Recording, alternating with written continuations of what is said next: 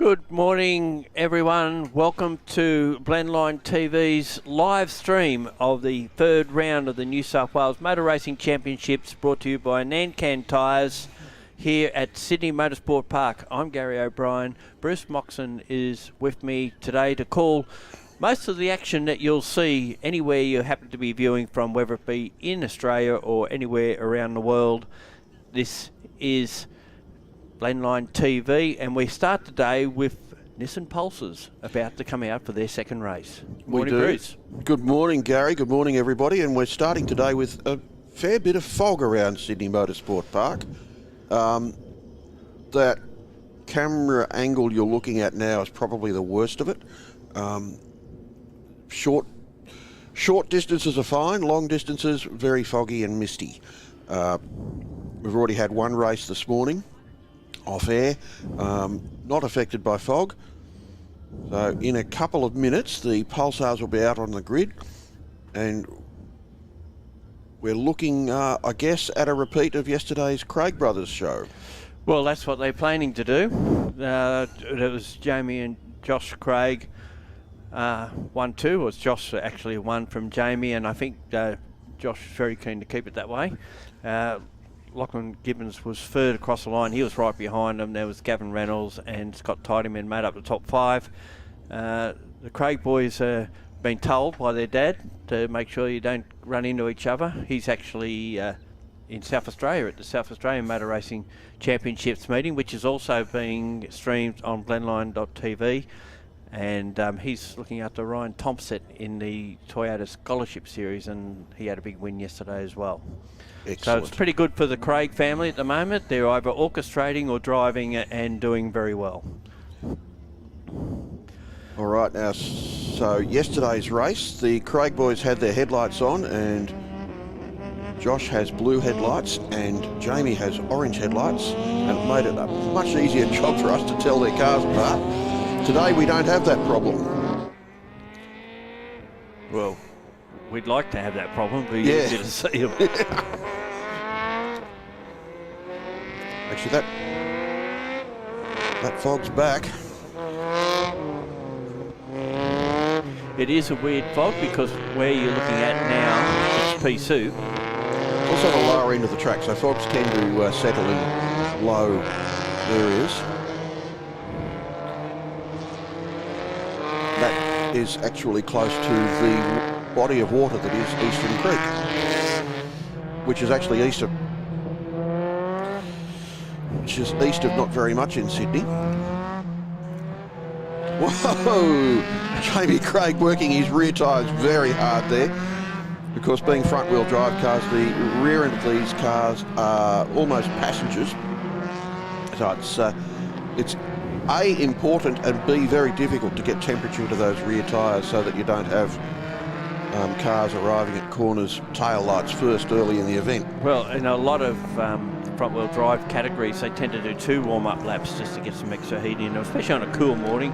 Out 8 degrees here early on. I don't think it's warmed up a lot, so probably about 10 at the moment. But just a quick rundown through the field. We won't have a grid on display on the screen. We've got Josh Craig on pole, Jamie Craig alongside of him, Lachlan Gibbons and Gavin Reynolds will be on the second row, Scott Tidyman and Chris Manning on the third row, Scott Thompson and Ian Joyce will be on the fourth row. Rounding out our top 10, Kane Alderton and Greg Dufficy.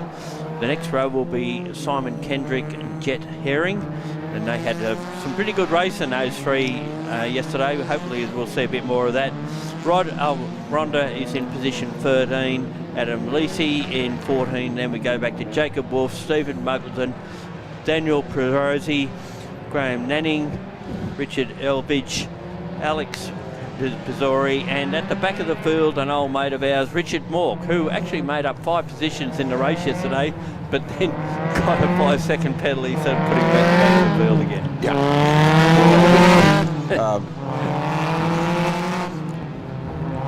Richard Mork, who's well known for never having bought anything new in his life. And he's still got them all. And you can't not love the bloke. He's always got a smile on his face. And likes to chat. He does.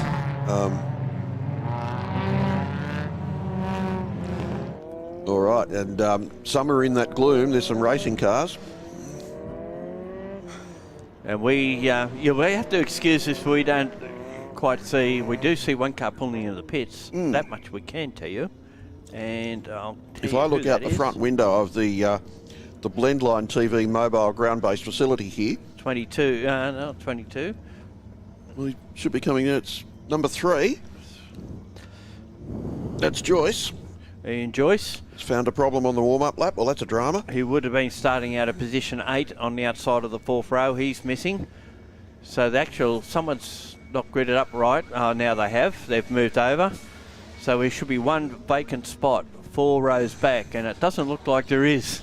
So there might be a bit of a contentious issue, but we can tell who the Craig brothers on the front row. Josh they've got the their blue headlights lights, on. Yeah. Orange lights for Jamie. And other than that, we can't tell you much at all. Here we go. Well, people are revving up their engines, so there must have been a green flag. Red lights, here we go. And away they go, and it's the 2 Craig boys in front. Looks like someone from the 3rd row has got a pretty good start out of position 5. That might have been Tideman. It'll make up for his poor start yesterday if in fact that is the case. It is Josh Craig in front, Jamie in second. Gibbons and Tideman the next 2 from what I can see. Someone's going out around the outside. That's Gibbons by a little bit, and he's been off the other way. He has. It's cost him. He's cost him 3rd place. He did ask where we were positioned this weekend. I don't know what that meant. So over the top they go, and they're still side by side, those 2 cars. It is Gibbons and Tideman, and Gibbons has got that spot back, well, sort of, but he'll lose out at turn 5 because he's on the wrong side of the track. Then it's Reynolds in behind them, looking for a way past, and he might get an inside run on Gibbons going up to turn 6. He does so we've got another change. So Gibbons goes from 3rd to potentially back to 5th, but he could possibly hang there on the outside and maybe have the inside run into turn 8.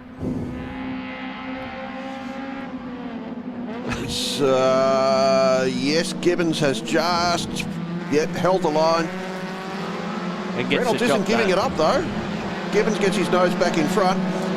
Lachlan Gibbons, you may remember his name from Formula Ford and from the Toyota 86 series that he won a couple of years ago.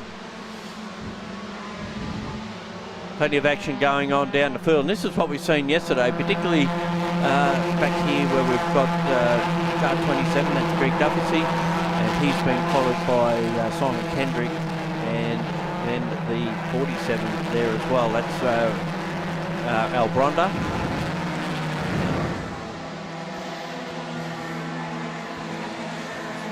And it's very murky, but not murky for our race leaders as they go through. Josh Craig, Jamie Craig, a 1-2. Tideman in 3rd spot. Then it's Gibbons, Reynolds, Manning, Thompson. Jet Herring's picked up a couple of spots. He's up into 8th position ahead of Duffy, Kendrick and Rod Albronda we just seen coming out of the last corner. Down through turn 2 they go and head back into clear view, which it will be when they come over the top of the hill there between 3 and 4. We do get a decent look at them as they come down into turn 5. That's Jet Herring in the very similar to a Texaco Sierra looking Pulsar.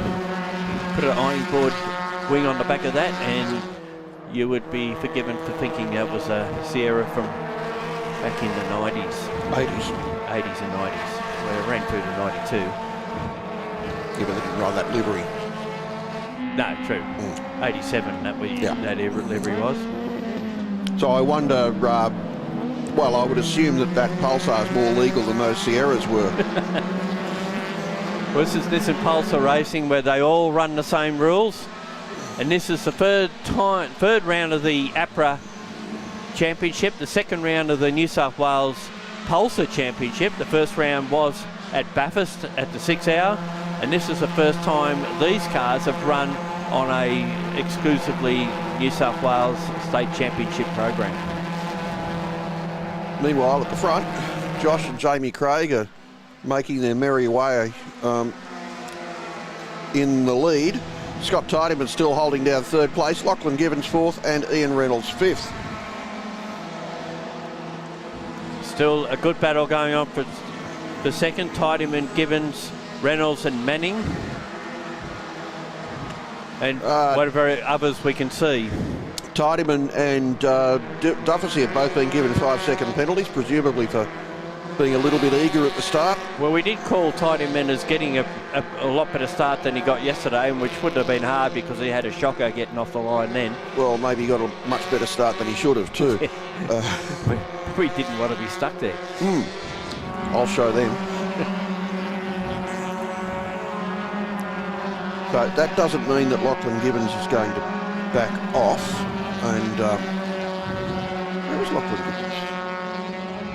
So we're just having a look at the Dufficy, Kendrick, Albronda stoush that's going on, and then there's another one behind. Battles everywhere.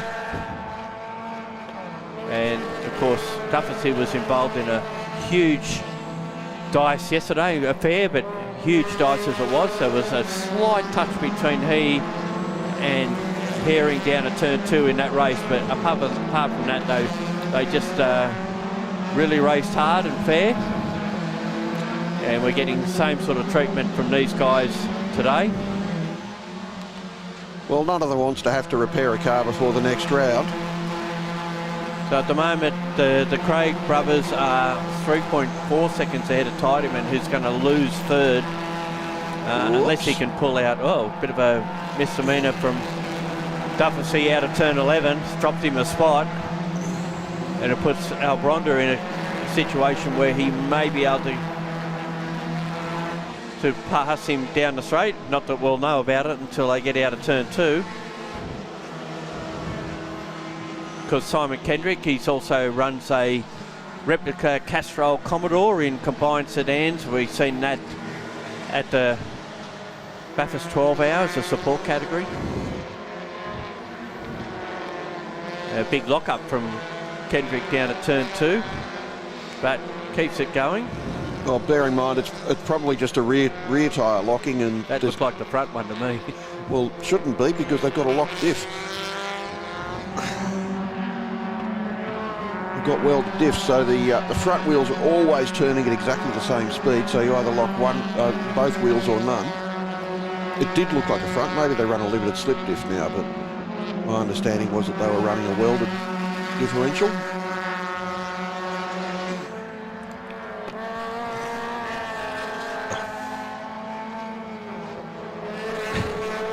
We just had a message come through from Terry Denovan.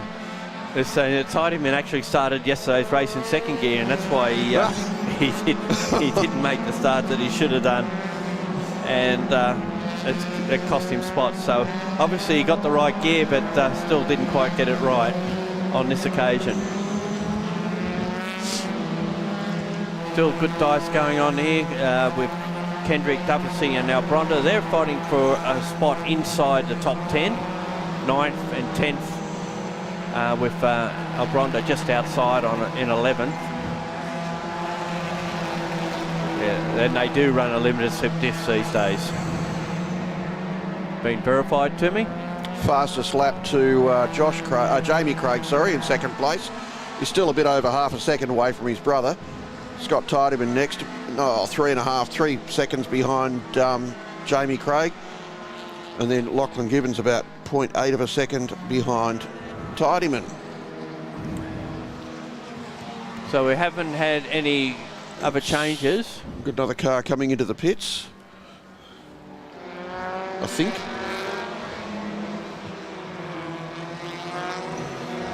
Yep. Oh, Richard Mork. Well, that's a shame. We did complain about a misfire during practice and qualifying. Yeah, it's a very old engine he's got in that car. Oh, what a surprise. He's got a new one coming, he says. Knowing Richie's waiting for the wrecker to pull it out of the car.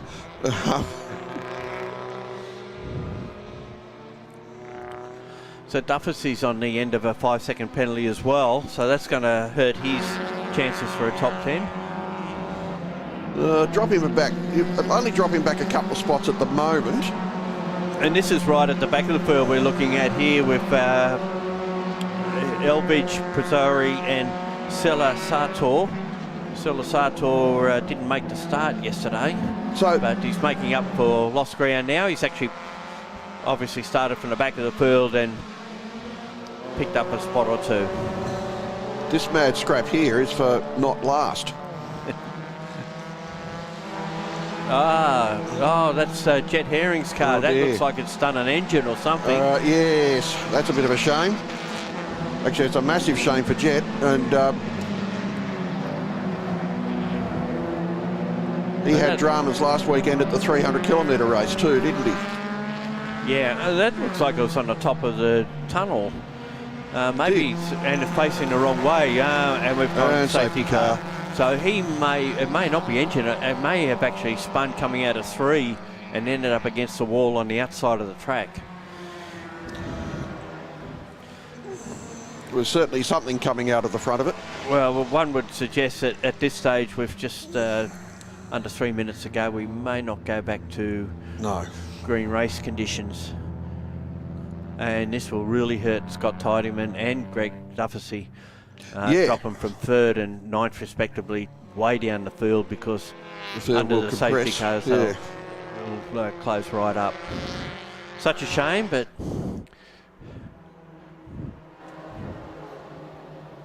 and I'd suggest that Gibbons was well aware that Tidyman was going to get that penalty and hasn't carried the fight on as much as he would probably like to in other circumstances. Maybe, maybe not.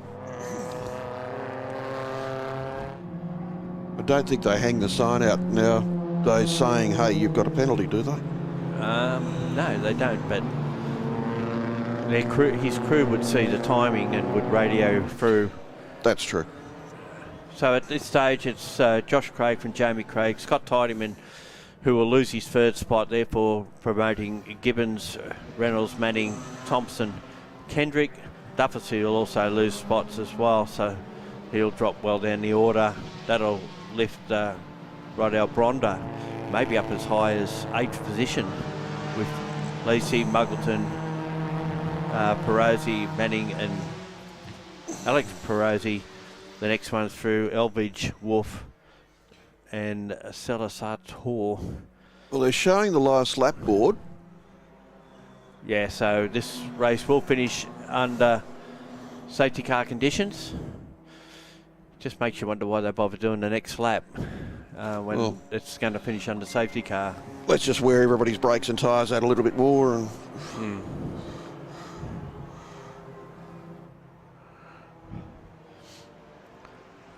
So we got word from trackside from Dave Oliver that Jet Herring stopped at turn 8 just under the sign. But no idea why. It's good to have spies, Gary. They help. Spotters. So stopped, so he hasn't made contact with anything. That's good news. So there's all these little bits of engine on the outside that used to be big bits on the inside.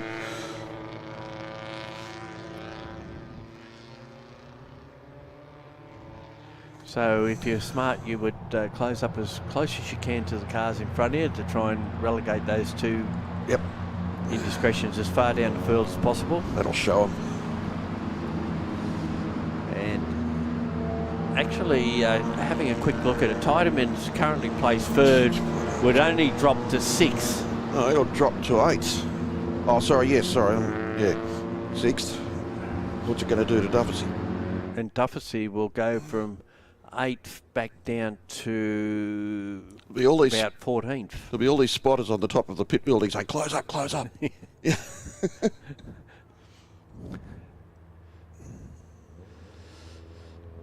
Well, no one's been able to touch the Craig brothers so far. Again, they really are the dominant players in this class at the moment, which is good because it drags everybody else up to their level. Well, you expect that Lachlan Gibbons would be, and Tidyman would be the best two outside of that. Yeah. Lachlan Gibbons is doing the Toyota Gazoo GR Cup this year, so just getting some miles in after a year out of the sport.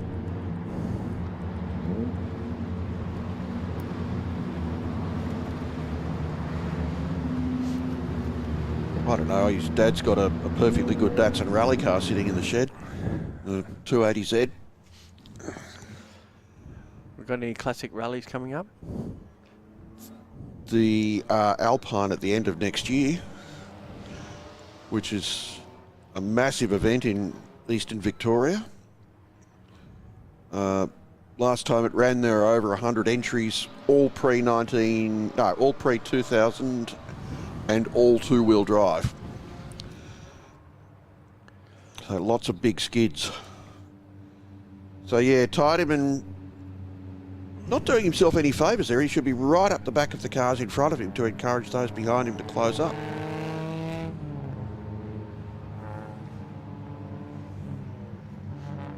So there's a tip for the new players. If you've got a penalty like that, get as close as you can to the cars in front. Yeah.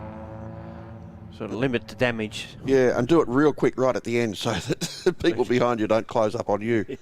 And there's the checkered flag. So what did we get? We didn't get a lot of racing laps there. We got 4. 4 racing laps and 3 under safety cars. Well, 2 under safety car. So Josh Craig takes the win. Jamie Craig in second. Lachlan Gibbons will have third. Gavin Reynolds in fourth. Chris Manning in fifth. Scott Thompson the next one through. Simon Kendrick. We'll leave the rest to be worked out from the timing when they make their adjustments. So as these cars find their way back to the pits, I use that word literally, in these foggy conditions, there is the final results as we prescribed, and they haven't made the adjustment on Tiedemann as yet, but we would assume that he's going to be back about 10th place. Yeah, 9th or 10th, yep. And we just run through, and you can see the other players outside the top 10. Stephen Muggleton, Daniel Perozzi, Graham Manning, Alex Perozzi, Michael Elbridge, Jacob Wolf, Mark Acela Sartor, and our non-finishers, Jet Herring and Richard Mork. We're going to take a break, and we're going to be back with more action shortly when Formula Open and Formula Race cars hit the track.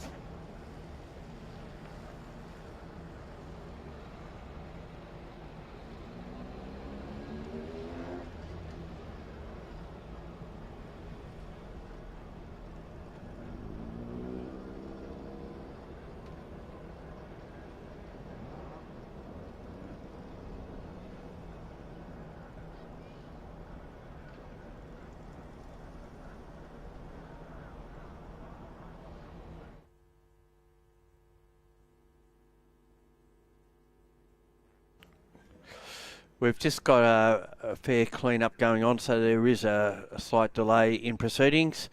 And once that's all sorted, as you can see on the screen, we'll be getting the next race underway.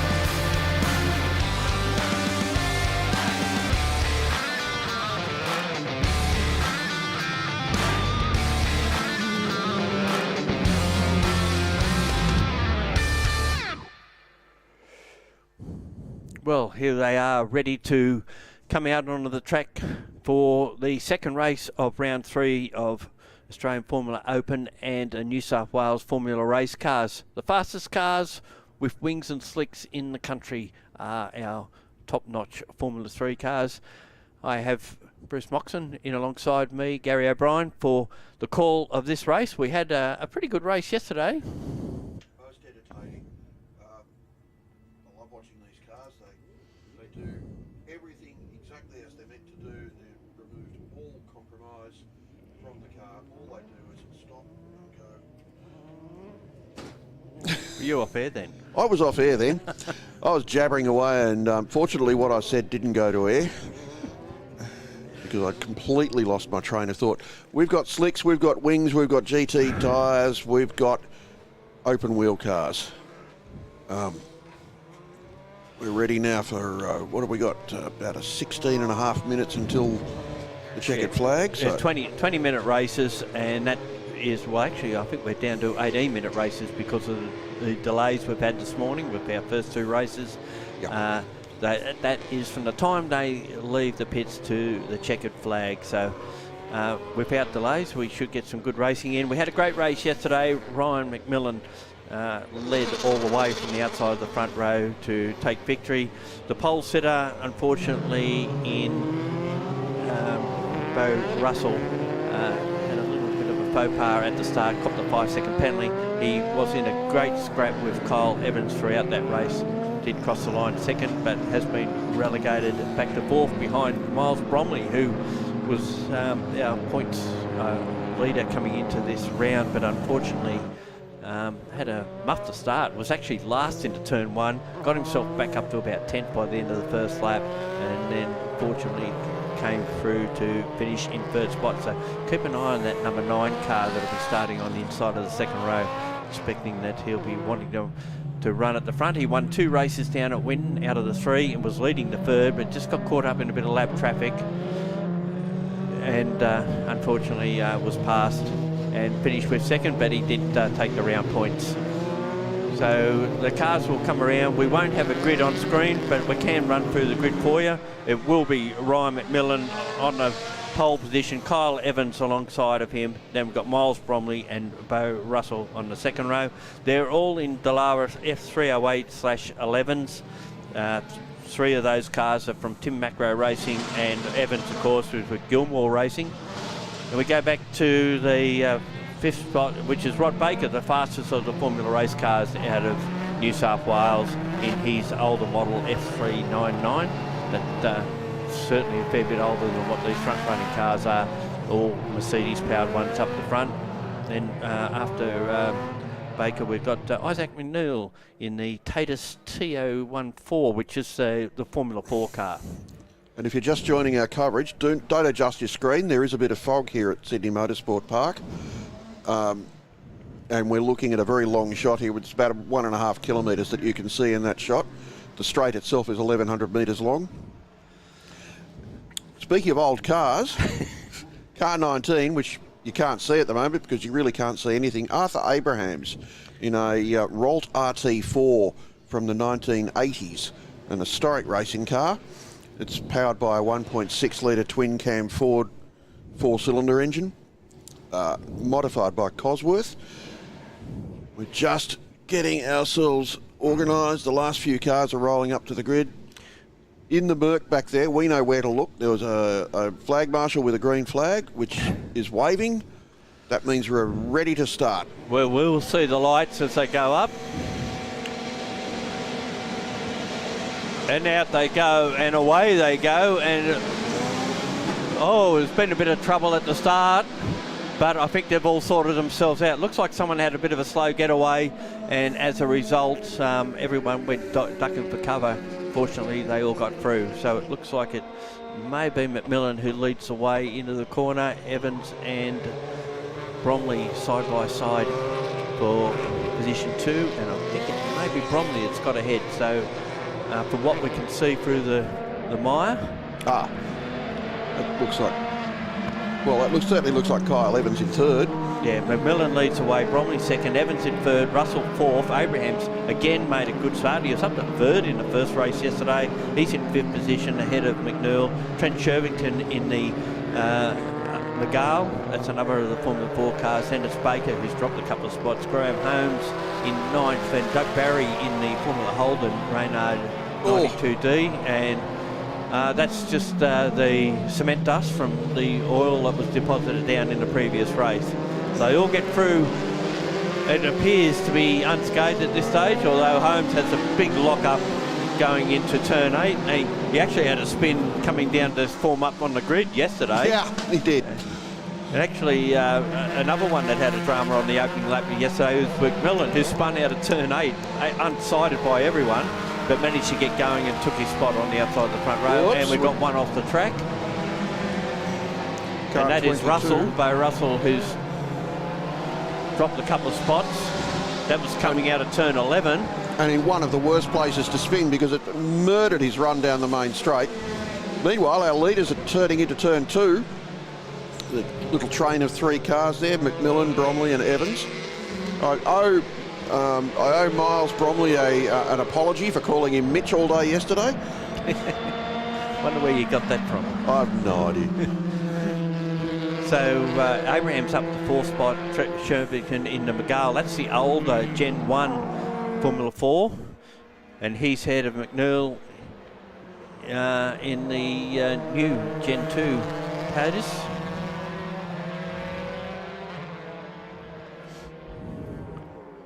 Now that Pulsar left a lot of oil on the track. Don't tell me I need 5 litres of oil. I know my engine's only 2 litres. Actually, I think Trent Shervington is in a McGall Formula 3 car. So, excuse my error there. So McMillan has almost a second lead at this stage over Bromley, with Evans in third.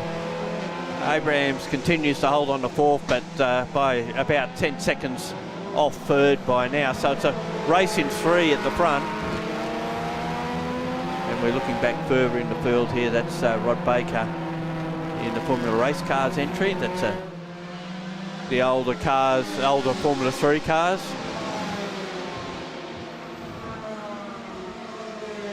Down through turn 1, and there's been a change of position there, which we can see the cars, but can't see much more than that at this stage. Shervington having a bit of a look there at the getting down the inside of Arthur Abrahams. Oh, and it all comes undone for Shervington on the exit of turn 2, spinning onto the driver's left. Let's hope he can get that restarted. These things can be awfully hard to restart if they've stalled. They only have very limited battery power. If you don't fire first time, you're probably not going to move. Yeah. Those little lithium batteries. Let's hope he got the clutch disengaged in time. But you're in a position you can't roll anywhere either. Yeah. That is the other problem. McMillan, fastest car on the track at the moment, has set the fastest lap at 1:25.18, and he's on a quicker sector time on this lap as well.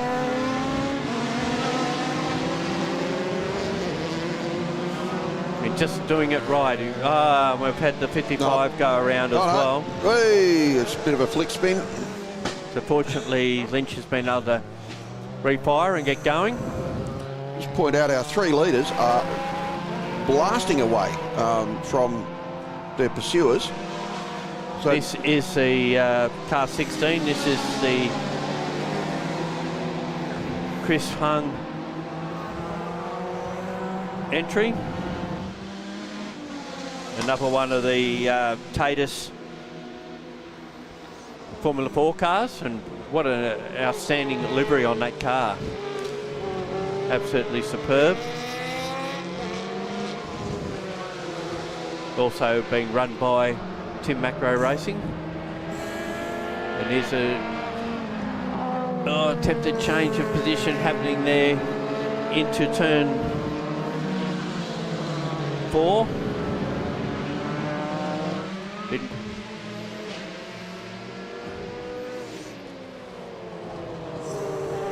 They actually got the job done, eventually getting past that was Russell on Baker, getting past and getting up a position. Abraham's in the RT4 Rolt, just ahead of him.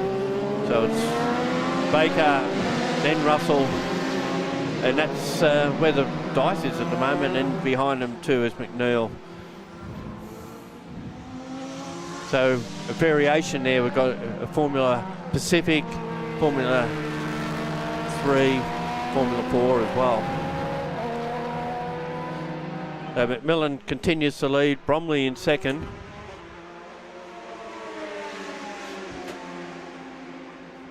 Evans continues in third, and actually McMillan has a 1.5 second lead, and he set a new fastest lap on that one at 24.45.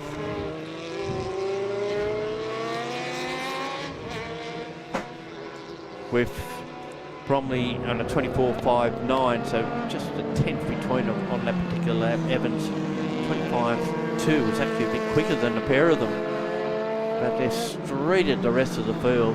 It's now 24 seconds back to Bo Russell in fourth position.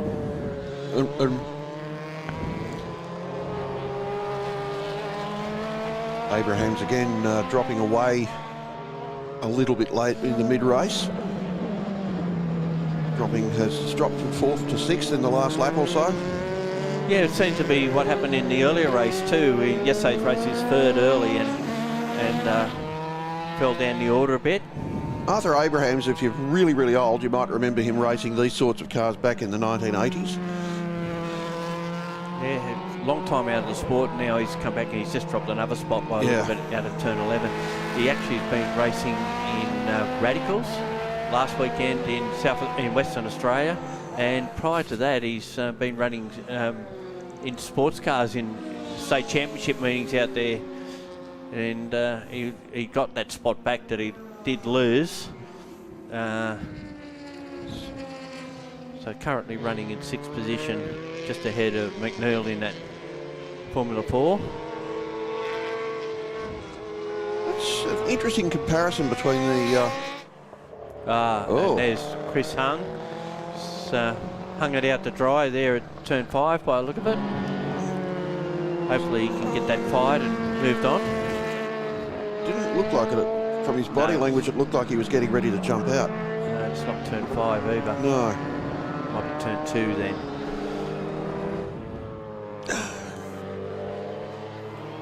No, it's turn 6. And he's right on the exit line, so that is a problem. Yep. If he can't get that to fire. And again, there's nowhere to get the car rolling. And someone else is going pretty slow there too. Looks back at the field.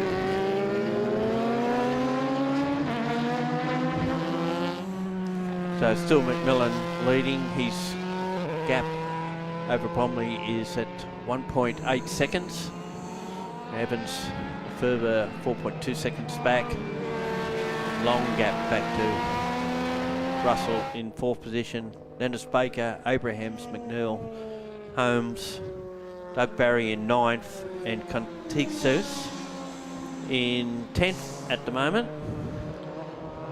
Trent Shervington in 11th. And Contixos had some dramas yesterday on the opening lap. Was spun out at turn 6, just out of turn 6. It wasn't a happy run for him. Did get the car going, but lost a couple of laps and finished well down the order as a result. We're down to 3.5 minutes of this race remaining. They appear to be happy to leave the race green with local yellows at turn 6. I did see somebody passing basically at the stopped car. So I'm not sure whether that was going to be looked upon kindly by race control. Tim Boyd, or we were just looking at in another of the Formula 4s, the earlier Gen 1 cars, the Megals. Actually, there's they were the Z-Tech powered cars, whereas the later Tatus are Fiat R-Bath powered. And I noticed that the US Championship started up last weekend, and they're running a Ligier chassis with a Ligier V4 engine. their cars. Certainly a very different sounding engine to what we're used to in Formula 4 here in Australia. A V4 can sound really good. They've run them in speed cars over the years, half a Chevy V8 basically, and they've got an interesting sound to them.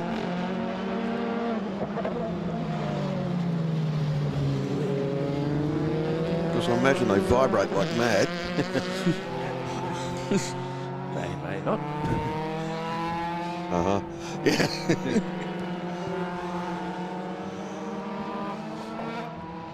Just looking at Bromley there, trying to chase down the leader. Here we go back to this dice again with Bowlby after Abrahams. And McNeil's passed now.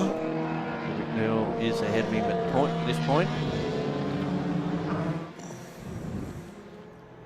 Still got that waved yellow at turn 6. So we've got, while the cars look fairly similar, i.e. they're open wheelers, they're certainly radically different. Well, the second car there is a full ground effects car, so it's got sliding side skirts, which are being disabled for this class. The Venturi side pods. So the underneath of the car is as much a wing as the top of the car. And one of the worst things you could do in these cars apparently was to get them sideways and allow the air to get underneath them and they would lift off the ground. There was a bloke back in the day called Bruce Connolly who hadn't heard that, and his driving was, let's just say, spectacular in these cars. Okay, I think we're now moving on to the last lap of this race. We can't see the last lap board because of the fog. Oh, it looked like Abraham's just slowed up out of turn 1. That's costing him. He's certainly dropped off the pace now. So there's a drama with that Ralt RT4. In the meantime, the gap between first and second is down to 0.7 of a second. So Bromley's having a real charge on what we assume will be the last lap. And there's a checkered flag. Yeah. So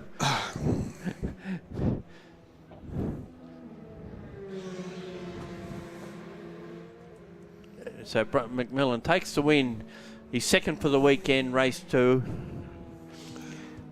And Bromley will come across the line in second spot, but they didn't appear close on the finish like we were calling it. So whether there's a drama on that last lap, we're not sure. Evans will take third spot, then it's Russell, well back. We've missed the first couple across the line. That's what the problem was there. Yeah, apparently the checkered flag came out a little bit early. Yeah, they called this one a lap early, unfortunately. Mainly, I guess, because of that situation with the delay earlier. Yeah. With the car stopped at turn 6, I would suspect. So Baker's the best of the Formula race cars.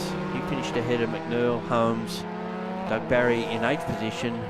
Ken Seagos in 9th, and Abrahams has limped to the line and finished in 10th.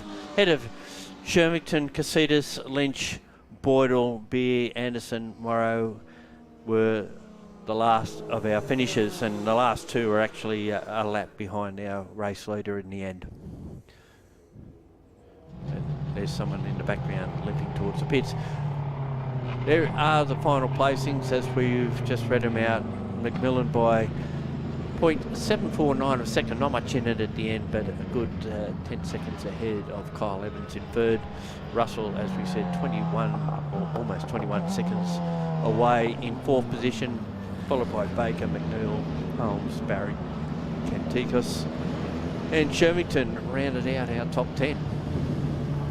Of course, Abraham's limping to the line, he gets in 11th, and then the rest of the field is a lap down. We're going to take a small break while they retrieve that stopped car out of turn 6, and we'll be back with under 2 litre improved production.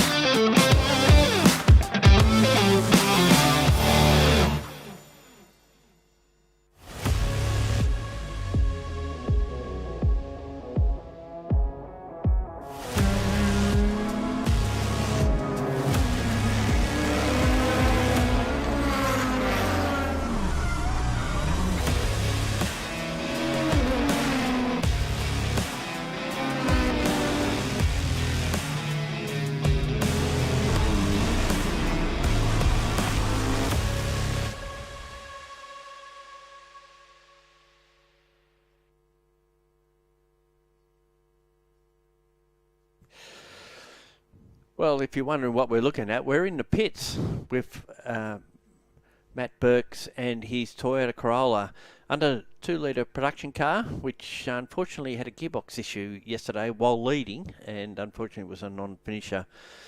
And you can see there that they're still in the pre-grid, and you're wondering who that fellow with the camera is. That's Tim Robson walking past, doing a bit of socials.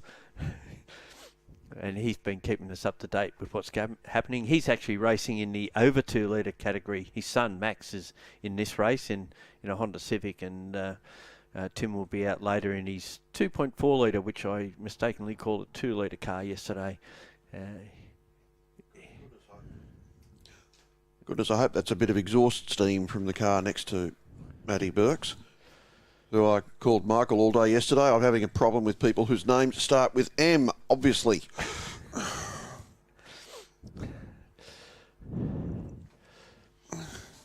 So Matty Burks put on a really good race last year from the rear of the grid after a similar gearbox problem.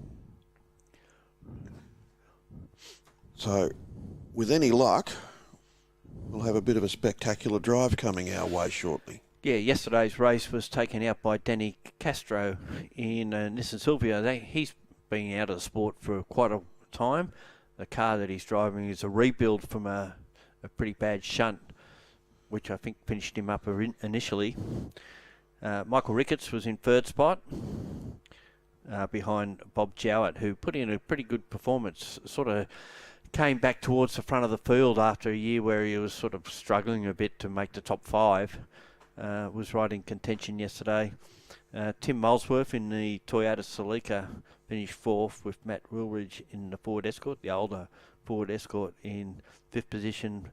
Matt Lamore in the Volvo V40 was in 6th position. 7th, Mark Lamore that was, in the Renault Clio Sport. Then Max Robson finished in 8th in the Civic, and Jonathan Seeley in another Civic was behind him. Mike Fitzgerald in yet another Civic finished in 10th spot. We've had Matt Giattini out with gearbox problems. Campbell Smythe didn't finish. Burks, as we said, and Rob Person didn't make the grid. So we're in a bit of a holding pattern at the moment until we have the track cleared up at turn 6. If you just joined us, it was just a car spun out that just couldn't get going. They continued the race in Formula Open under those conditions. Apparently it had to be loaded up on a quick lift. It couldn't be restarted. So that's what's taking the time. So we'll just leave you with these pictures for the moment, and we'll come back when they leave the pre-grid.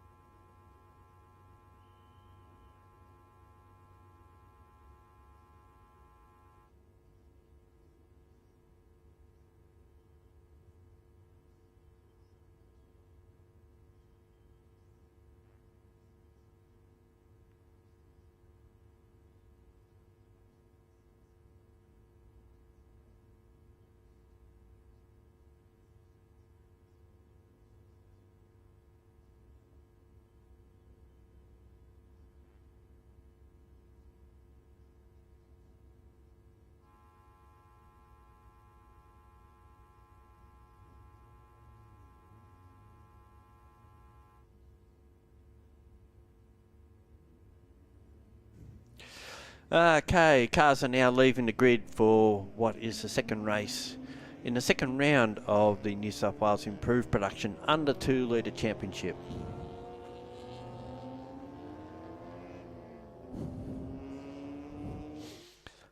And here is Matt Burks leaving the pits at the back of the field, so we'll get some good vision. And I must say, this is one of the best in-car cameras I've seen. It really, we've seen of it yesterday, Bruce. It was just exceptional that you could see so much and such clarity out of the front of the car, having the camera so far forward. I've got to be honest, I'd like it to pull back a little bit and show us the steering inputs, but we finally read what it says on his dashboard. It says, have a crack. Well, he's sure going to do that today. But it really shows you what the track is like, more so than what you've seen in any of the others that we've seen anywhere. I mean, this to me, this just sets a new standard. And you can see where the fog is. It's sort of moving around a little bit on us. Seems to be a bit clearer over turn 2A. But we're just looking out the back of turn 6, and it seems to be clear in there as well. So it's just along the main straight. Look at it. If you look to the left of the picture there. I know we're banging on a lot about the weather today, but it's an issue for us because we can't see a lot on some of the camera shots. And as I said before, please don't adjust your set. What you're seeing is real. It is that foggy along the main straight. Well, this will give us a great idea of what it's like from the driver's perspective on the straight, where we've had difficulty seeing the starting lights from turn 1, where the camera is positioned. And we'll get it from the reverse angle now. But as you can see, it is clearing, fortunately. And this would be great vision watching him come through the field here. Attempt to try and get back to the front where he was yesterday.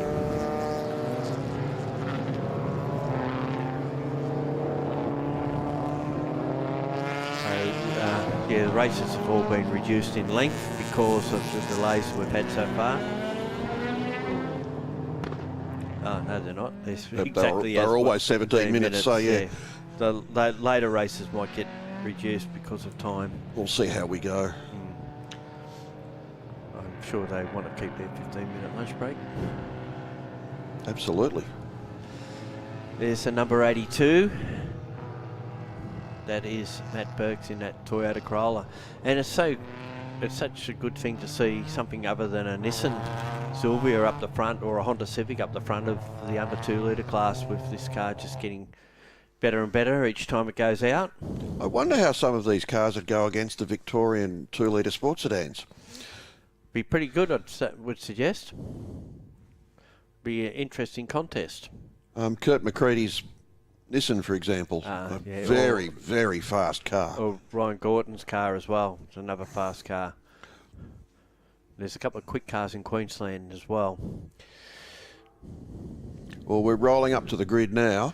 And just to remind you, Danny Castro Jr. on pole, Rob Jowett next, Mark Ricketts. Michael Ricketts. See, it's those M names again. Moxon's having a shocker. Looking for, and now the fog's really starting to burn off. That's great. We've got clarity. We can see the front of the grid now, and we can see the green flag. Seriously, if you're only just joining our telecast, you could not see the back of the grid from this angle. Red light. And away they go. And Castro's had a fairly slow start. Craig Rilridge has had a good one. Matt Rilridge has had a great start from the third or fourth row, and actually he's going to be second by the look of it. And here we see on board with Burks going down to turn 1. He's picked up a couple of spots. You can see the Volvo going around the outside there. That's one of the Lamores in that car. And the 13 going through too, which is Giattini, who was another who didn't finish in yesterday's race. So they're the two that'll be strong from the back. Giattini was, I think, 4th on the road when he went out yesterday, and battling for second position at that time, or third position at that time. So it's Jowett who leads the way. Rilridge in second, Ricketts third, Castro after that slow start in 4th, then it's Molesworth, and then the first of the Lamores, that's the number 43. It'll be Mark in the Renault. And then Matthew Burks in the Corolla. Followed by young Robertson in the Celica. Max Robertson. Robson? Robson. Yeah. Robson's son. Robbo's son. Yeah. That's easy.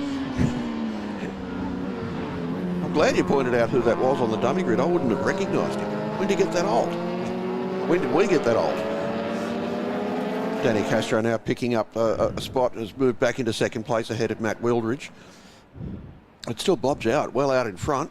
Then Castro, then Wildridge, then Molesworth and Giantini, Burks and two of the Lamores. Yeah, both with M's. Whoop, and there's Fitzgerald.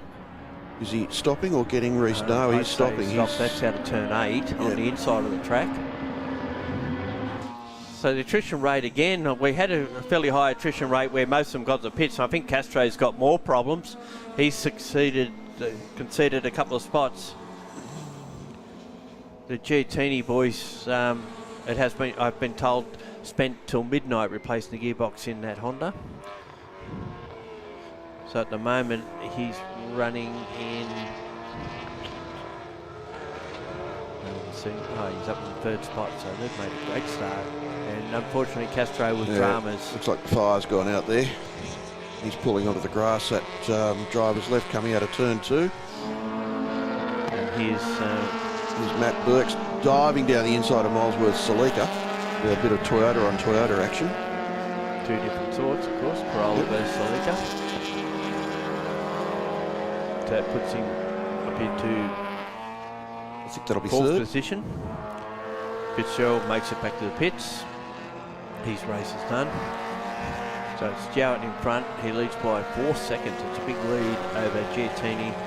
Rilbridge is in third, but for how long, as we see Berg starting to make inroads there. There's a little bit of a gap, probably about 2 to 3 seconds at this stage. This race brought to us by the sponsor of Matty Burks. That's Crisis Transport and Logistics. And one would suspect that on that particular lap he did, in that sector it's a 16.2 as opposed to Rilbridge's 18.3. Yeah, coming. They've actually got him the wrong way around. Sorry, got him 17.5, but he's certainly making ground. So at the moment it's Bob Chow well out in front with Giantini second, Rilbridge in third, Burks not that far behind him. We've got on board with Burks now in the Corolla, and he can go through that corner. He's picking him up well and truly.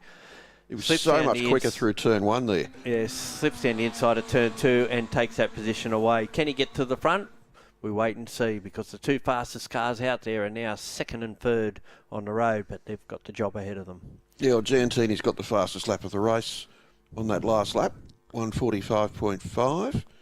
Only a tenth faster than Jowett, and Burks got 1:46, and that's being done while passing cars. Yeah, so he should have a couple of laps clear road now.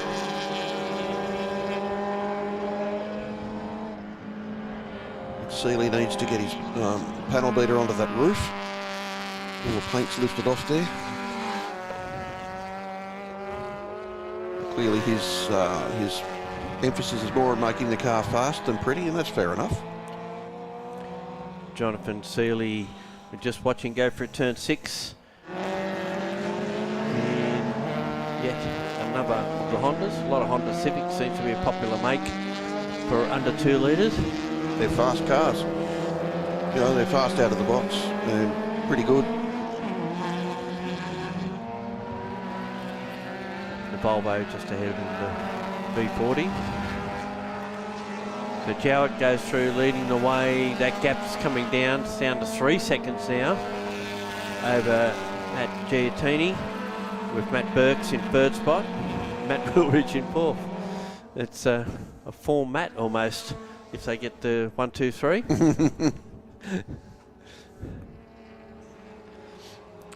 Tim Molesworth in the Celica, going through turn 1, and he's well clear of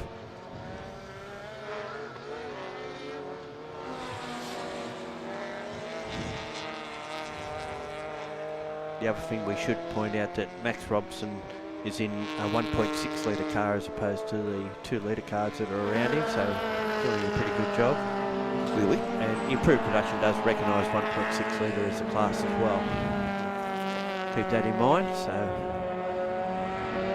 it's always something to go for. That lead down to 2.8 seconds, so Jowett will have his work cut out. He's got 6.5 minutes or just under to try and hold on. And Giattini's last lap was a 44.7 as opposed to Jowett's 45.39, but Jowett's responded by going fastest to the second sector of 15.20 as opposed to 15.5, so he has got the speed there, and maybe he thought he could just give the tyres a little bit of a rest, but now we'll focus on ensuring that he stays well clear as we watch the Lamour and Seeley battle continue. Volvo against Honda, and I think the Honda's closing on him at this stage. In fact, getting very close as they come through turn 9 up to 10. The Lamours have always liked to go their own way with things, haven't they? They're running a Volvo and a Renault. Nothing wrong with either of those things, but previously the family ran Triumph Dolomite Sprints. Indeed, for a long time. Which would be just about break your heart. They're a terrific and quick little car. I'm just seeing a change of position there. So Seeley has moved up to 7th ahead of Lamour. Well, Lamour made it pretty easy for him, just sidestepped and let him go. So maybe he's got a straight line issue. But he's coming back at him now as they go down to turn 2. Yeah, maybe it's just not quick enough in a straight line as opposed to the Honda. Maybe not picking up 5th gear or something. So Jowett's now set the fastest lap of the race, a 44.76. Giattini at 44.78, so there's nothing in it. No. 3.5 seconds to gap. Burks is still in 3rd. He trails by 3.1 seconds. So he's, I think he's just gone as far forward as he can in this race. Mind you, when you think about it, he spotted him a fair start off the grid. Oh yeah. So to get back to that sort of level is ominous for the last race, which should be a humdinger with the 3 fast cars, all about the same pace, all up the front of the field. Indeed, indeed. And it's a pity. Let's hope we get Castro back and make it a 4-way thing. Well, again, Danny's going to have to come from the rear. Jowett knocks off another lap. Nearly 4 seconds ahead now of Giattini. Just maintaining that gap, 145.2, 145.9. Giattini just, you know what, can't do anything about it, roll out of it. Yeah, just get ready for the last one. No point pounding your car into the ground. So it's leaving Rob Jowett as potential round winner with 2 strong finishes where all those around him have all failed in at least one race. And we'll just point out that Molesworth has passed Matt Wildridge, yeah. I keep wanting to say Craig. Yeah, that's his dad. At the start. Yeah. That's what we know. We've been around too long. That's our problem. Yep. Yeah. So the first sector on this lap, they're all in the 31s, 31.0, 31.1, 31.6. So that just goes to show that they are well and truly the quick cars when you consider that the next 2 are doing mid-32s, and there's unfortunately he doesn't Danny look happy. Castro. No. Maybe he's thinking that this is going to cost a pretty penny to get ready for the next round. Yeah. I guess from a race car driver's point of view, you don't want to be watching car races from that particular position. No, indeed not. There's Molesworth in 4th position. It's probably the best finish that this combination's had. Certainly giving that left front tyre a work out of turn 8. It had a good understeer then, didn't it? So we're down to just on 2 minutes, so we've probably 2 laps to go for our race leader. And here's a car we haven't seen much of today. The Capri. Yeah. The McCallum car. That's a Mark 1 Capri running a 2-litre engine.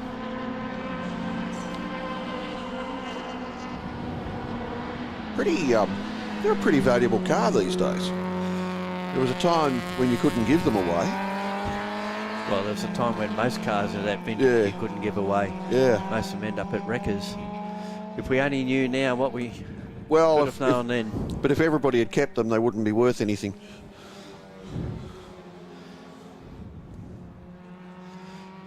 Very popular car in England, the Ford Capri. In all configuration, I preferred the later ones myself. Yeah, they're a little bit nicer. Better looking car and bigger engines as well. The 2.6 litre quad cam V6 Cologne Capri was pretty special. And they're still a real performer in historic touring car racing in Europe, where their rules are a bit different from ours. Group 5, Group 2 cars. Here's Rob Jowett, still leading from Giattini, and this is Matt Burks in that Toyota Corolla in third position. Had a terrific run from the rear of the grid. Gave us some great passing shots from the onboard camera earlier in the race. Particularly off the start, and we've actually called it a 30 seconds short of its time, so Rob Jowett takes the win, and we'd have Giattini come across the line in second position with Burks in third, and Molesworth and Rilbridge have closed up a bit on this last lap, but the Celica driver will get the nod just ahead of the Escort pilot. Then in the next position down should be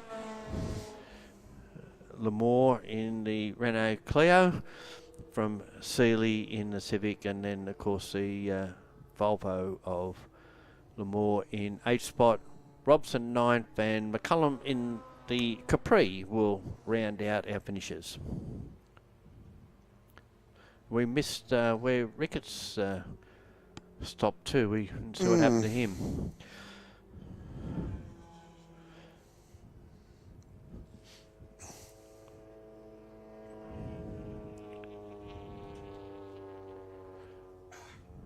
Still got the same headline, yeah. It's been that headline for weeks.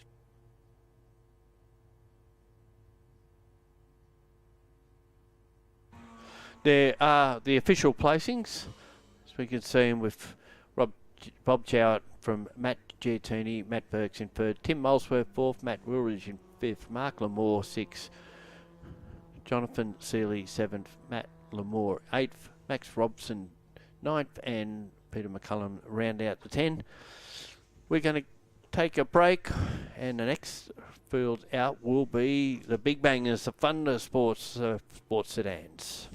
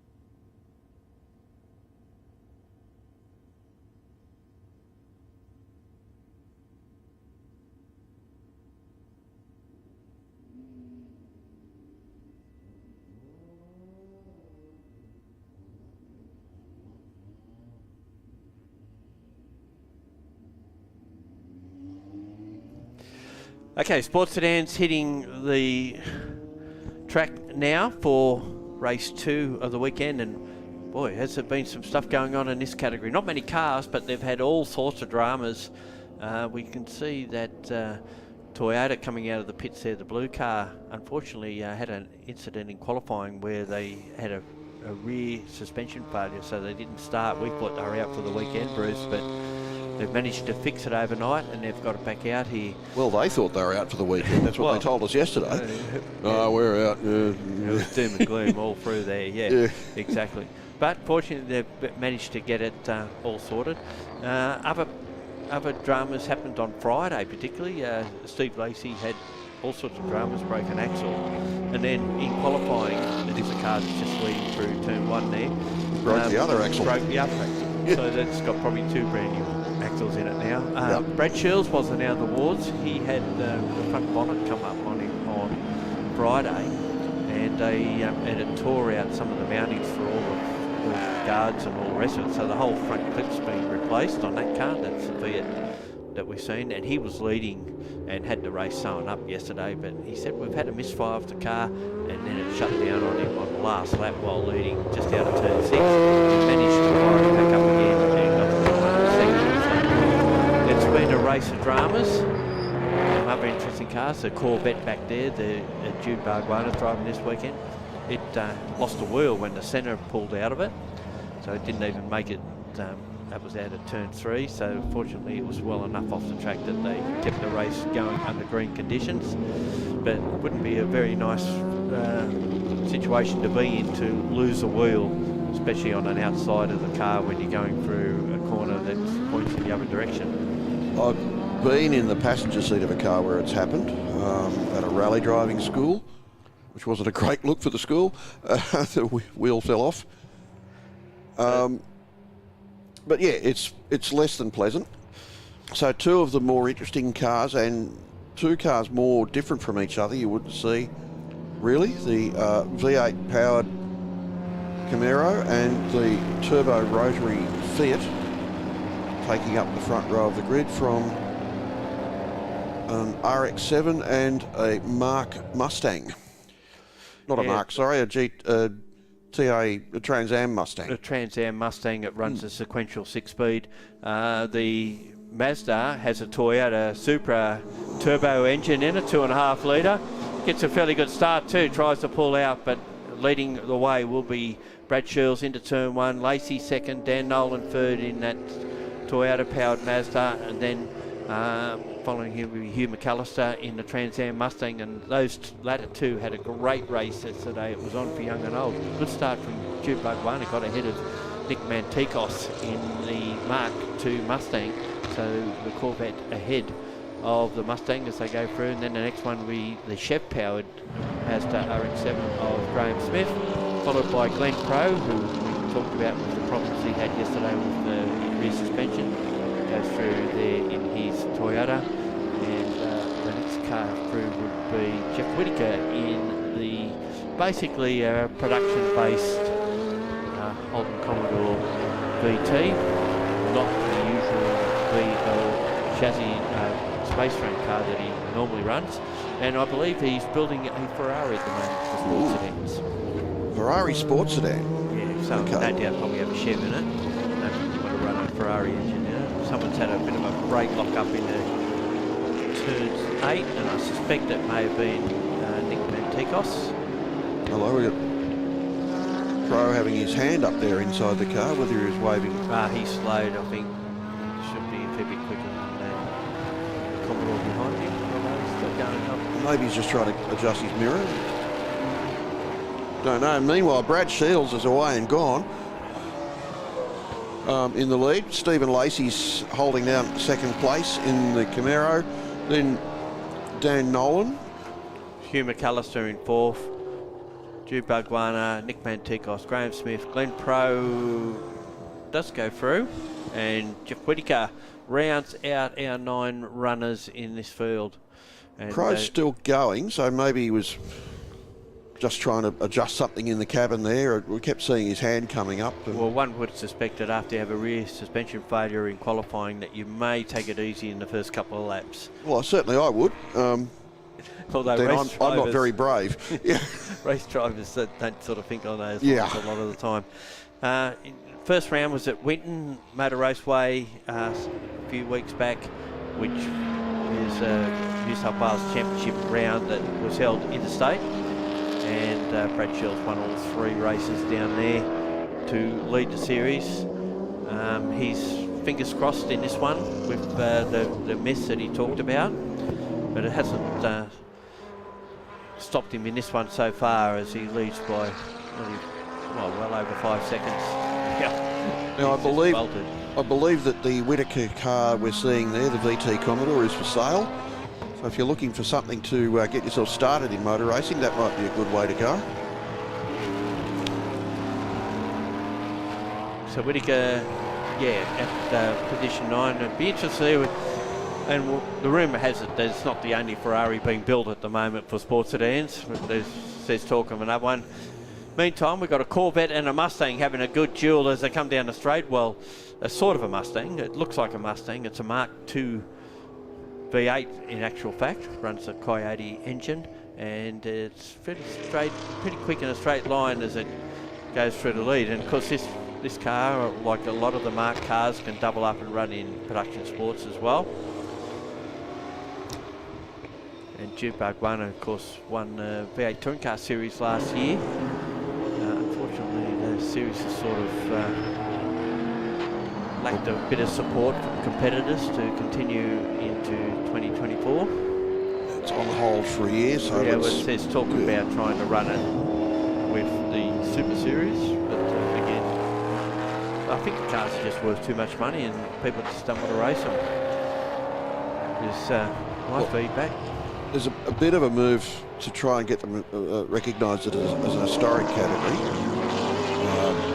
and some historic meetings are running them with the they're the Group 5 litre CMA cars. They're pre whatever generation it was back then. Yeah. The initial 5 litre cars, Which actually had production body shells. Exactly. And, rather than the full chassis cars that came along with Project Blueprint or whatever it was. So Nick does run that car in various production sports races as well. I assume that the Corvette could run in production sports as well. Here's Steve Lacey, who will be racing next weekend at the Bend in a Mark car. Well, actually it's an independent race car, but it's run by Mark Cars, and it's a Chev-based Mark car. Well, a shout out to Real Dairy and the Independent Bakery who are bringing this race to us. So if you're after an awesome cheese sandwich, You mentioned cheese here, we can't. yeah, we can't, but yeah. The Real Dairy and the Independent Bakery bringing us this race, and thanks very much to those good people.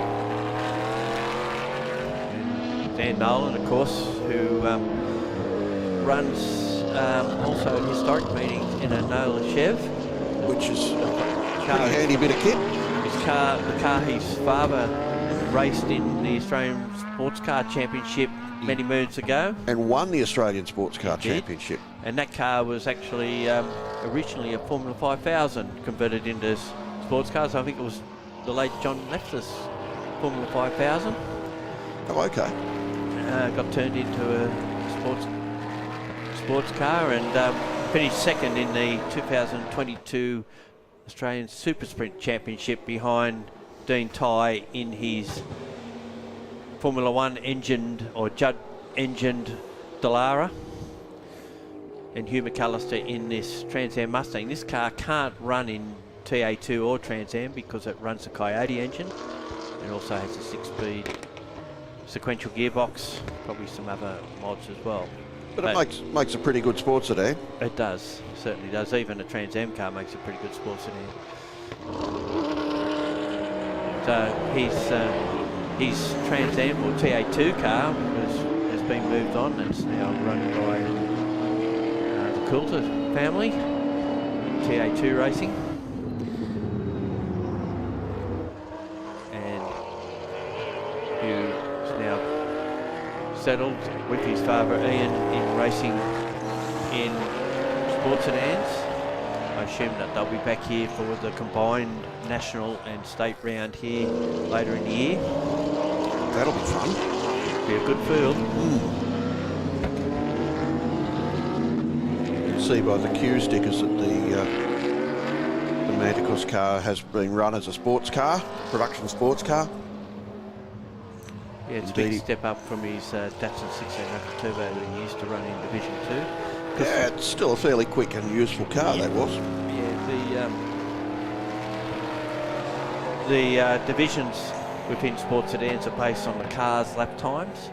When they get too quick for their division, they just get moved up a division. But certainly there's not a lot between these three cars. We're talking Nolan, McAllister and Manticos. And even Bargwana was with him. He's dropped back a little bit now in that car. Graham Smith still maintains 7th position.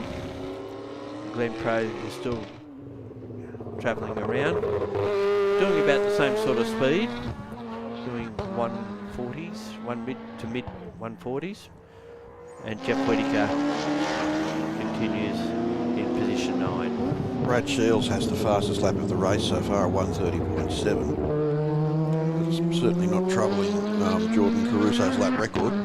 No, but it did a 29 in qualifying, so yeah, certainly no 26 or thereabouts, which what some of the really fast cars, but That he doesn't need to either. well, the thing is too that this weekend the car owner is overseas. Joe said he's not around this weekend, so they've got to. They don't know all the tricks and traits that Joe knows about this car. He knows it inside out. There is the Jeff Whittaker car we spoke about that's on the market if you need to find a start. That looks... I wonder how close to standard that is. I wonder if you could run it as an improved production car if you just put some treaded tyres on it. Well, it's probably the only difference from a sports sedan to an improved production car is the change of tyres.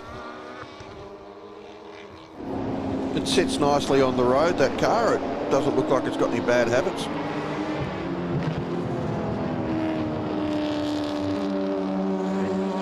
Jeff normally runs a Holden Commodore VL as he just gets out of the way of our race leader. A chassis, not a chassis car I should say, but a full space range car. This car is a Mazda RX-7 with a Chev in it. It was very quick last year down at Winton because they had their first round at Winton last year as well. It was it had a few problems, got involved in an incident down there, but continues to run in this class. And its fastest lap to date at the moment is a 140.47, and he leads Pro by about 7 seconds, who's doing similar times. So this RX-7 is probably closer in concept to the original sports sedans, where you had what was basically a production car body shell. By shell I mean roof, floor and pillars. Jammed as much engine as you could in there and put some fiberglass panels around it. Yeah, Basically, yes. and in the really old days, Division 1 and Division 2 was done by splitting up the 40 or 50 entries they got for a race meeting and saying, the top half of Division 1 and the bottom half of Division 2, off you go. This is getting interesting between these two Mustang-bodied cars, McAllister and Manticos. Manticos was on that particular lap about 7/10 of a second faster than McAllister, who was a lot closer to Nolan in yesterday's race. There was nothing between that pair. Didn't have the straight line speed of the turbo-powered car in front of him. Both run Coyote engines in these cars, but certainly very different, but using the same sort of shape. Coyote engine, pretty useful bit of kit. You just buy, it's a box of horsepower, isn't it? Yeah, if you want to go quick. The only problem with the current Trans Am TA2 cars, they can't fit that Coyote engine in the engine bay because it's a wider engine than what this control engine is that they use. What, none of them got an angle grinder? Mantegos right on the back of McAllister as they go through turn 8. Be interesting to see if there's any difference this time going down the straight and whether the slipstream will help the latter. Certainly very close now. McAllister's car does look like it's got the legs. Just pulled out a car length or so going down the back straight there. And I assume that the lead car, the second car of those two would be paddle shift as well. Paddle shift is in sports sedans these days. And Whittaker now just would probably hang to the inside to stay out of the way of these two quick cars coming through, which he does. That allows both, although Mantegos goes the other way. It's just to maximise the terror. Yeah, have one come either side of you. Yeah, he thought he was going quick. Yeah. Just under a minute left, so we're either on the second last or last lap, depending on... Well, the way things are going, I'd say we're probably on the last lap.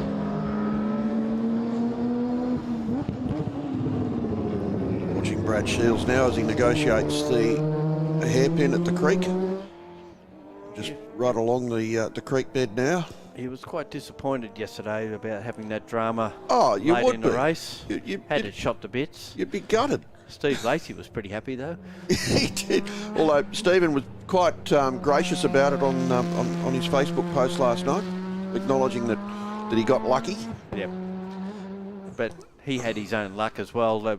Bad luck to start with. And checkered flag is out. Brad Shields in Joe Sed's twin rotor turbocharged Fiat 124 takes a very comfortable win, which will be ahead of Steve Lacey in the Chev Camaro. Steve Viger's built, prepared, known car that is on the market. If you want a quick sports sedan, that Camaro could be a nice new home and a nice car to run well. And Lacey there crosses the line. Third and fourth will go to McAllister and Mantegos in their Mustang-bodied, very different cars, and the next one through, they actually finished behind Dan Nolan. Well, just waiting for... then we have Jeff Whittaker, who's a lap down. Barguana should be the next one. Barguana's just come out of the turn 11, heading down towards the line now with Graham Smith filling position 7. The results are on the screen. 9 competitors, with Pro and Whittaker a lap down. We're going to take a quick break and we're going to be back with more action shortly with production touring.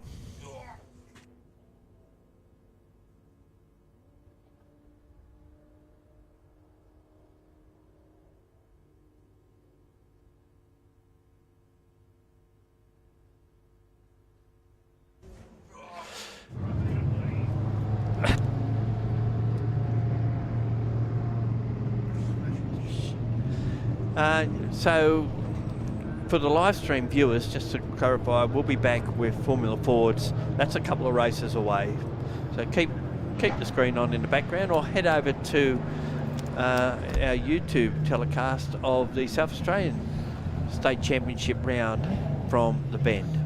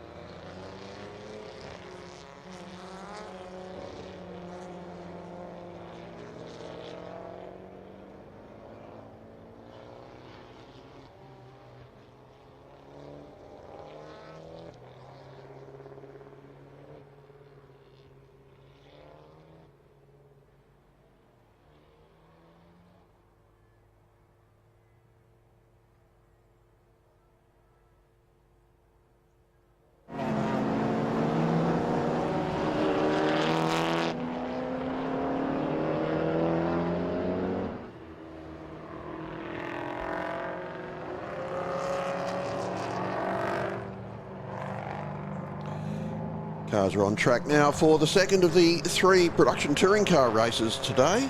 Sorry, this weekend. First of the 2 today. On pole position, Matthew Holt in his VF HSV Club Sport. Alongside him, Tony Virag in a VF GTS. Third will be Brian Callahan in his Holden Commodore, an earlier model car. Chris Millett next in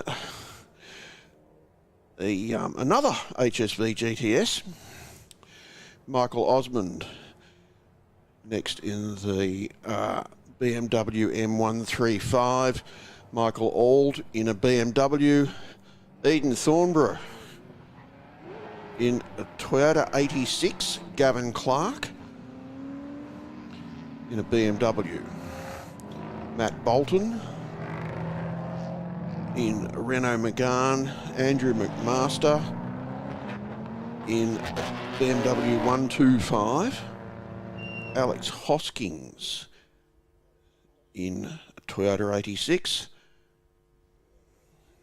Matt Shilen in his Honda Accord.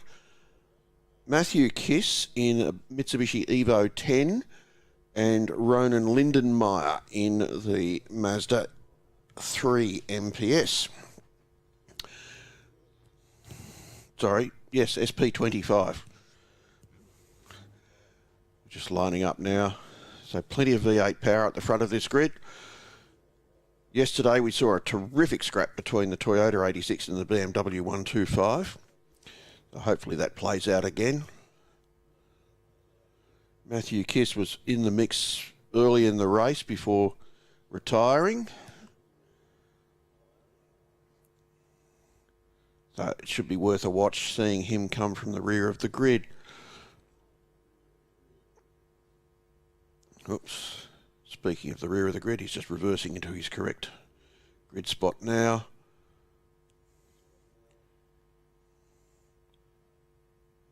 We've got a green flag. And some red lights. Lights are out. Away we go. Pretty even start there. All apart from Brian Callahan, who got a good jump and nowhere to go as Holt and Virag close up in front of him. Almost a planned move, it would seem. Callahan down the outside, nowhere to go there either, and Holt leads Virag into turn 2. Little bit of a kerfuffle back in the field. So that's the Renault Megane that's pulling up on driver's left in turn 1.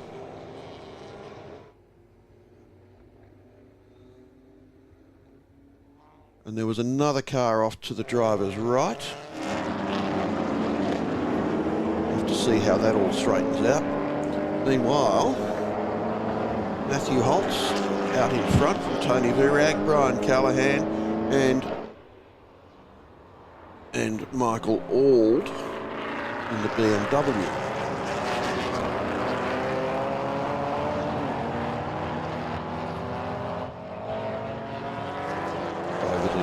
Corporate Hill down into the hairpin at Creek Corner. Matt Holt, Tony Virag, Brian Callahan. Haven't seen a yellow flag yet. We've got a double waved yellow at turn 1. Bolton's just getting out of the Renault now.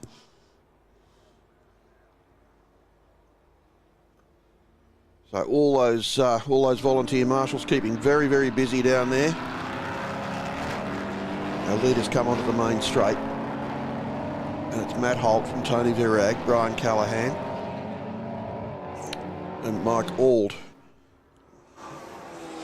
And Brian Callahan's normal team manager. His sister Michelle is away on holidays at the moment, so I don't know what he's going to do. So, what have we got? We've got a 5-second penalty for Tony Virag. A little bit eager at the start, perhaps. Auld has moved up into third at turn 1. But I don't know if that might have been adjudged to have been in the yellow flag zone there, so he might want to watch himself. In fact, it looks like a couple of cars have got in front there. Oh no, that's right. That was the tail end of Tony Virag. I should have gone to Specsavers, clearly. So Tony Virag's going to have to watch that 5-second penalty. He's going to have to try and get enough of a gap to not lose too many places on track. Just watching the number 7 BMW of Osmond leading Chris Millett up the hill there. All just in front of Brian Callahan then. The battling BMW and Commodore pair, Osmond and Millett.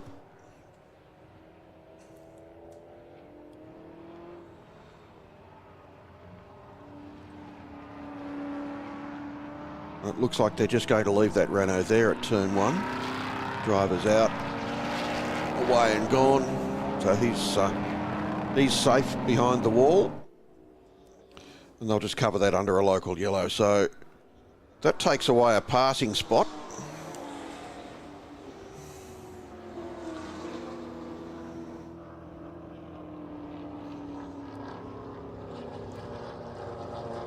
Osmond and Millett continuing to lap in close company. So that'll be a developing battle. Osmond's BMW lights flashing as he brakes hard. The car thinks it's about to have a crash.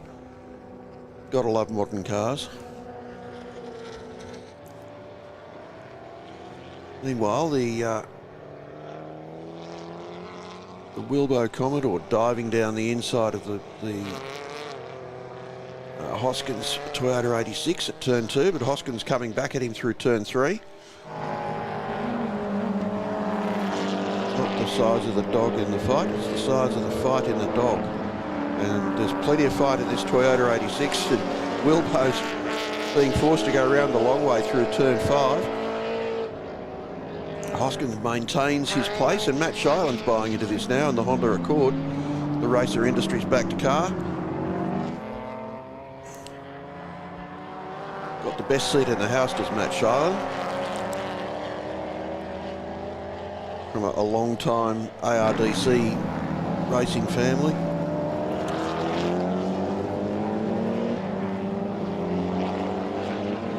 And we've got to give it to Hoskins. He certainly held the Wilbo Commodore at bay. Meanwhile, there goes Matt Holt again.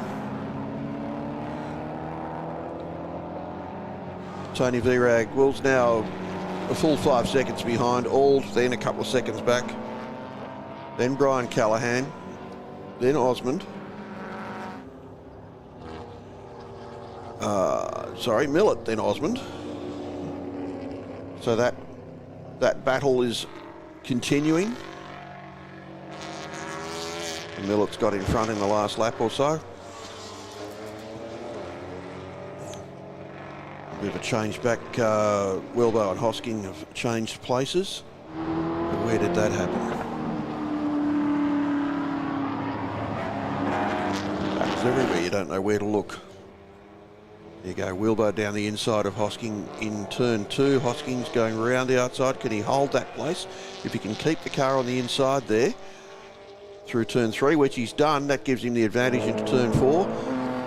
Over the tunnel. Come on, get it out there. Take as much road as you can.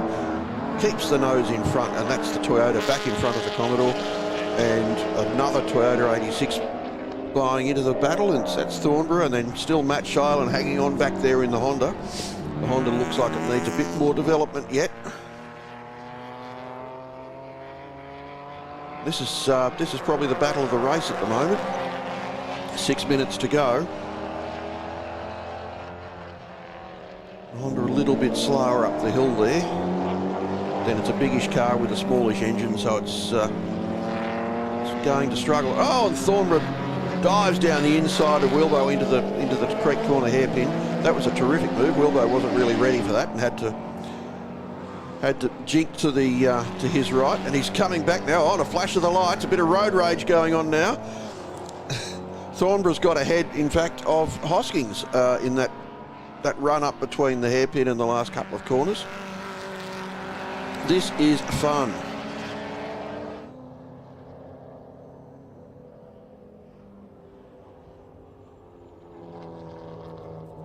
Let's see what happens on the straight. So Thornborough moving left, moving left, moving left. Yeah, you got to. If you're going to pass me, you're going to go around the long way. Wilbo obliges, goes around the long way, takes that place, but he's still got those two pesky 86s, and gee whiz, Hoskins was quicker through there. So Hoskins has a big run on them down the outside into turn 2. What happens here? So Wilbo brakes very, very hard, and he's forced to try and hold the inside to keep Thornborough at bay. That's allowed Hoskins to come back over the tunnel. Wilbo, Hoskins and Thornborough, and Matt Shilan still grimly hanging on back there, waiting for an opportunity, waiting for someone to make a blue in front of him and maybe pick up a spot. But then he's also got his class shot to bits pretty much. In Class E, Lindenmeyer a long way behind. Wilbo now leading the two Toyota 86s of Hoskins and Thornborough.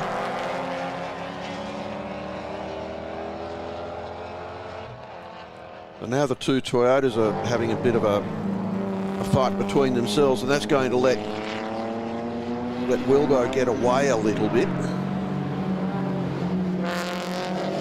Hoskins in front of Thornborough for the moment.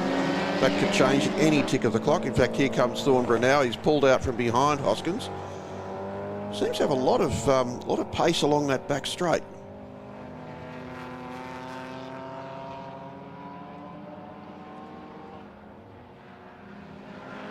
Well, that was pretty good. That was Hoskins driving. It was Wilbur driving right around the outside of Hoskins.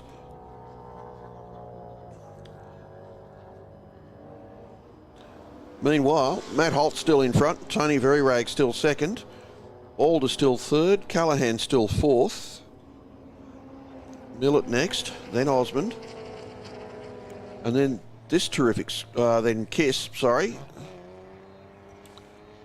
Clark, McMaster. Then we got Wilbo, Thornborough, and Hoskins and Shilan. And the four of those almost tied together with a piece of string. Well, although Hoskins looks like he's dropped off the back now a little bit. Tony Virag has made up that 5-second penalty, so he'll at this stage hold second place over Mark Auld. And still the battle continues between Wilbo and Thornborough. Thornborough so much quicker than Wilbo around the back of the track. In fact, he's got a bit of a run on him coming out of turn 5, and he can't quite keep the car on the inside there. Giving away 3 litres to the Commodore. 3 litres at 4 cylinders. Well, that's a whole engine behind he is. Around turn 8. Where are they? Coming off the back of Corporate Hill. Down into Creek Corner. And has he done it this time? Wilbro jams it down the inside there. Thornborough, sorry, jams it down the inside of Wilbo. Hoskins is still lurking back there. These two are putting on a titanic scrap for minor places. Wilbo using the V8 advantage along the back straight to get his nose back in front. Again, Thornborough dives down the inside. Hoskins buys into it again, but there's no reason Wilbo shouldn't just blast into the lead of this group down the main straight, and so he does, and leads into turn 1. But will he be able to hold that lead through the back of the track? And Wilbo's probably worked out by now he just needs to be close to the Toyotas. Oh, wow, and Thornborough has a big moment under brakes into turn 2. Car's twitching and weaving all over the place. He holds Wilbo out. Maybe he's going to be able to get enough of a gap to hold Wilbo at bay. Certainly going to be working hard at it. Wilbo just having a bit of a look down the inside. And Hoskins is back there behind this pair. Again, hoping to be able to pounce. 47 seconds to go. We're probably on our last lap. We're having a look now at Brian Callahan in the Callahan concrete pumping sponsored vehicle, with Warren Millett having a big moment. Left, right, left, right, left, right. And right round he goes. Come on, put it in first gear and get going. That's it. It's dropped a spot. Well, that was a bit of a shame for Chris Millett in the Commodore. They call it a tank slapper, but there was no tank involved. Meanwhile, Thornborough's in front of Holbo as they come up towards the last couple of corners. Is his gap enough to keep his nose in front? We've done 7 laps. Matt Holt still leads from Tony Virag, Mike Auld and Brian Callahan. In fact, Tony Virag's 7 seconds, nearly 8 seconds on the road, adrift of Matt Holt.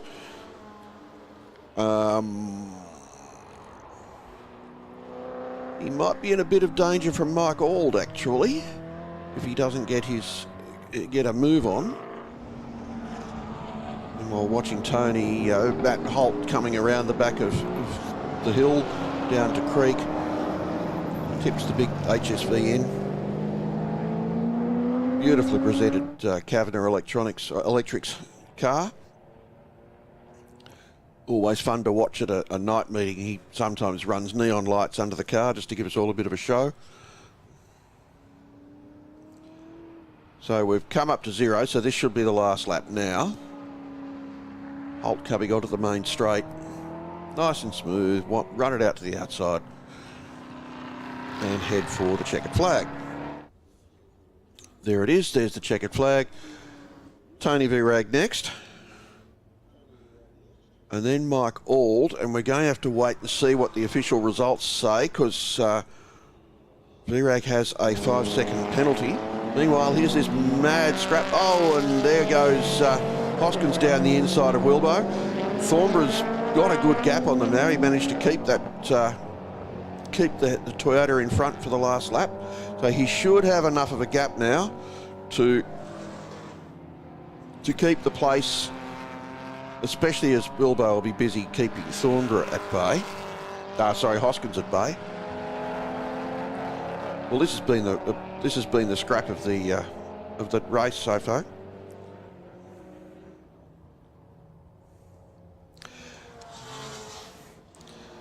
And there we go.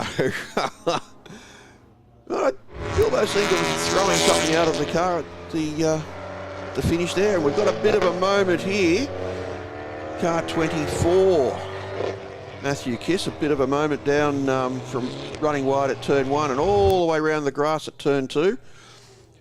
Just giving us a demonstration of the Mitsubishi Evo's rallying heritage. Well, while the race at the front was reasonably, I won't say uneventful, but straightforward, that scrap between the Commodore and the 2 Toyota 86s was absolutely epic, and well done to all there. The final placing's going to Thornborough from Wilbo, and here's our final results. So Matt Holt, 6.6 seconds up on Tony Virag, 6 and 5 is 11. So Tony Virag will drop to 3rd behind Mike Auld after that 5-second penalty. Brian Callahan next, then Mike Osmond, Chris Millett, Matthew Kiss after a bit of an excursion on the last lap, Gavin Clark, Andrew McMaster, Eden Thornborough after a titanic scrap with Paul Wilbo, then Alex Hoskins, Ronan Lindenmeyer and Matt Shilan fading right at the end of the race there. So must have struck a problem after I talked him up. The Moxon commentary curse is alive and well. Short break now, and we'll be back in a few minutes with our next race, which will be a 7-lapper for Formula V.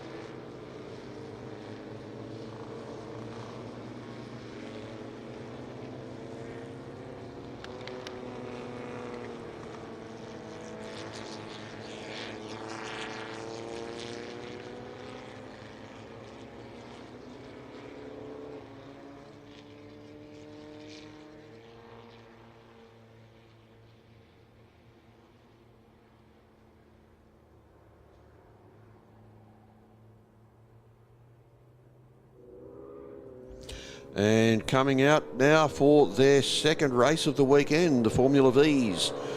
And on pole position after winning yesterday, Luke Collett in a JSR from Craig Spark. Yes, he is an electrician. Then William Pym, no, he does not make gin. Stephen Butcher, no, not a butcher. Angus McDonald in his dad's car.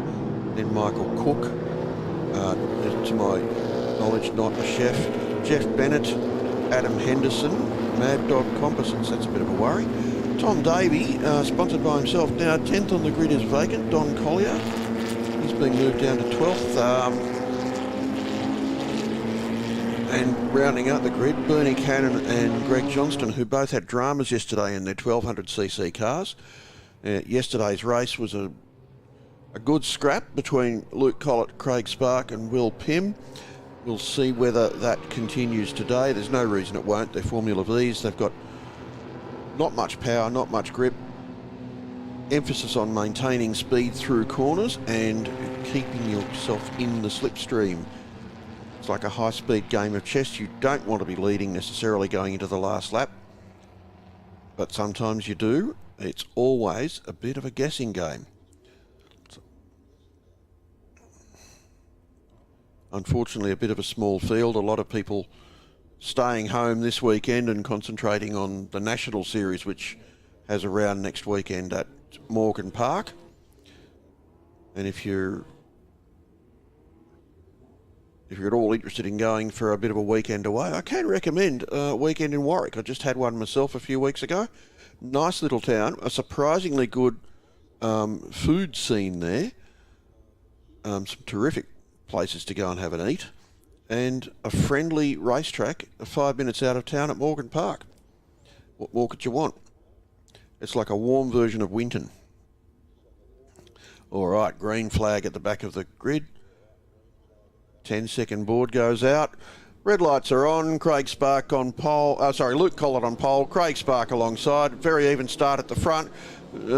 Don Collier looked like he wasn't quite ready to get going then. Luke Collett takes the lead into the first corner. Craig Spark tucks in behind. 7 laps the journey this time. Steve Butcher dropped back a bit in third in the first of the Stingers, the blue cars. Oy, and a bit of a moment there for Craig Spark, a bit of a wiggle and a waggle under brakes.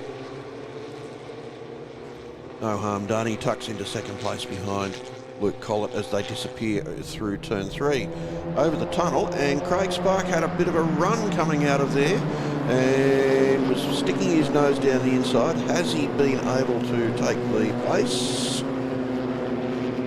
Can't tell, because they're already off at a shot over the hill. And yes, Craig Spark now leading from Luke Collett. Easy to tell them apart. One's black, one's red. Steve Butcher third in the blue car. A bit of a problem last meeting when we had half a dozen black cars all running at the front. Oh, big brake lock up there for Craig Spark. Pitches him very wide through the hairpin. And you know, even with that, still not enough for Luke Collett to get past. He was able to pull up alongside, but Spark was carrying enough speed off the corner to maintain that lead. Collett second, Butcher third, then William Pym. And onto the straight for the first time and turn left and keep those left-hand wheels on the yellow line down the pit wall. You do not want to let anybody get under you. If they're going to pass you, they're going to go around the long way. But if you can make it stick around the long way, you're carrying just that little bit of extra speed through turn 1, and that's exactly what Luke Collett's done. He's got his nose in front, but he's on the slow side of the track, and once again, Craig Spark picking up that front right wheel. He might have put a mark on the tyre, and when the tyre gets around to that spot, it's going to want to lock up in that spot every time now, and it's going to give him a bit of a problem, and possibly a bit of a vibration through the car. They're not heavy cars, so that won't be such an issue. But could compromise him under brakes. Hasn't hurt him yet. Spark still leads from Collett. Stephen Butcher's closed right up now in third place, and Collett's actually dropped back a little bit. Maybe he's looking for a run on Spark. And then Angus McDonald in fourth, William Pym in fifth. Over the hill at the back of Corporate Hill. Here comes Spark. Let's see. Yep, there goes that brake lock again. Because it might also be a walked brake rotor. It's just causing it to pick up on that spot. But really, it doesn't seem to be hurting him, other than murdering that front right tyre. He'll be doing that no good at all. Fortunately, a slightly shorter race. Angus McDonald there on screen in fourth place, driving his dad John's car. John's one of the leading lights in Formula V. Here comes Luke Collett. He's got a good run on Craig Spark and should have his nose in front before the start-finish line. Not quite, but he's certainly got his... Yeah, he has. Almost side by side through turn one, and again Craig Spark making a run down the outside. Here's Stephen Butcher and Angus McDonald in the second pair of cars, and this time there's no brake lock-up. So, hard to know. Maybe Craig Spark's braking a little bit earlier and a little bit more gently. Keep that brake from locking up.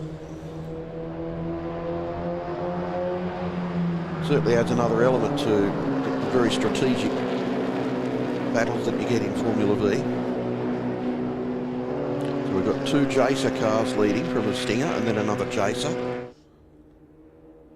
The Cutts brothers, David and Jason, have built a lot of these cars, somewhere about 60 of them. One of the most built cars in Australian motor racing history, the Jacer F2 series. Angus McDonald has set the fastest lap that time round, a 1:48.08. A couple of seconds away from the lap record.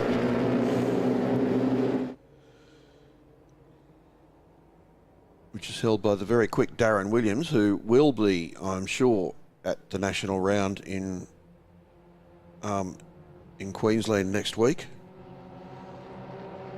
Around the last couple of corners, Collett leads from Spark, and then Butcher, then McDonald, and then Pym. And we're looking now at the under 1200cc battle.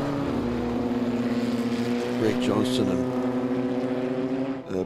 and Cassell.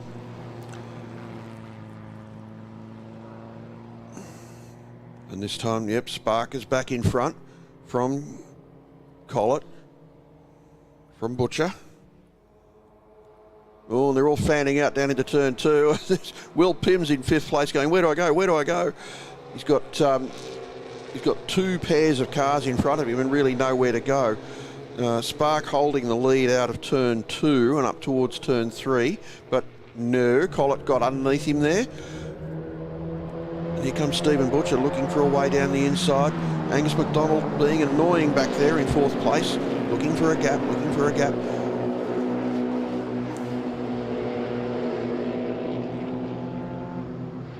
Collett has kept that lead somehow or other, probably through sheer ruthlessness.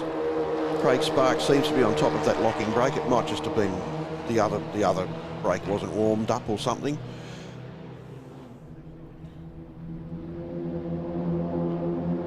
Down to the hairpin. Spark just laying off him. Didn't make a lunge. Butcher made half a lunge there at Spark.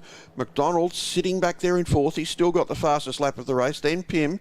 Then Bennett has moved up. So we've got a 6-car train for the lead. The first two are scrapping pretty steadily now, and that's going to have slowed them up a little bit and let the next group of cars catch up. But we've got a 6-car train, although the 5th and 6th little off the pace. Here comes Craig Spark. He's made the move down the outside. He's got his nose in front. Indeed, Stephen Butcher's got his nose ever so slightly in front as well. And Angus McDonald's still looking for a gap. No one's giving him a shot. He's probably getting a bit frustrated back there. Collett holds second place into turn 2. Butcher, then McDonald. Then Bennett has moved in front of William Pym. Bennett's car still giving that puff of smoke. Whoop, round goes the 32 car of Johnston. Bit of a moment there at turn 6. Oh, sorry, turn 11. Well, that's going to murder him because speed down the straight so critical. We've got a yellow flag there at turn 6. Everybody's got to behave themselves here. We must have a car stopped. What have we got? Nothing we can see there.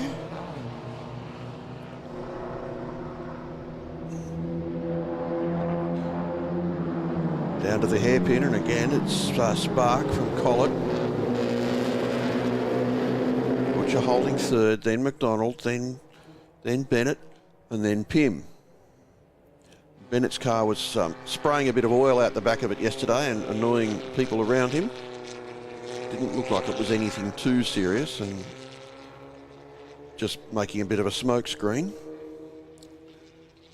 Watching now the battle of the 1200cc cars, Don Collier and Bernie Cannon. Don Collier's car actually a proper historic car, and he was supposed to be at Winton, but that all went pear-shaped when his tow car got involved in a road accident during the week. Meanwhile at the front, it's Spark from Collett. And then Butcher, then McDonald. You'd think nothing was happening, but really there's a lot happening. There's weaving and there's zigging and there's zagging. Coming out now out of turn 2 and into turn 3. Over the top of the tunnel. And now Collett's got his nose in front. From Spark, from Butcher, from McDonald, and then Bennett's smoke generator. And William Pym's disappeared from this group. He's dropped back a bit.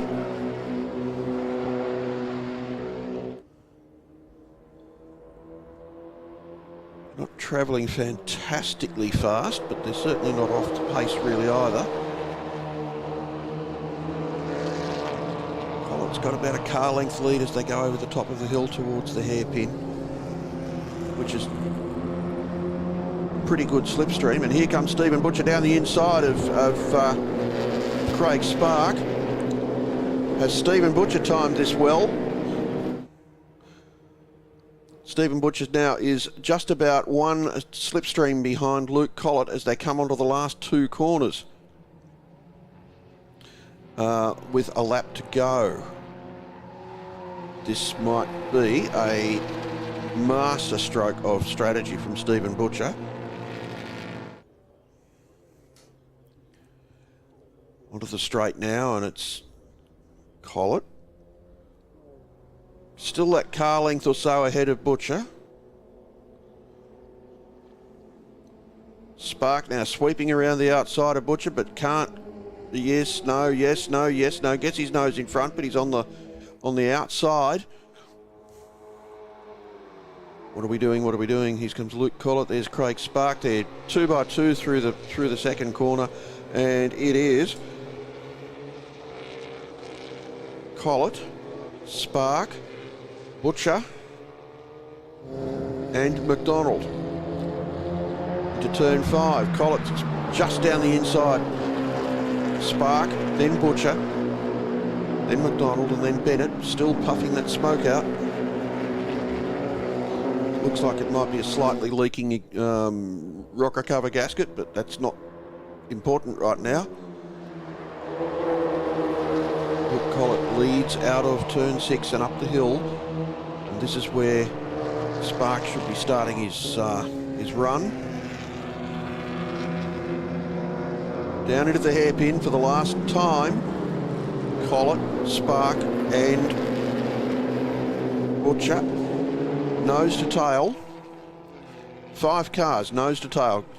Nobody, this is anybody's race, frankly. I'm going to tip Craig Spark. He's just about the perfect distance behind Collett as they come out of the last corner. Collett dropped a wheel over the ripple strip there. It didn't seem to slow him up too much mid-corner, but here comes Spark. He's got a run on him down the main straight.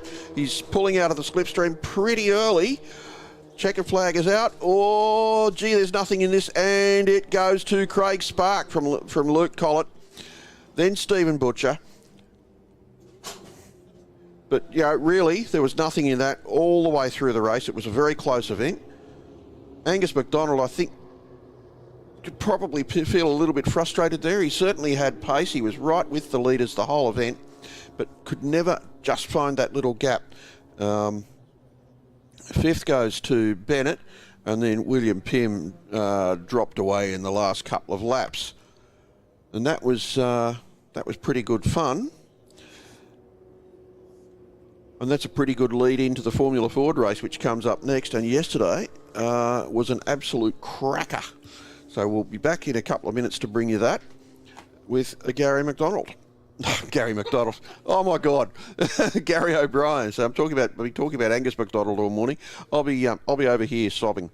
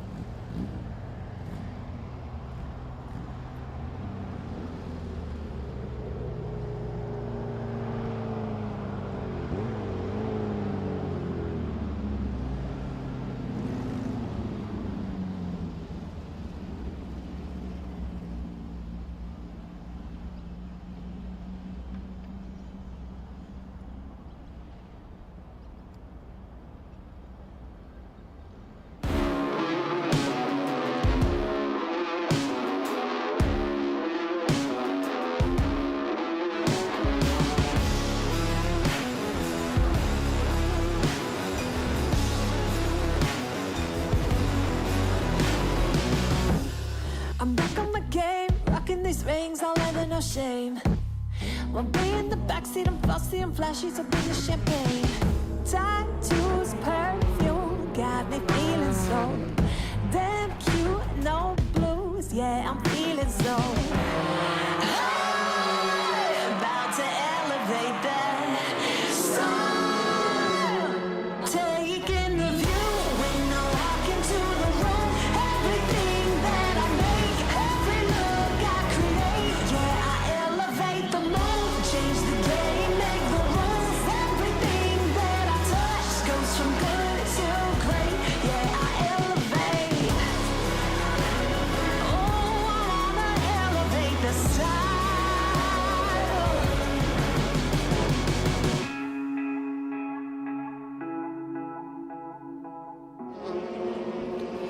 Welcome back to our live stream viewers, and what a time to be coming back for the race 2 of round 3 of the Australian Formula Ford Series.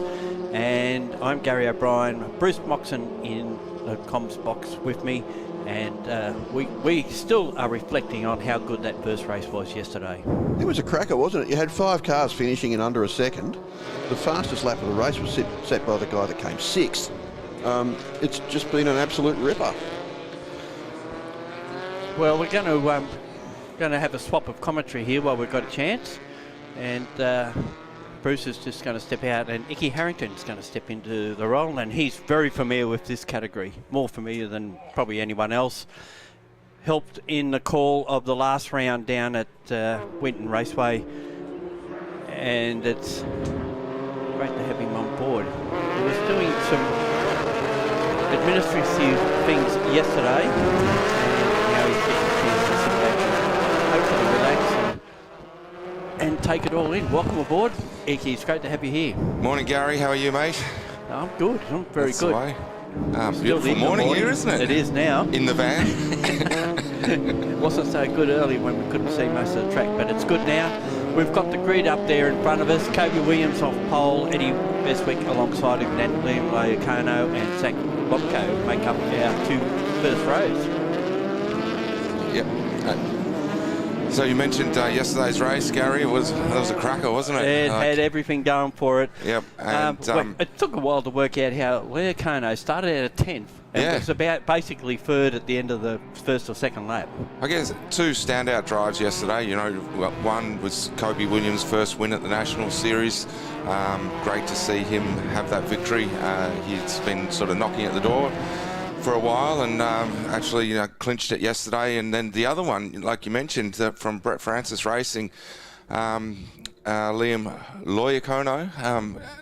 All of a sudden he was just there at the front, and I spoke to him afterwards about his opening couple of laps, and he was just picking people off every corner for the first two laps, and then all of a sudden he was at the front and then in the lead. And he told me that he had a really strong car in qualifying, but he just didn't get the lap together. Yeah. And when you look at qualifying, it was the top 15 were covered by a second, so exactly, it didn't take much for you not to be up the front. So comeback driver so far has been Daniel Frogus, who finished in that race in 6th position.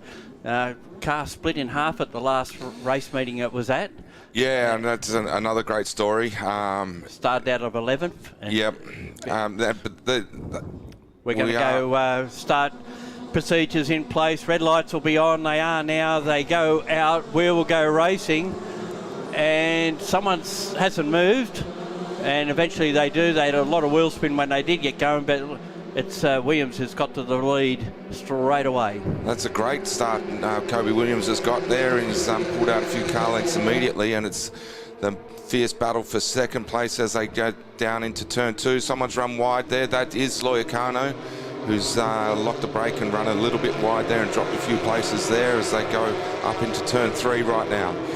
It certainly was a good start from Williams. I just couldn't see who it was that had the bad start, but they're fighting for position all over the place as they come through turn 4. I think it was Kyle Cotter who struggled to get off the line there. Now that little gap that Williams had out the front has now disappeared. Beswick in second, Lobko in third, and of course we had several race leaders yesterday. Williams initially, then he was back to third at one stage and then actually came through to win, so it was a fighting victory. And at this stage, he's doing it out in front. The other one to talk about, I guess, is Mains Ruddy, who was also a race leader and series leader going into the round. Unfortunately, had a spin at turn 6 and turn 11, I should say, and fell down the order. And we're looking at Cody Mains Ruddy now. Yeah, he was really strong in the race, and but speaking to him afterwards, he actually had his throttle return spring had broken or fallen off or whatever. At the beginning, prior to the race, so he was driving the car without a throttle return spring, which is really tricky to drive when your throttle is not returning like that. You've got to get your toe up underneath. Yeah. So he had a spin towards the end of the race, and 13 cars within sight of each other, line astern, and there's even more battles going on further back in the field as well.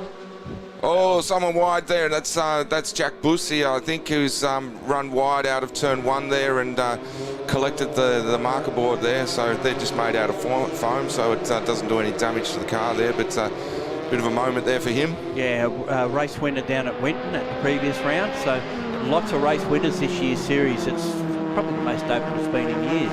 Yeah, it just keeps changing every round, every race. I did the points last night, and massive shuffle up in the championship lead after yesterday's results. So it was Cody Mains Ruddy who was in the lead, but he had a bad result yesterday, and so he's shuffled down. The current leader after yesterday's race is Eddie Beswick, and then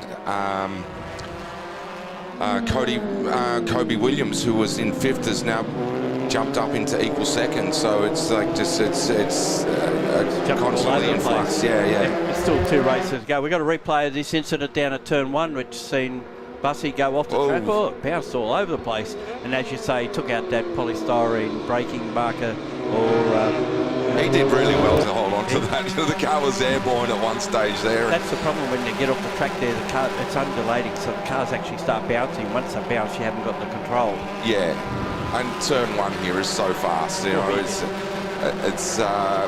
it's the cars you watch. I watched them on Friday practice through turn 1 there, and the cars are just dancing through all the way through there. So did a really good job to hold on to his spectrum there and keep it under control, and just I don't know, did he even lose a place there?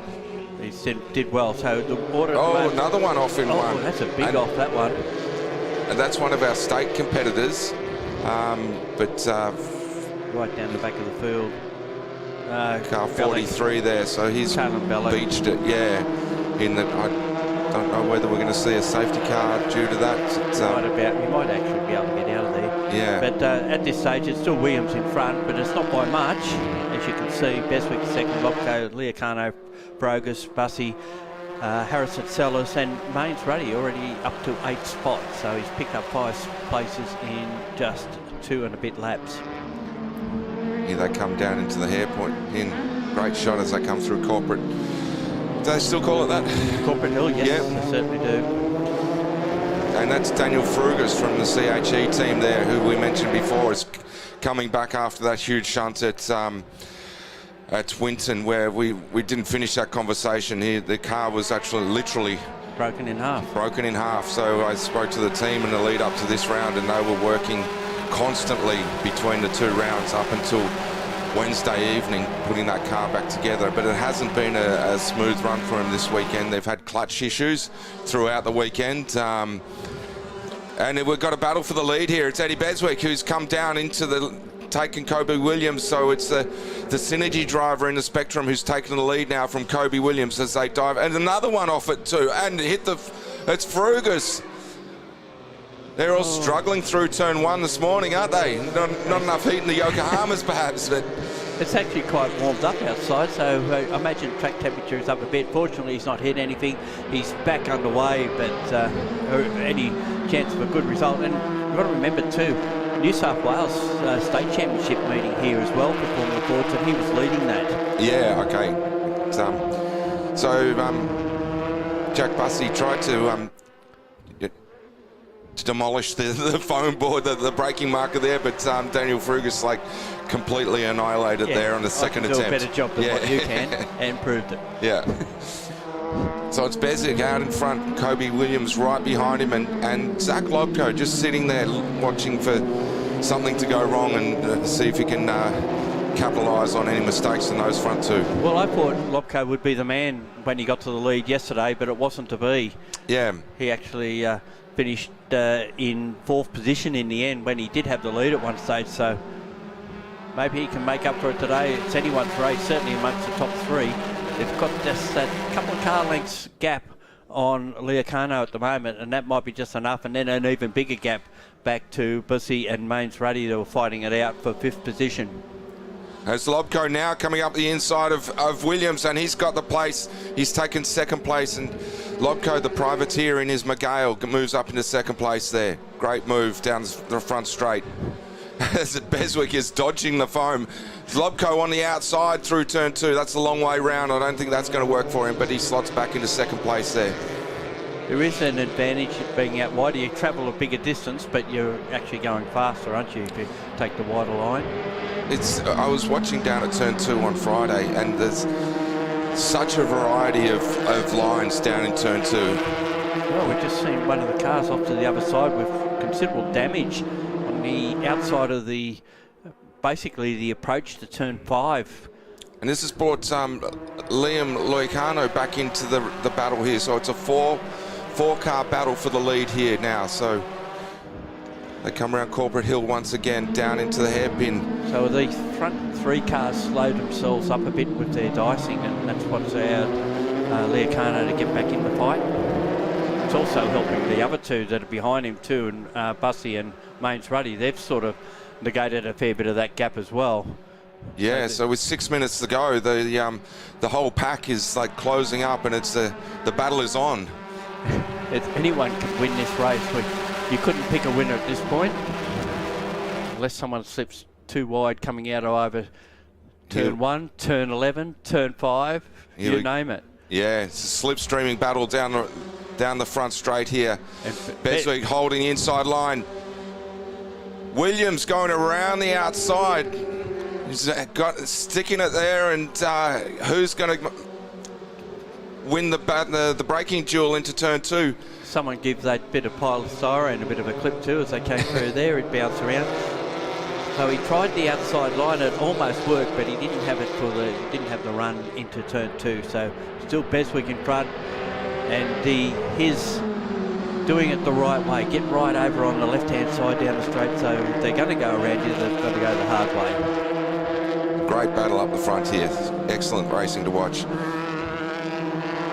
Well, they've really put on a show this weekend so far. First 2 races of what we've seen so far has been excellent. Can Eddie Beswick hold on to this one out in front? If anything, he's probably just sneaked a half a car length just out of turn 6 alone. Just that little bit of a gap that gets you off that draft from behind by the time they get to the front straight. I don't know that's going to be enough for him, though. All those guys behind him are going to tow up on him on the front straight when they come down this next time around.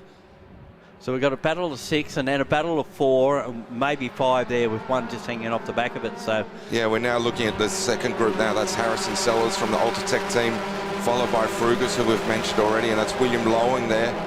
And another privateer, and then Lachlan Evanet from Brett Francis Racing. So here again, we have Williams trying to go around the outside, almost side by side as they go through turn 1. Puts him on the wrong side of the road for turn 2, and really not being able to stick to it. He's actually got his nose in front as they go down to turn 2, but on the outside of that corner. And also got to be very careful you don't open the door for someone like Lopko to maybe slip up the inside of him. Well, he's in Lopko's a sleeper here, isn't he? Yeah. He's just waiting for something to go wrong, and he's going to capitalise on it. But it's Leocano.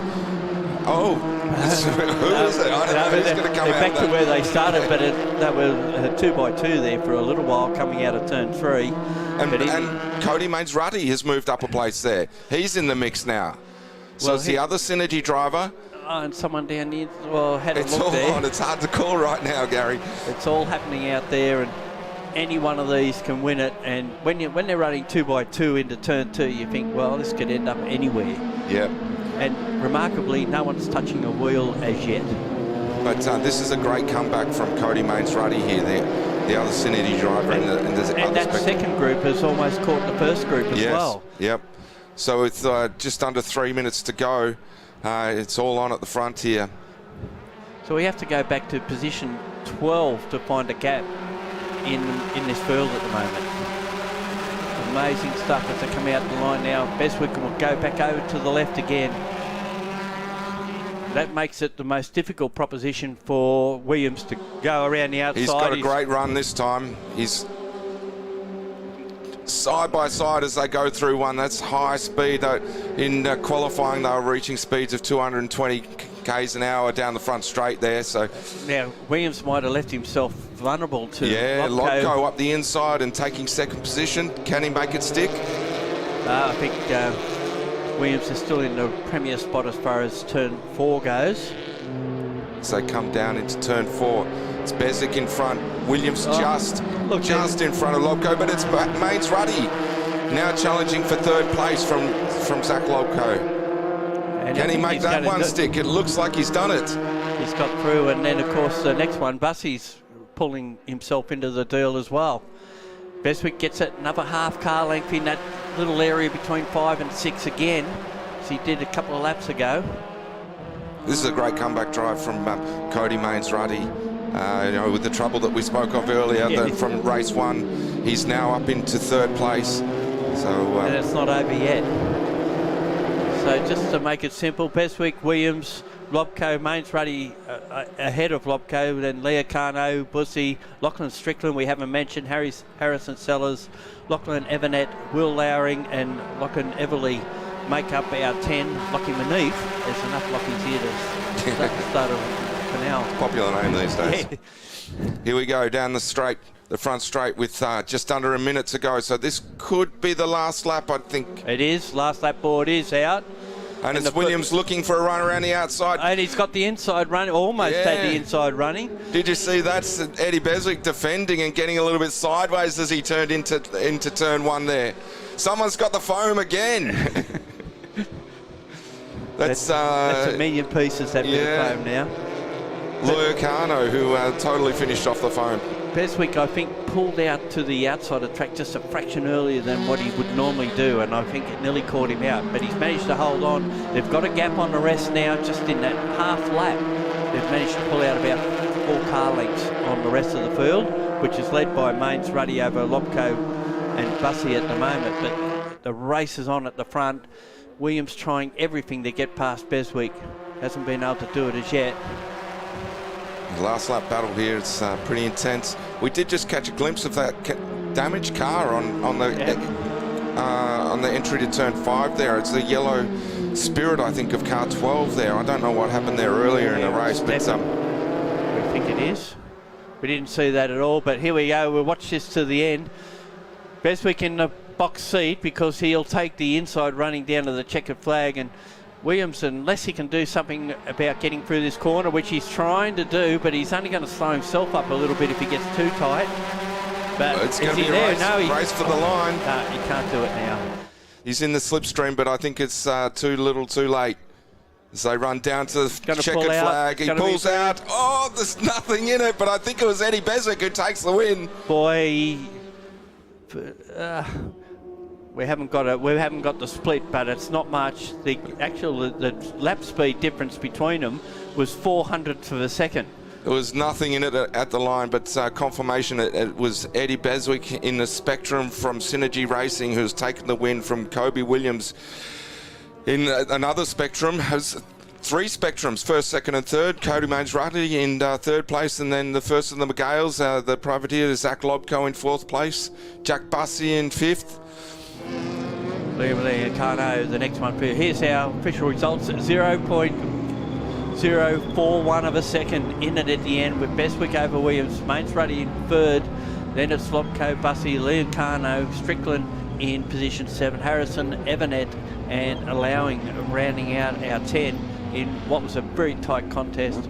Logan Everly, the next one through, followed by Jamie Rowe, Lockie Maneath, Daniel Frogus, unfortunately, back in 14th position. Imogene Radburn for CHE in position 15. Adrian Sarkis, Kyle Cotter, Joe Fawcett, who was the Victorian champion last year, had a disappointing run there with the two of you.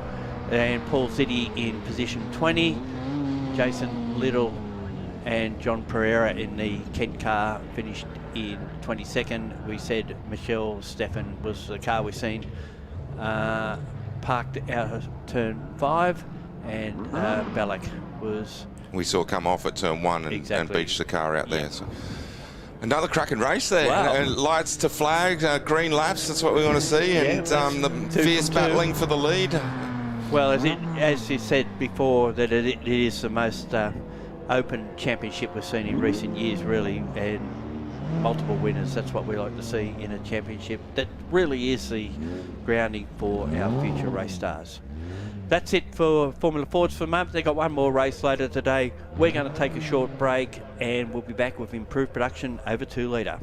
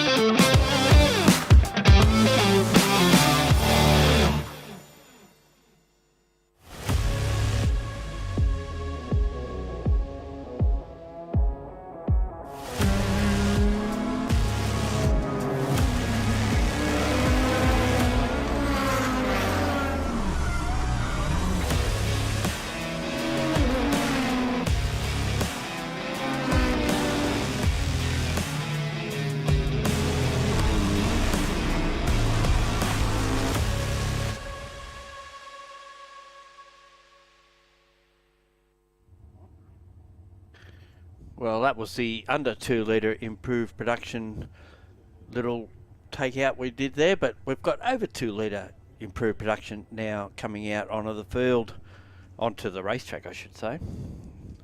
So out of yesterday's race, we had Ben Sheedy able to hold off Steve Engel to take the win, and that was Sheedy's first win in improved production in that Holden Commodore 6 litre car that was built originally by Gerard McLeod, Victoria. Raced it a little bit. It was actually built out of his V8 Ute, which was crashed pretty badly, and he decided to take the internals, well, most of the bits he could salvage out of it, and build it into an improved production Commodore. Car spent some years up in the Northern Territory before Ben purchased it and brought it down here. It's looked after by John Boston and Jordan.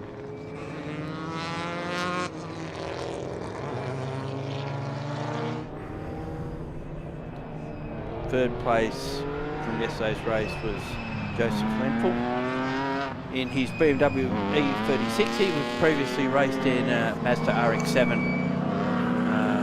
when he was actually one of the administrative people within the category a few years back. Nigel Williams is next in his Holden Commodore.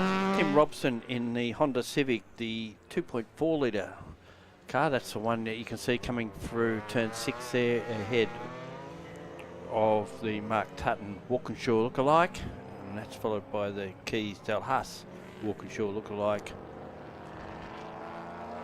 coming through that corner. Bruce Moxon in the box with me for this one. It was an intense battle between those first two in that race yesterday between Sheedy and Engel. Rather engaging. And we thought that the Engel might have got him off the start, but it didn't happen, and there was no chance that he could beat him after that, because the Commodore's fair bit quicker in a straight line, and we've got a lot of straight here for the Commodore to flex its legs and pull away when necessary, or try to. Well, as I said yesterday, that the Evo gearboxes tend to have a fairly short gear set, and they're usually geared for to about 180 kilometres an hour. To get a longer gear set in is a bit of a drama and an expensive exercise that involves a drop gear, because it's all got to be done before the first diff. There's 3 diffs in them, being an all-wheel drive car, and their original intention was for them to be rally cars, where acceleration is much more important than top speed.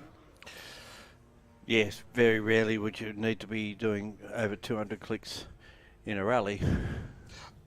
No, exactly not. So here is our field, and it was on between the leading two. Lenful stuck with him as long as he could for the first couple of laps, and then actually dropped away a little bit in the latter stages. So green flag at the back, red lights will come on very shortly, and we'll be underway with about 13.5 minutes of this race remaining. And away they go, and we've had Tutton not move off the line initially, and Engel couldn't do anything at the start, and actually been beaten away by Lenful. So Lenful goes to second, Engel in third, Williams in fourth, Delhas in fifth position as Sheedy leads the way. Engel seemed to hesitate. Oh, hang on, that's... Both front wheels locked up there, and there's still some smoke coming out of it. Yeah. That's not looking... No, that doesn't look happy at all.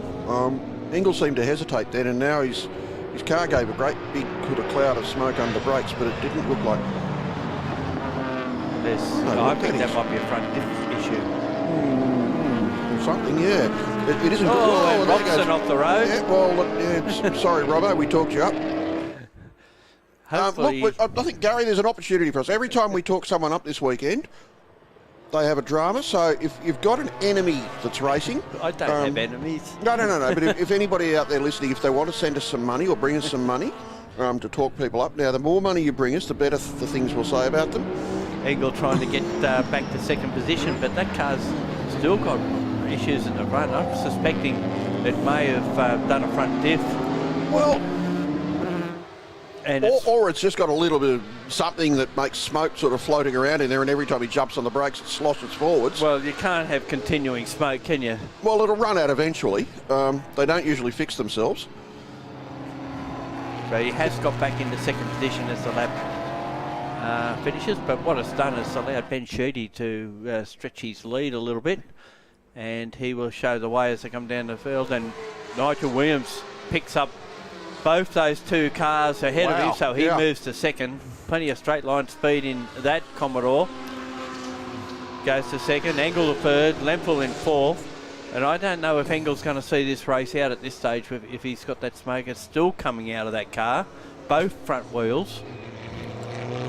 Well, yeah, I suspect it's actually something dropping onto the exhaust which runs across the front of the car. So maybe it's just an oil fluid for the turbo or something like that. But it's only doing it under brake, so. Well, yeah, when it's sloshing forward onto the exhaust manifold or onto the turbo. Oh, well, it'll run out eventually, and the smoke will go away. It'll either fix itself or it'll run out of oil, and my experience is they don't usually fix themselves. Well, you can hope. That's what you do. Yeah. So Sheedy continues to increase his lead, but this is a good fight now for second, especially with Williams being able to pick up a couple of spots. He basically had most of last year out of the category and has come back now. Did race in the combined sedans as a 12-hour support earlier this year at Mount Panorama. And this is his next outing. I don't think he went down to Victoria for the opening round.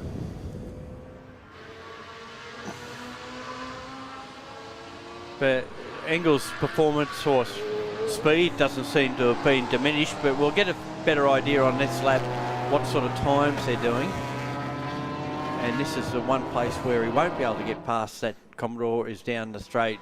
Commodore will have the legs, and I think even the BMW would be close to pegging it as well. So the lead at the moment is 3.3 seconds over Williams, with Engel another second away, followed by Lenfel, Del Haas in fifth spot. Aaron Giattini, we haven't mentioned before, he's in the under 2 litre car that he and his brother share. His brother raced it earlier in the under 2 litre class, and now Aaron's in it for this race. They unfortunately couldn't race it yesterday afternoon in the over 2 litres. It had a gearbox issue that needed replacing overnight. And in position 7 was Shad Hassan in the Mazda RX-7. He didn't make the start yesterday either, but it's good to see him back. And then it's Mark Tutton, David Haynes and Robson. After that, off at turn 5 on the opening lap is still running. He's back in 10th spot. Just looking at Engel has caught right up now to Wilson and giving him a good going over. And they seem to be a little bit closer to Sheedy than they were a lap ago. Engel taking a very wide entry into the hairpin, trying to get him over and under on the way out, and he's done it so far, but can he keep the car there? Side by side coming into the last little complex there, but no. Williams has just managed to stay in front, but here comes Engel again on him, and Lenthal lurking back there in 4th place going, hang on guys, don't forget about me. Well, he'll be hoping that they do themselves a mischief and he can get out of it. Now he's right in the draft of the Evo down the straight, but probably doesn't have the speed to go. I think if anything, Del Haas has actually picked up a bit of speed on these guys as well. There's Robson. Now he's on the back of Haynes. We'll be trying to make a move on him. Robson does have the advantage of a lot less weight because he's an under 3 litre car in this class, but still won't have the straight line oomph that a V8 Commodore will have. Well, he's not giving away a lot, and that Commodore looks like it has no front splitter. I wonder if he's had an off somewhere. Or he didn't start with one, maybe. Maybe, yeah. Whichever. There goes Robbo down the inside, cocking its leg on the way out of the corner. As they have a tendency to do when they're front-wheel drive cars. Run him soft in the front and stiff in the back. Meanwhile, back near the front, Williams, Engel, Lenthal, still hard at it. Engel gets that drive out of the corners, doesn't he? Yeah, well, particularly the slower corners. He's got 4 driven wheels instead of 2. They weigh about the same, and they've got about the same horsepower. And he was actually got ahead of him out Job of turn done. 7. Got the job done. Whether he can hold it. If he can't hold it this lap, he'll certainly hold it the next. He's got a gap now. He might, maybe enough.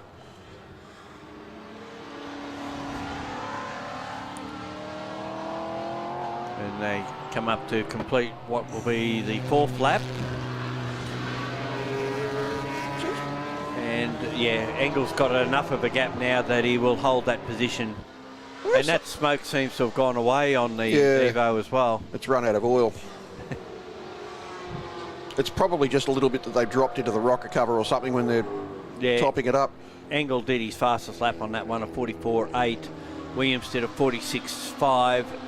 Lenthal at 46.3. Hang on, Williams is having a look down the inside at turn 2.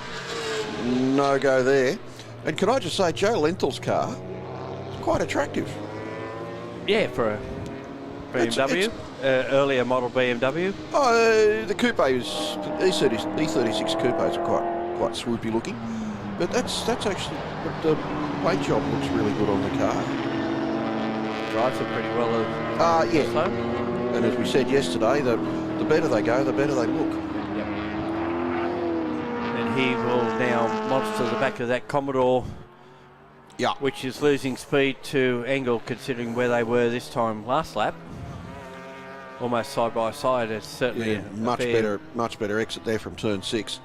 So Williams is now over a second away from Engel.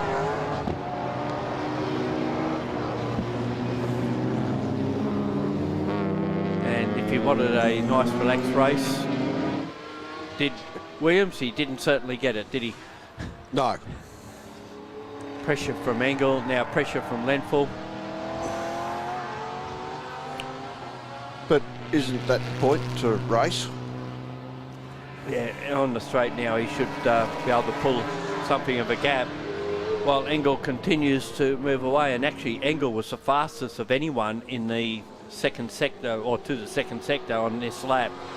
And he's just done a 43.5 overall, which is, he loses a little bit in the last sector because a lot of that is the front straight, whereas the fastest time of the race is a 43.01. Engel's 43.54 is the next best, and that's certainly quicker by 2 seconds than what these two here are, as they fight over 3rd and 4th. Well, 3rd they're fighting for, but neither of them wants to be 4th. No. Except that it's better than 5th. Which is helped by... Oh, Joe Lenthal, big dive down the inside there at turn 4. Nothing doing, but certainly letting Williams know he's around. He'll try and sneak up the inside, or maybe the outside in this case. He's going the outside, but he's on the wrong side of the circuit from turn 6. Can't get it done there, and the only other possible place to pass is turn 8, and he'll get gazumped before they get to 9, and if that's the case. Thanks again to Crisis Transport and Logistics, events, exhibitions and automotive transport. Thanks for your support in today's racing. Lenthal looking for a late apex at the hairpin. Gets it, but no real room to do anything about it. This is where you wish you had a V8 under the bonnet. Well, yeah. But then if you had a V8 under the bonnet, you'd have the same sort of imbalance problems that Williams has got. Oh, Lenthal, half a dive under the Commodore into the last corner. Now they go side by side on the straight, and tuck in behind, let that big thing punch a hole in the air for you. So the signs are ominous that he may be able to finally find his way into 3rd. In the meantime, Del Haas has been caught by Aaron Giattini in the Honda Civic. Lenthal dropped way back that run down the main straight. Dropped a second or so.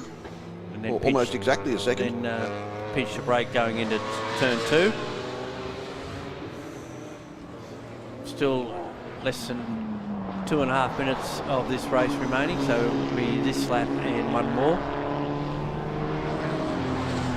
So he's trying as hard as he can because he's pinching brakes wherever possible. Tried to go on the alongside of him into turn 5, but that wasn't going to happen. Now he had to settle back in behind, and it's just not close enough this time. He was closer on the previous lap to getting that position. Well, he's clearly faster. He's just unable to make use of that speed where it's happening. Yeah, that's the problem with the cars that are better handlers but not so good in a straight line. Is if they've got a free rein, they're fine. But if the car in front of them's hogging the tarmac, you can't do anything about it. Again, tries to slip up the inside of him out of turn 8, but the V8 is a lot stronger. Yeah. As Sheedy still in front, his lead is now almost 7.5 seconds, and again Lenful goes to the inside of Williams at the final corner, gets a bit squirrely out of the corner, and now he can't do it. He's got one more lap to get this done. Last lap board out. Giattini very close to the back of Del Haas, and we've just seen Shad Hassan have a little, well, we thought maybe a moment or a wide entry out of turn 10 into 11, and he's currently running in 7th position. He's way back from where the other two are that we were talking about previously, and then it's Mark Tutton and David Haynes. Oh, I think actually Tim Robson's got ahead of Haynes. He's dropped back behind him. He was ahead, now he's not, according to Robson is ahead of Haynes. So we'd be interested. Now this has got close. This is the other dice we're talking about, and this is the only lap that they can do it. And Del Haas gets all sideways out of turn 4, manages to hold on. Well, the trump card that the V8s have is that front straight is long. Yeah. And you can make big heavy car like that late in the race. Its tyres are going to be used right up. We should be on the last lap now, by the way. Yeah. Here's this battle still going on now. Lenful tries to go around the outside of Williams at turn 8. In the meantime, Ben Sheedy comes out on the straight. He's going to get his second win for the weekend, and the second for this second round of improved production over 2 litre. Strong performance from the Commodore V8 driver as he takes a comfortable win ahead of Stephen Engel in the Mitsubishi Evo, who didn't get the best start, but fought back from an early 4th position to get second. Meanwhile, third will go to Nigel Williams ahead of Joe Lenful, and Aaron Giattini has got past Keys Del Haas to finish up in 5th position. Very close at the end, and the trump card didn't work because Del Haas didn't get that spot back. He got alongside him. There was nothing between them at the finish. Hassan, the next one through. Tutton will end up in 8th position. Haynes following him. It's Robson next one. We've just had a timing glitch there, so it will be Tim Robson in 9th, and David Haynes will round out our runners. There are the official results, as you can see. The good beauty is 11 started and 11 finished. That's always good. And there was a 7.9 second gap between first and second. I dare say if Engel had got a better start, it would have been a lot tighter, but still would have put my money on Sheedy taking the win there. If. A quick break here, and RX8 Cup for our on-track commentary and live stream. Okay, thank you. Will continue with Pulsars after the lunch break, which will be after the next on-track race.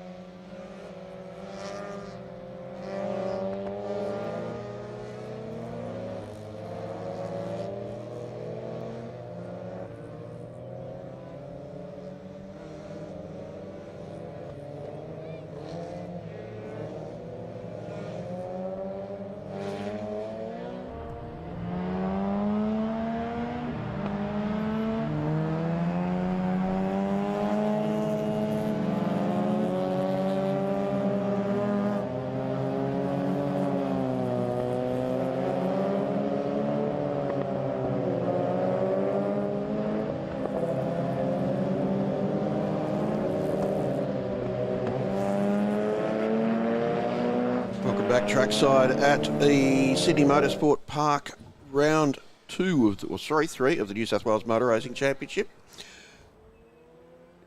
And we have the RX8 Cup on the formation lap. Robert Scott will start from pole, from Jet Bloomerus, and Martin Lyle, Grant Bray taking up the second row of the grid. Maisie Place, Bailey Scott, Max Wilson, Zaki Wazir in 8th. Manath Prasad, Brett Thompson, John Freeland, David Grice, Jackson Noakes, Aaron Hills, Miles Brugulio and Mick Hazelton. Now a little bit of wash up from the earlier race, Gary O'Brien. Yeah, Michael Hazelton was second across the line, but he was penalised for an incident down at turn 2, which turned Aaron Hills around and caused Jackson Noakes to have considerable damage on his car, and subsequently he's out of the race. And Miles Brugugo was also caught up in the incident, so unfortunately that's why they are starting at the back. David Grice is back there as well. He pulled up the next lap with a blown fuse, which he wasn't involved in the incident. So interesting that Maisie Place has got herself so far up the field. It's been a good effort, so she must have had an outstanding opening lap. Well, there were cars going everywhere on that first lap. She probably just drove through the middle of it all. Sweet, I'll take this. Through the smoke. Yeah.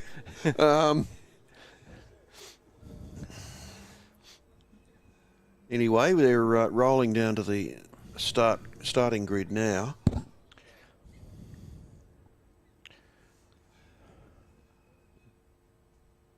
Be interesting to see. Mick Hazelton was very quick yesterday. Ran pretty well for the one lap of racing they got this morning.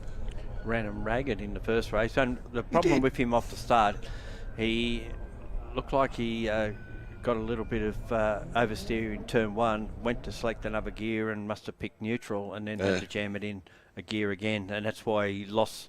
Well, he was second and he dropped a couple other spots because of that. It did look like a missed gear, didn't it? Yep. That sudden sort of stutter in the middle of the corner. Here we go. So Scott on pole, Bloomerus on the front row of the grid. Red light, no lights, and away we go. Very even start from the front. Very good start from the second row of the grid. That's Lyle. Lyle, yes, and he's got into the lead into the first corner, so that was a terrific start from Lyle. Bloomerus on the outside goes to second, and our pole sitter, who won his first ever race this morning, is Rob Scott in third. Let's see how they shake out after turn 2, and it's the identically painted cars of Scott and Bloomerus, I think, that are... Hazelton's already picked up a handful of positions. He's back in about 8th or 9th. Well, I remember somebody telling me back in the day that when you had a reverse grid race, if you were at the back... I've done him a disservice. He's up to 6th. He said, just take off. They're not looking down the back of the grid. Yeah. And he's actually moved past Bailey Scott. He's now in the 5th spot. So he's the one to watch. That's the number 83 RX8. He's probably got his angries happening. And he's going to very soon move into 4th position. Well, that's quite the first lap, and it's not finished yet. Just past Bray at turn 6. Picks up another spot. So it's Lyle from Bloomerus, Scott third. Now it's Hazelton 4th, then Bray and Bailey Scott the next 2. More moves happening back in the field. Oh no, that's Bailey Scott trying to get that spot back off Hazelton.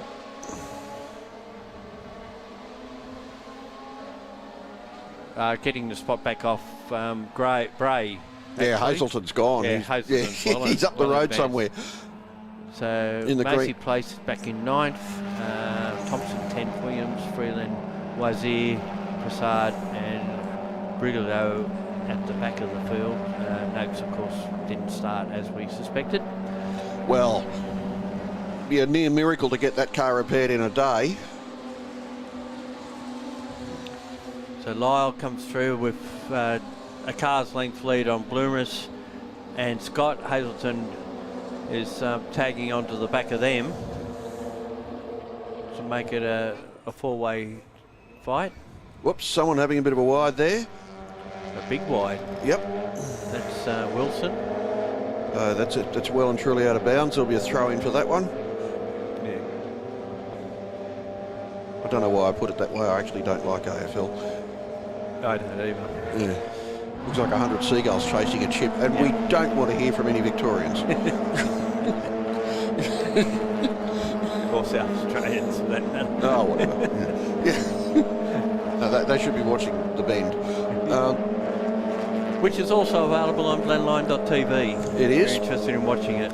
And thirdly, so is the awesome historic race meeting at Winton this weekend. For subscribers. For subscribers. Well, worth catching up with later.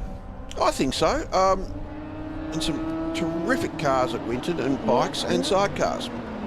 Now, Mr. Hazelton is right on the back of the lead group, and Well, in third place. he's in third. He's taken Scott. Bloomerus is the next one, and it only leaves Lyle. So they've got their work cut out for them if they want to stay in the fight here. And Hazelton, unsurprisingly, was fastest to the second sector by Now he's second. 2 seconds. He's flying. That passing move there, he just had so much more speed that he carried into the corner than Yeah, it must be a bit of fire in the belly, one would imagine, as a result of the penalty in race one. Now he's going down the inside, and with just the start of the third lap, he's gone from last to first. And has set the fastest lap of the race, so 150, which is over 2 seconds faster than anyone else. So that gives you an idea of the performance level that he's running at the moment. And he's just pulling away. He won the first race quite convincingly yesterday. Unfortunately, the dramas in the second didn't see many race laps, but certainly made up for it. And he's just bolted on it. The race now is to see who's going to fill the remaining positions, because we have had a change back in the order. Grice has moved up ahead of Bailey Scott. I just got a message, and a Victorian did hear my reference to seagulls chasing a chip. And another one. Okay, what's that one? This is not Oh, going. and greetings to you and Gary. So that's from Phil Wisewold, one of our mates in Victoria. There you Bit go. laid up at the moment. I hope you're doing well, Phil. I hope you're recovering nicely. I apologise for not getting those boxes of magazines to you this weekend. I'm sorry that he's not at Win. We could have used some pictures from that. Yeah. Anyway. Well, so could we. So that lead is now bounded out to 2.5 seconds. He's doing it quite easy. I'm sure it's not easy. I think it probably is. I don't know, on our scoring we've got a DEL as position 3, but it's actually Jake Bloomers. Yeah, I don't know where you get a DL from that. Yeah, exactly. Rob Scott in 4th, David Grice 5th, Bailey Scott in 6th, Hills in 7th, Bray 8th, Thompson 9th, and Gregulio in 10th. So he's picked up a couple of places after threading his way fairly delicately through the first couple of laps. So we've got Maisie Place having a rather engaging scrap with Freeland at the moment, and Freeland is coming up as MKL, which is even more confusing. So it should be John Freeland, and how you get MKL from John Freeland takes some doing, I reckon. Maisie runs quite a few cars in this category. I think that's fairly well involved in it as well. 4, I think I worked out yesterday. Yeah, I think One of which Rick is Hazelton. I think Rick Shaw looks after Hazelton's car now. We'd have to check that, but Hang on. Mick Hazelton. Sponsors Maisie Place Motorsport. Mick Hazelton. Queen Bee Man. yeah. That's what they say when they don't want to be seen as being in Canberra.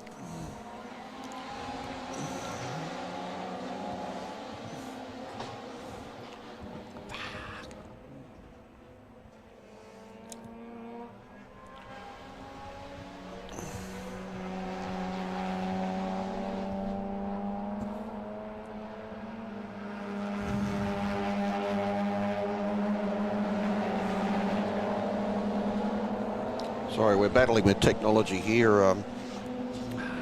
The interwebs have broken again. Hang on. All right, so Mick Hazelton leads by nearly 6 seconds from Lyle, then Bloomerus, Scott, Grice, Hills, the other Scott, Bray, Thompson, Briguglio, and Maisie Place. And that's 4 laps done. This is the third of 4 races for RX8 Cup here at their third round. First round was down at Phillip Island. Second round at Winton, which was action packed. Let's put it that way. It's probably the best way to describe it. Fair bit going on. The Biff Fest, was it? No, I'm not saying that. It was action packed. Crowd pleasing. And this is their third round. So they have a national series and a New South Wales series. So some of them are the same event, others aren't. And again, these are a pretty good, relatively inexpensive way of going motor racing. They're not particularly highly developed. You could certainly get onto the grid for $20,000, $25,000, I'd imagine. Well, if you want to get involved in this category, Rick Shaw or his son Tom will be the people to make your initial contact with and then take it from there. Or go see Sam Silvestro, who's got a couple of cars for sale that would make a good starting point. Otherwise, I guess you're looking for a hail-damaged car or some other sort of repairable write-off.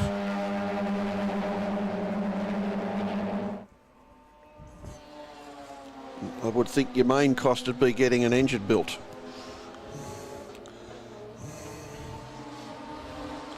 This is turning into an interesting scrap for position. This is back in the field a little bit. We've got 5 cars all lining up looking for a shot at second place. Yeah, led by Lyle from Scott, Bloomerus and Grice. So Grice has done a pretty good job, come from the back, and someone else has decided that they want to have a look out at the outreaches of turn 11. Checking on the quality of the lawn mowing. Or doing it themselves. So Lyle has got Scott right behind him. Bloomerus is there as well. Grice and Hills has joined in this battle. Bailey Scott not too far away. So this is turning into at least 5 cars, if possibly 6. Well, we are getting towards 6 cars involved in this great scrap for what will be second position. But Lyle did it all at the start, made that great start from the second row of the grid to get himself into the lead for the initial part of this race, and that top 3 of that group has now moved away just a little bit again. So we've got 2 lots of 3 racing now. But it ebbs and flows a little bit, doesn't it? At one point there were 6 in line, but now there's 3, 1 and 2, and there was 3 and 3. Someone's probably had a little bobble while we weren't looking, and and it just holds up whoever's behind them just a little bit. But certainly 3 cars in this scrap for second, and you wouldn't rule out Hills, who's I suspect that's what's happened. Grice had a little bit of a glitch somewhere and lost his 5th position to Hills, and that's where we had that little bit of a gap come up.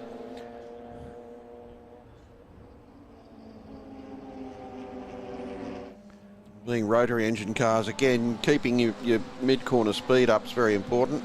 They don't have a lot of torque.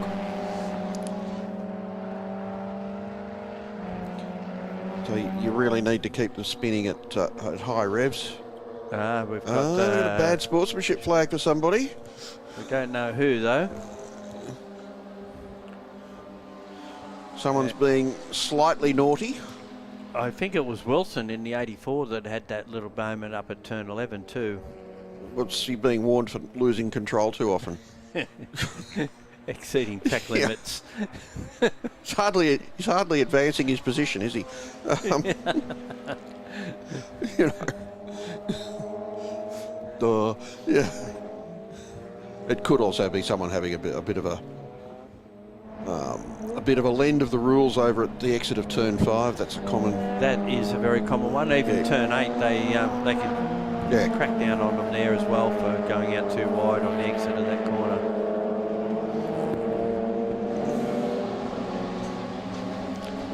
I don't know. I reckon if you really want people to not abuse the track limits there, just concrete in sort of 6 inches of a row of star pickets. Yeah. The problem is that the one at turn 5 is the actual entrance from the short circuit, so it makes it a bit difficult to do anything there. Not really. If you're coming out of the pit lane at the short circuit, you also. They're still It's the same flag hole. They show it at both the flag point after the hairpin and the start line. So it's that's fairly standard.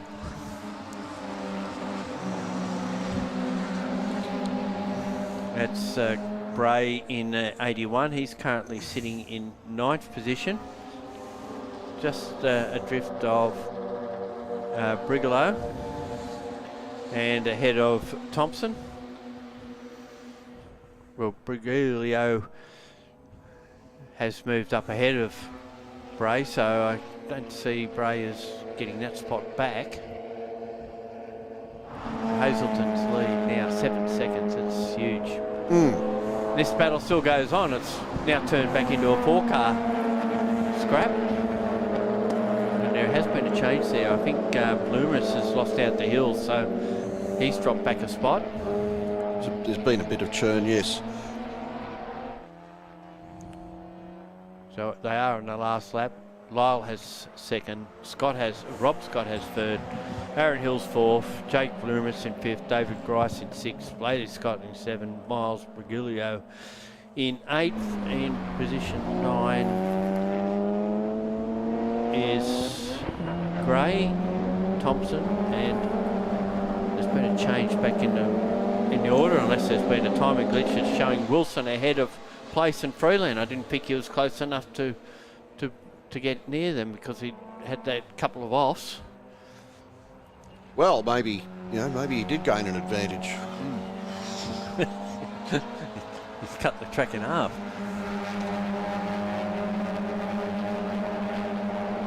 So the checkered flag should be out. We've got a 5-second penalty for car 95. No, there's 1 lap to go. 1 lap to go. So they're going another lap. Car 95 has a 5-second penalty, so that might have been who was getting the final warning. Brigulio, yeah.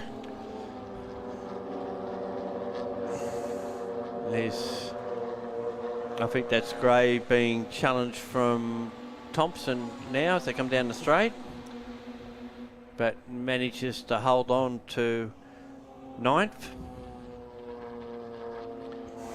Grant Braid actually classified as 5th in the first race this morning, which was shortened quite considerably due to a lengthy safety car.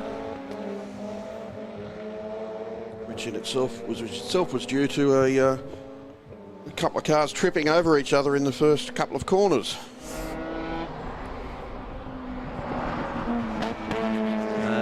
The Brigulio penalty's turned into a 15-second penalty. Yeah. So he's obviously exceeded track limits 3 times.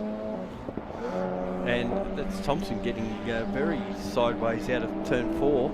It's cost himself some time. Well, he had a good run then on Bray. Bray had a very shallow exit from turn 1, which says to me that he wasn't going fast enough at the apex of turn 1. Well, here we are at turn 11, and it is Mick Hazelton, with driver of the weekend so far for mine. Not forgetting that I said that last meeting about Jason Cutts, and he had the car fail on the warm-up lap for the last race. So out to a really good, healthy lead, but the battle for second comes right down to the line. Lyle from Rob Scott, then Hills and Bloomerus. Jake Bloomerus, Bailey Scott, David Grice. Then we've got a bit of a gap to the next one, which is Brigulio, who will lose maybe won't lose too many positions. Well, with that week and a half penalty that he's got. Yeah, he will. And it's done him no favours. Looks like she will hold on to 12th ahead of John Freeland. Those two been dicing since the early stages of the race. And Wilson is well ahead of them, so we didn't see where that pass happened, but he was about that far behind them a lap or so ago. And Wazir will finish 14th with Prasad in 15th spot, coming onto the straight now.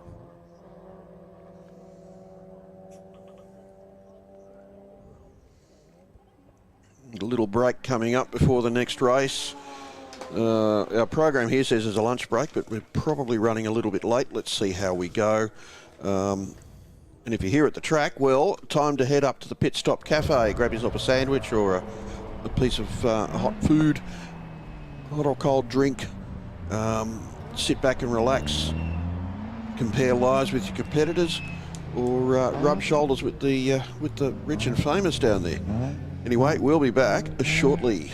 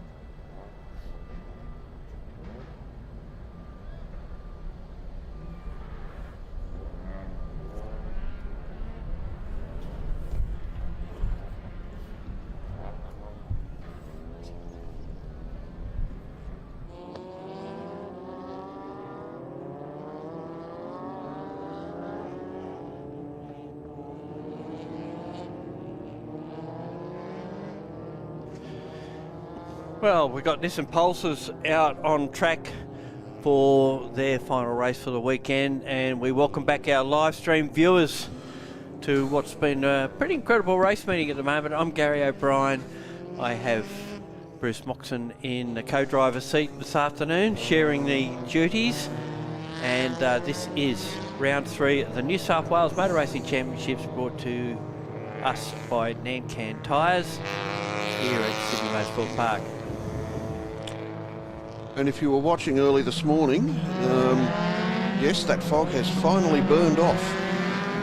It did take a while. It did take a while. In fact, our first race with these cars, we had no idea who was where other than the Craig brothers, who happily have differently coloured headlights. Now, I saw them a little while ago, and I suggested that they were both getting fuel at the same time, of course, and I suggested to them that, maybe one of them should start at the back, just to split them up a bit, and they weren't keen on that at all. Jamie Craig's doing some exceptional tyre warming. Yeah. I just noticed out of turn 5 up to 6. I don't think I've seen a tyre warming period with a car so sideways as that before. Well, the front-wheel drive car, so there's not much weight over the back tyres or the back wheels. It's important and difficult to get temperature to the rear tyres, and they can be very tricky to drive early in a race with some fairly spooky oversteer. Well, we did have a couple of penalties out of that earlier race, which we talked about. For those that did see it, Greg Duffy lost his 4th position and ended up finishing in 13th. And the other one that had a drama there, the 48, Scott Tidyman.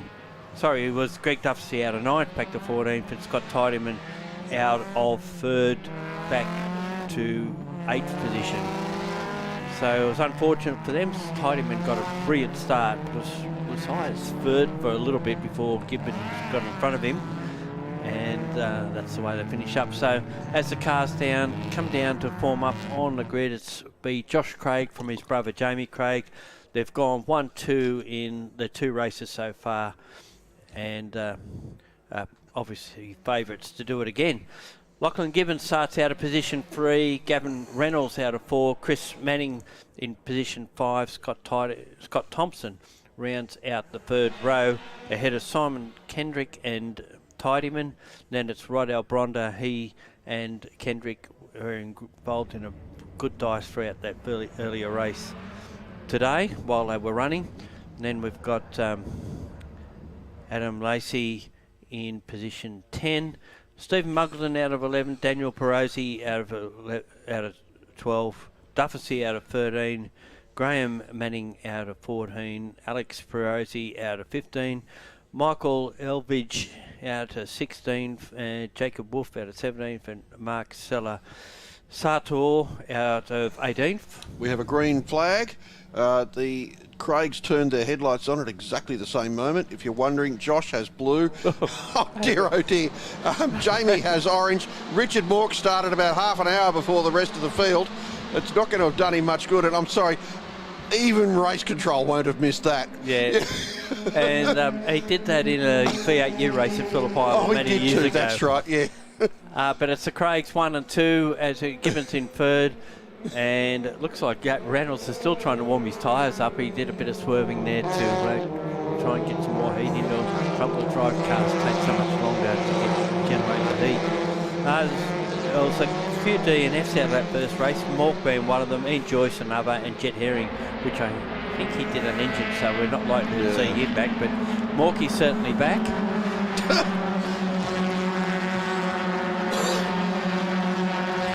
And he got up 5 positions in the first race, got penalised as a result for an indiscretion, and actually got pushed back to 20th. Second race he DNF'd, and the 3rd race, well, he's going to get penalised again. So if nothing else, it's humorous. So in the meantime, it's still. But we love the bloke. It's Josh Craig leads the way, and he's got a bigger gap than we're seeing on his brother than in the previous 2 races. Yeah. And for all his worth, Morky has moved up to 13th position. He's actually picked up 7 positions in this race. Yeah. And That's the thing, though. They say it's, oh, no, we've got a safety car. no, we haven't. The lights flashing. Oh, we have. There, yeah. Well, it's not showing up on time. No, it's not. So we're on standby until we find out what's happening here. Yeah. Yeah, looks like safety car is out, but it's not showing up on our timing. So there's been an issue somewhere, and it might be Dufficy. He's right at the back of the field. No, he's gone. Well, he's gone past the first intermediate. Here we go.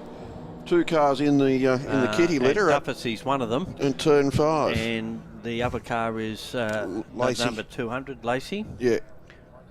Adam Lacey. So they've had that's a little bit of a coming together. Well, They've fallen off together. well, actually, it looks like Dufficy's left front wheel doesn't look like it's No. in a normal position. So there might have been contact between those two. We had a safety car in this morning's race as well.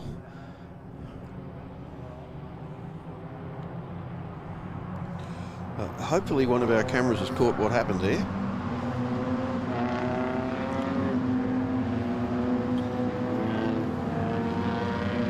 And situation pretty normal with the Craigs out in front. Gibbons and Reynolds and next best 2 tied him in. He's picked up a couple of spots. In 5th, he would have been starting out of 8th, so he's picked up 3 spots on the opening lap. And he's placed at the moment ahead of Manning, Thompson, Kendrick, Albronda, Mork in 10th, which is, unfortunately, I don't think we have vision of what may have happened to those 2 cars that are off at turn 5.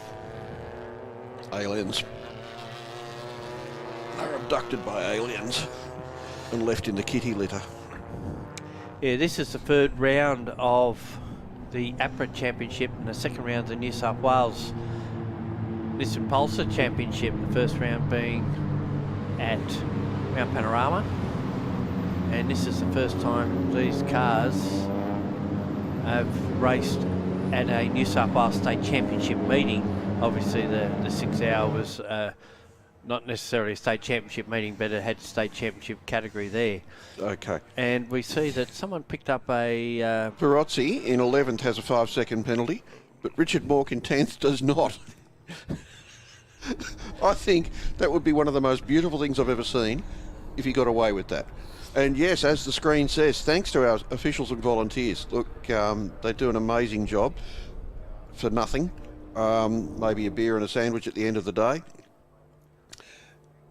Their blood's worth bottling, and without them we could not have a race meeting. And they're always looking for more. So if you'd love to be part of the action, find the officials page at sydneymotorsportpark.com.au or motorsport.org.au. Or the ardso.com.au. Or just Google search Motorsport Officials. It's really rewarding. You make lots of mates. You get an early start and a late finish. Yeah, stand out in the sun, the rain. The cold, the sleet. The heat. Yeah. No, please don't take any of that on board. No, seriously, it's an amazing job they do. And thanks very much to each and every one of them. And as Bruce has said in the past, it's the closest you'll be to a motor race without actually being in it. Yeah.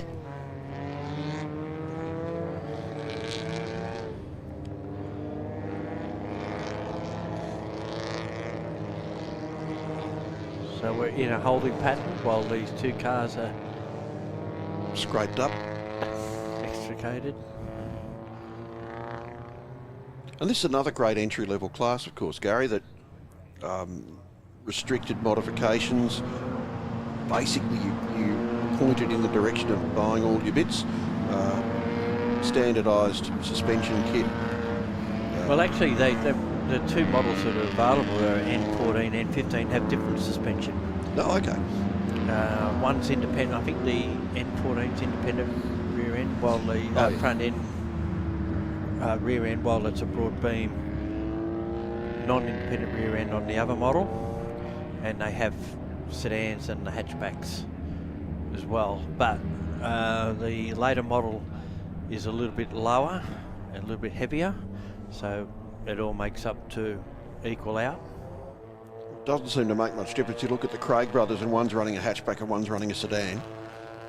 So there doesn't seem to be any aerodynamic Advantage. difference.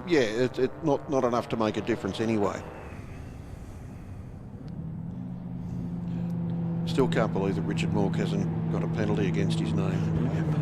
Maybe it's... Maybe they think it was Perozzi that shot through it. No, it was him, you know. Maybe they haven't, the timing doesn't allow for multiple, Yeah. more than 3 or 4 timing additions. A penalty for jumping the start used to be a minute.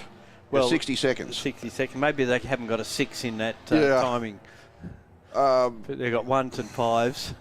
Well, I reckon if you go when the 10-second board goes up, and it's really 10 seconds before the start, you've got a 5-second advantage if you're only getting a 5-second penalty. Yeah, but you won't. You'll get a 30-second for that one. Well, I don't know. I think isn't it a mandated penalty? No, I don't think so. No, I think okay. Morky, when he did it at Phillip Island, got 30 seconds. Oh, okay. Yeah. Yeah. Because he took off about 25 seconds before the rest of the field. So there's the old story from the days of Warwick Farm where when they put up the 1 minute board, that meant it was 1 minute to go before the start. It's called a metric minute now. Yeah. Which means that you have barely got time to look up and it's back on. And the lap was more than a minute. So Alan Hamilton, who was racing a Porsche, figured he was quick enough to stay in front if he could get in front. So as soon as the 60-second board went up, he took off. and he went blatting around the track, and he got down to Creek Corner and spun, and the car stalled and he couldn't get it to start again, and the whole field went past him, and he still got a 1 minute penalty. So it didn't work that time, but it was an interesting experiment. The other funny 1 minute penalty story was at Oran Park, where there was a clubman race, and when I was still using a flag to start the race, and the flag waver lifted the flag up and twitched or something, and the whole field took off. Everybody took off, and everybody got a 1 minute penalty. Well, the other thing was that the Frank Gardner school of starting was that you didn't watch the flag drop. You watched the guy with the watch tap the flag dropper on the shoulder. Because that means it was instantaneous. Yeah. Nowadays we just use lights, so Yeah. even historics now using lights, aren't Yeah, they? that's right, yeah. So that trick doesn't work anymore. Well, Glenn Dix was always the one to watch. He not only did a big dance for everybody who finished the race, but his precision movements at the start of a race, from unrolling the flag to his lifting it up and snapping it down again, well worth a watch. And it used to be the wisdom that when you went to a racetrack you hadn't been to before, you went and watched a couple of races before yours, if you got a chance, to see what the starter did, so you were ready for their own little movements and foibles. Glenn Dix is still around. He was actually at the Malala Historic. He is still recently. around. He's doing pretty well. We featured him in Australian Muscle Car over a couple of issues a few months ago, and he had some really fantastic stories to tell in that article.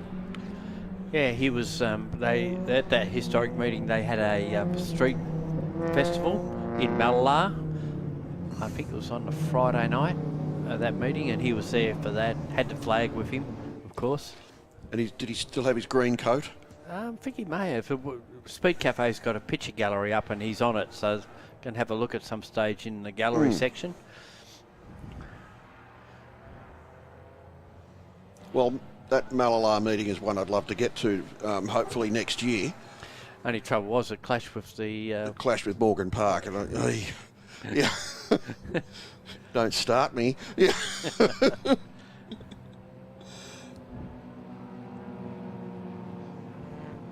That Dufficy car's still in the gravel. Got 4.5 gold, just under 5 minutes left. frankly, if it's not going to be got out in 5 minutes and everyone's just driving around wearing out brakes and tyres and Yeah, but using they're finished petrol. for the day anyway, so Yeah.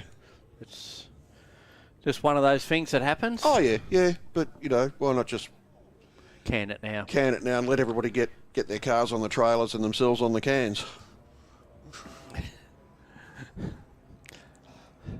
I like your philosophy. I go back to the old days of the big barbecues after Oran Park. Some of those got pretty messy. I remember the Power Tour when that went for its very short limited life. They had all the categories invited, and they had a big hot plate at Malalar and a big barbecue, drinks, the whole bit. Unfortunately, I was busy writing press releases in the press box, and there was one snag left when I got down to it. Oh, I better keep a snack for Gary, yeah. I can remember some fairly adventurous drives home after Oran Park meetings on the old Oran Park Road. At speeds we don't talk about in public, in conditions we don't admit to.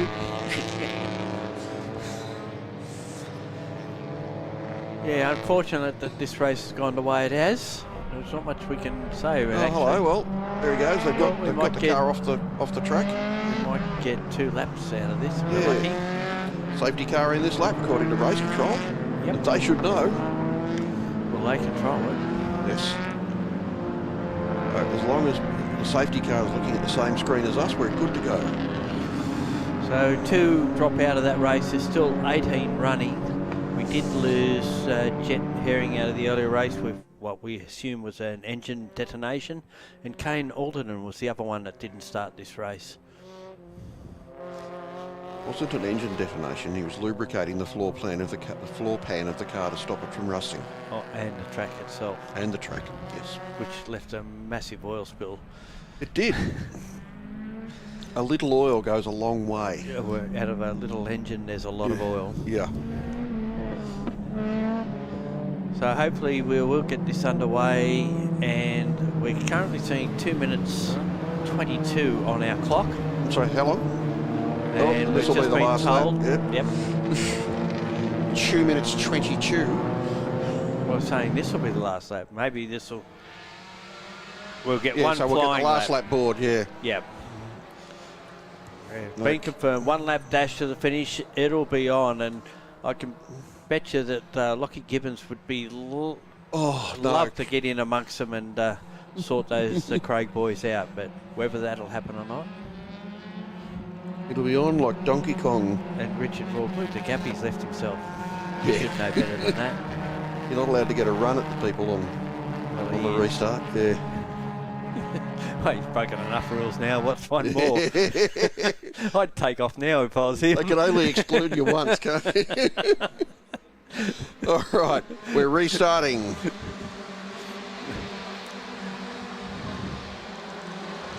Well, Lachlan Gibbons showed a lot of discipline in that extensive safety car period.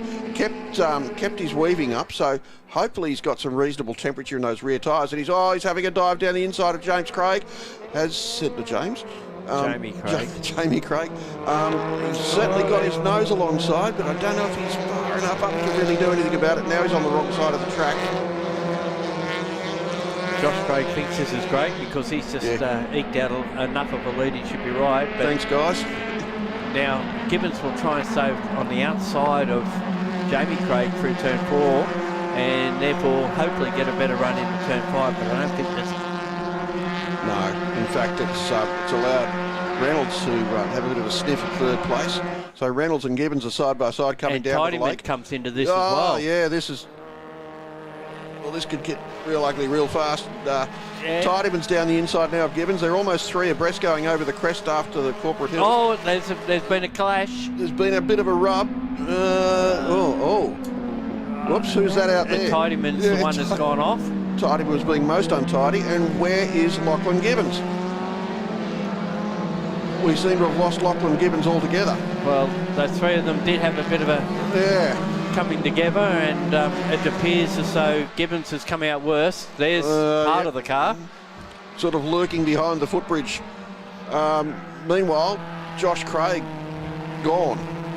And So he finishes up with, out of 3 races, 3 race victories. Yeah. And the third round of the APRA Series, the second round of the New South Wales State Series. Josh Craig gets the win. Jamie Craig in second spot, and Chris Manning has picked up third. He's done a Bradbury. Then Scott Thompson will be fourth, ahead of Simon Kendrick, Scott Tidyman, Rod Albronda, Richard Mork in 8th, Fian Joyce in 9th, and Daniel Perozzi rounds out our 10. And there is damage to the Gavin Reynolds car. He's bringing it back through the back gate at turn 4. So he dropped out of that as well, and we haven't seen where there's Gibbons still running, so he's going to at least finish. And this side of the car looks fine. I just wonder what the other side of it looks like. Yeah, but a couple of little bit of how you're going bits around both sides of the front bumpers, but the front bumper, it doesn't look like anything huge. He's just... yeah, the hottest part of that will be the driver, I would think, at this point. He certainly got caught up in an attempt to get to third spot. They'll all go and have a bit of a talk to each other and a bit of a post-mortem, and hopefully they all go, you know what, it was the last lap of a one-lap race, and this is going to happen sometimes. There's our finishing result. Josh Craig from Jamie Craig. He's not even in the race, so that was Chris Manning in third, Scott Thompson. There's another one in there. Tim Robson was in the previous race. He wasn't in this one. Rod Albronda, Scott Tidyman, Richard Mork in 8th, Daniel Perozzi Well, they go 9th. They're all over the shop there. Those results, don't take any notice of them apart from the first couple. Richard Mork and Daniel Perozzi both had 5-second penalties. I'm going to wait for the official results. They've dropped Morky back to 11th. Okay. Okay, we're going to take a quick break now and prepare ourselves for Formula Open and Formula Race cars for their third and final race for the weekend.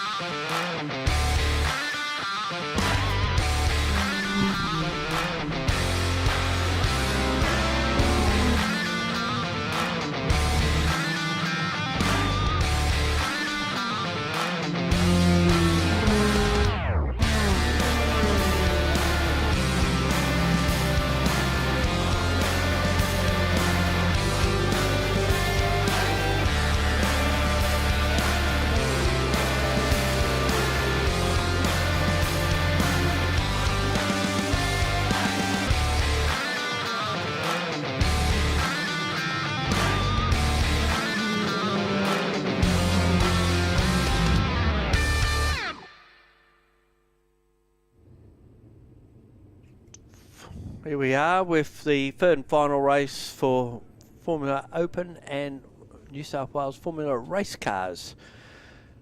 Brought to you by GT Tyres. And Ryan McMillan will be our pole sitter ahead of Miles Bromley in a 1-2 for Tim Macro Racing. So far, it's been interesting. And only getting these cars off the line seems to be the major drama for different people in different races. This sort of car has always been notoriously hard to get off the line. We got a downhill start too, which makes yeah, it well, a that's right. bit Yeah, harder. some of them have a little handbrake in there. In the old days, we'd put a stick of chalk in front of the tyres. You'd lie it down on the track. That now. Yeah. When the race started, you'd see all these little puffs of dust. But they're just on hold in the dummy grid while we get bits of Pulsars cleaned up off the track. They showed the 1 minute board a few moments ago, so it won't be too long. It must be a full 1 minute one, this one. So Kyle Evans will start out as 3, Bo Russell out of 4, and the cars are actually now moving out of the pre-grid. We don't like to call it a dummy grid anymore because they reckon they're not dummies, so why should we call it that? Okay.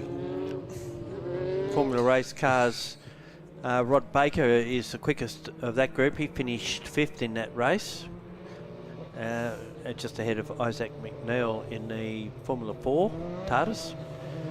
Graham Holmes in another of the state cars. Doug Barry was 3rd of the state cars in the Formula Holden Reynard D90 of 92D. So that car generally pretty good off the line normally, but It's got a lot of torque and power. yeah. That Holden-based V6 in it. Now Arthur Abrahams was classified as DNF, even though we've seen him cross the line, so I don't know what the story is there. And Chris Huang was the one that caused a late, early cancellation of that race, or early finish to that race. He spun off at turn 6 under his own accord, and unfortunately with these cars without alternators and very low power batteries, they get one shot at trying to get them started. If they don't, then they don't move unless you can run them off somewhere. Batteries are heavy. Well, a little Bigger battery is heavier than a smaller battery, so they put in the smallest battery they can. The idea is not to stall the car. well, you can't help it sometimes. Obviously, but yeah. When you got both foot on the brakes trying to stop you hitting the wall. Yeah. It's been a pretty good series so far. 3 rounds. First round at Sandown, then they're up at Wheaton for round 2. And this has been the culmination of the 3rd round, this race here this weekend. We got to meet some of the young drivers that came up and had a chat. So they could, it was Ryan and Miles, Kyle, Isaac was there as well, and Bo. So all the guys that are the front runners basically in Formula Open, and a good introduction to, well, from both sides really. They get to know us, so they know who to find and sort out when they have a drum with what we've said. Indeed, indeed. Or haven't said.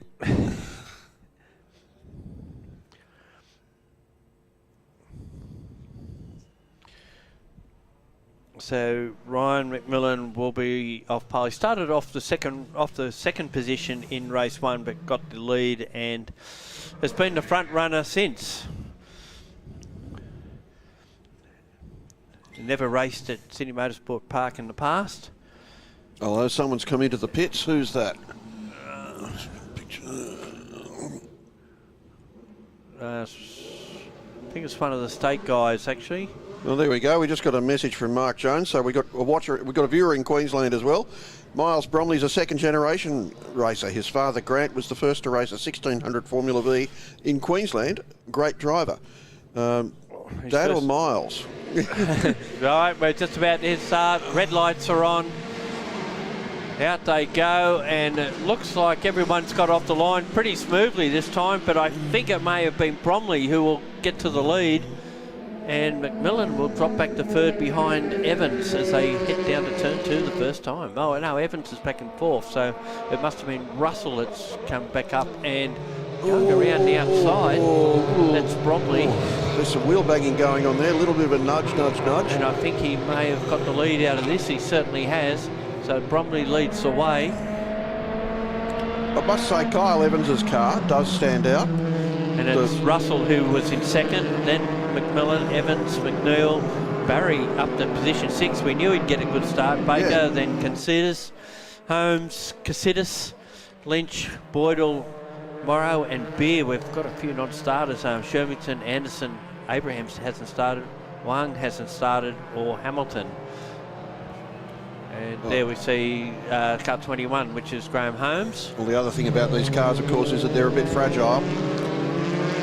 And you go putting them in the hands of ham-fisted young racing drivers. So we're looking at some of the state-based competitors in this field, but and there's been a change there. Sedans has got himself ahead of Holmes, and Wang did start the race. It showed him up as did not start, but he is out there, and he's pretty easy to spot. The livery is so different from everything else on the Formula 4s, or any car for that matter. The white with all the blue splashes on it, and someone pulling out of the slipstream there, and in the background we could see Wang just making a move on the car that was immediately ahead of him. Then I think that was Boydell in the older generation Formula 4, the Miguel. But Bromley leads the way, Russell in second, and McMillan in third. So if Bromley wins this race, he wins the round. So he's in a pretty good position at the moment. And there's the car we were talking about, with Chris Huang. All right, we're told Miles Bromley just needs to win the race to win the round. I just said that. Oh, did you? Okay. Oh, is that all? Yeah. And he's got almost half a second on Russell at this stage. That's a good comeback from Russell after that spin in the earlier race this morning. He's got himself back into prominent position. McMillan, unfortunately, just a bit slow off the start. He's third, Evans in fourth, and those four would certainly gap the rest, because they're the later generation Formula 3s from Dallara, the 308s with the 11 updates, and here the battle is going on. This is a battle for second between Russell and McMillan, and McMillan goes down around the outside, or attempts to, and he can't quite do it, so Russell holds that position at the moment. And while that battle goes on, Bromley is able to increase his running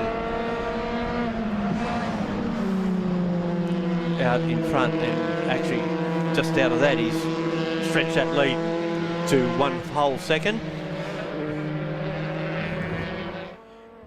Still got McNeil in position 5 in the first of the Formula 4s. McMillan just set the fastest lap in his pursuit there of Russell. Yeah, 26.27. Bromley did a 26.62 and Russell 26.8. So these two really should work together and try and negate that gap with two cars. Try and tow themselves up to Miles Exactly. Bromley, yeah. I think Evans unfortunately is dropped off the back, so without that the benefit of a draft, I can't see him making up that deficit. The deficit at the moment is 1.7 seconds to those two now. McMillan again gets into the toe of Russell, trying to find a way around. I don't think he's quite close enough. He might have another go at turn 2. He seems to be quite impressive under brakes, but Russell makes him go around the outside, and he does so, but he sets himself wide on the exit, and that allows Russell to get the spot back. They're putting on a great show, these two, and if anything, Russell didn't quite do so well in the run to turn 3, and has cost him at least a car length or two, probably more, and Russell manages to hold on to that position. So Russell also in a Tim Macro racing car, so at the moment I think they're running 1, 2 and 3 in this race. Yep.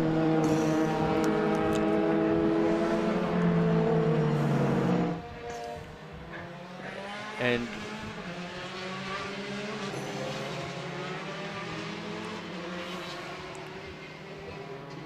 so McNeil still holds down 5th, Baker in 6th, the best of the that's Phil Morrow in the pits, we can hear in the background.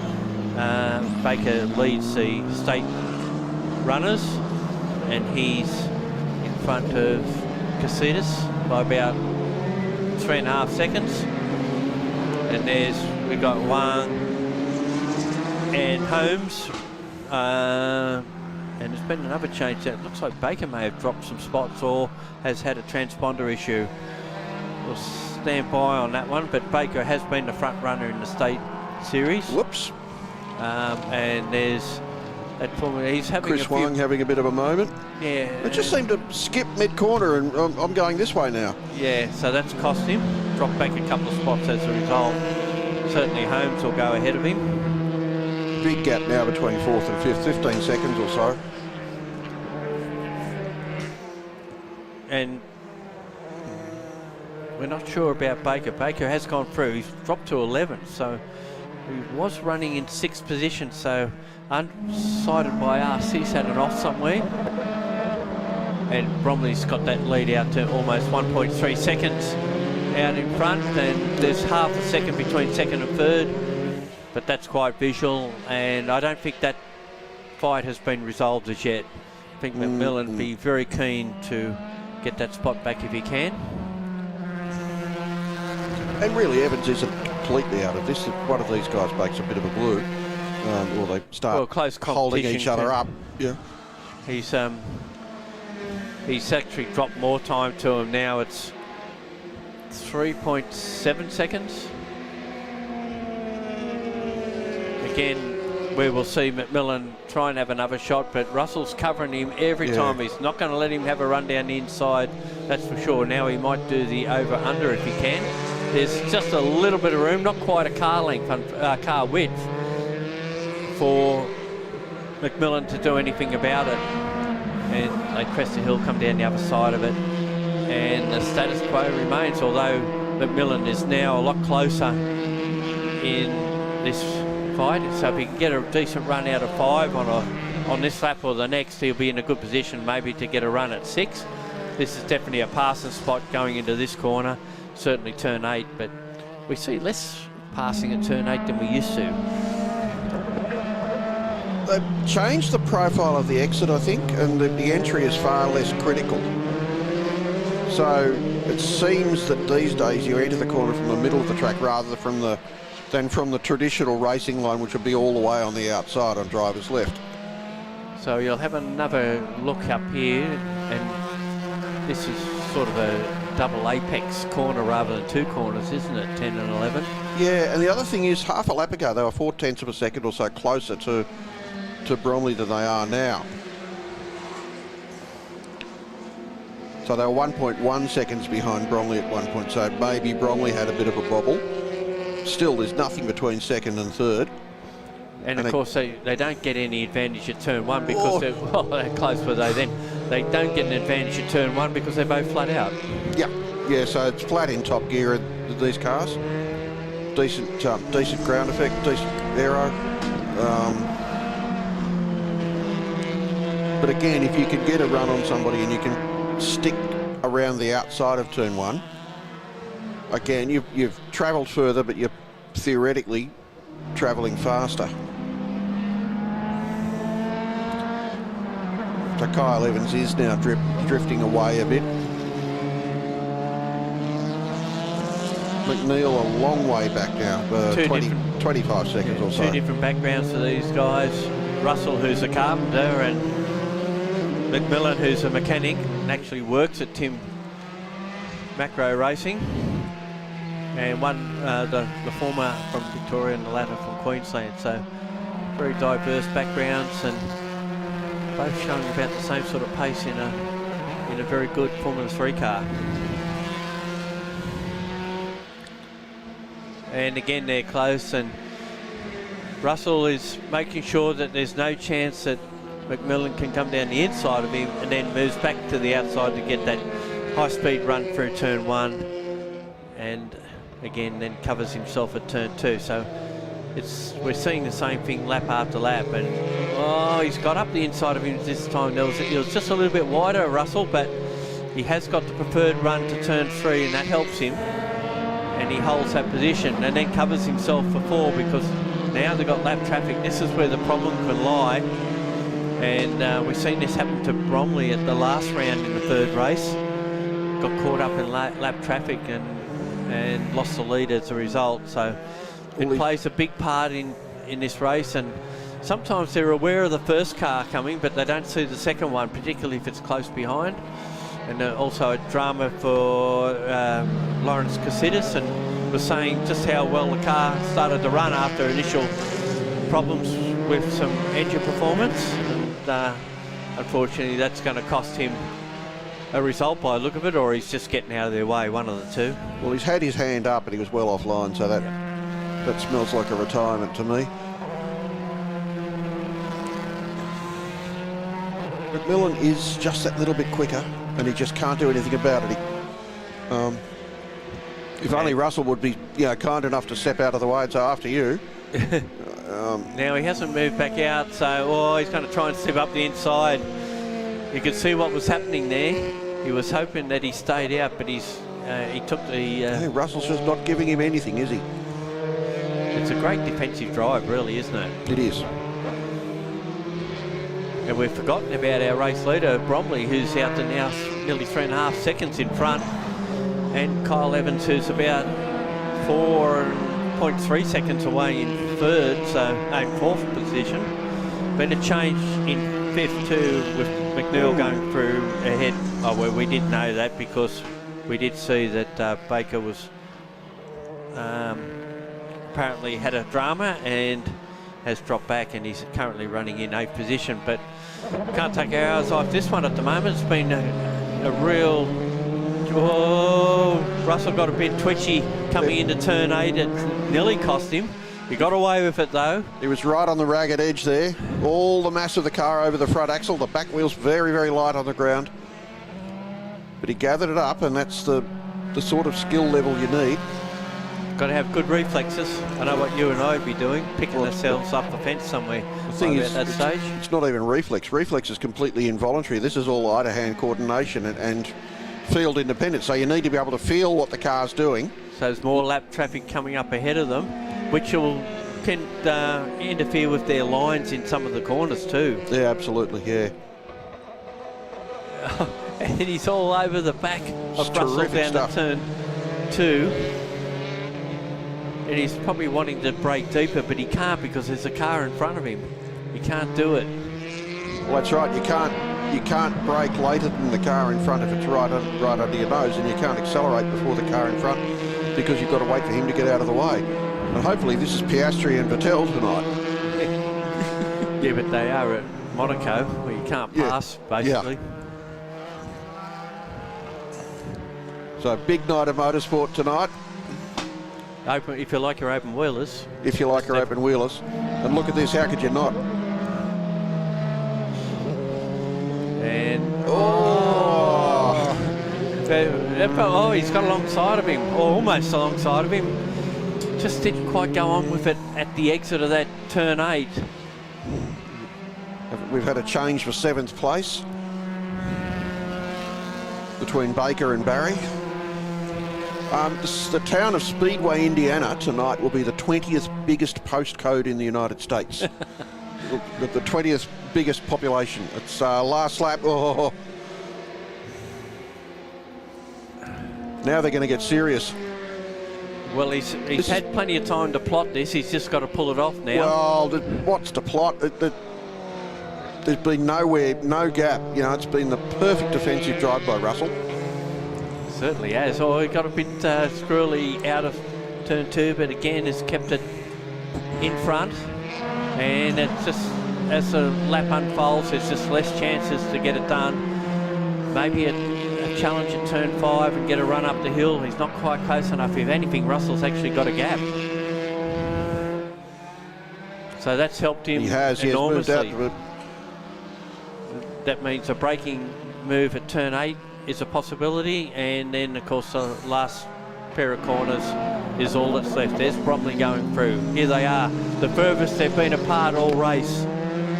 But now he's good under brakes going into turn 8, but it compromises his speed on the exit. And we're following the wrong car there. We're looking at Chris Huang. Yeah. So it's the next car through. There's Miles Bromley, who will come through to take the third race. Great start, and has pulled off the last race, takes the win, and a fair margin in front, and Bo Russell's race to finish in 2nd spot. Great defensive drive, did nothing wrong, just had the car in the right position at the right time, finishes ahead of Ryan McMillan. Kyle Evans finishes in 4th. Then we've got a fair wait till Ian McMillan comes across the line. The first of the Class B cars, if you're looking at timing, that's the Formula 4 car, the Tatis, and he'll be followed by George Gatsidas, Rod Baker, Doug Barry, Graham Holmes, Chris Huang, and Greg Lynch will be in 11th spot, Nathan Beer in 12th, and Tim Boydell in the older McGall Formula 4 will be in 13th spot. Unfortunately, Lawrence Gatsidas and Phil Morrow were non-finishers in this one. That was a good race. That was a great race for That was P2. most entertaining. Well done, everybody. That's as close as you want to see. Well, Yeah. There's Doug Barry The Formula coming Holden, through. which, Love these cars. back in the era. yeah. And especially that model, it just looks so, So Formula open. yeah. So, It looks so like a open Ferrari wheeler. of that era. Yeah. Very clean. Doesn't have lumps and bumps all over it and bits sticking out. All right, we'll be back in a couple of minutes.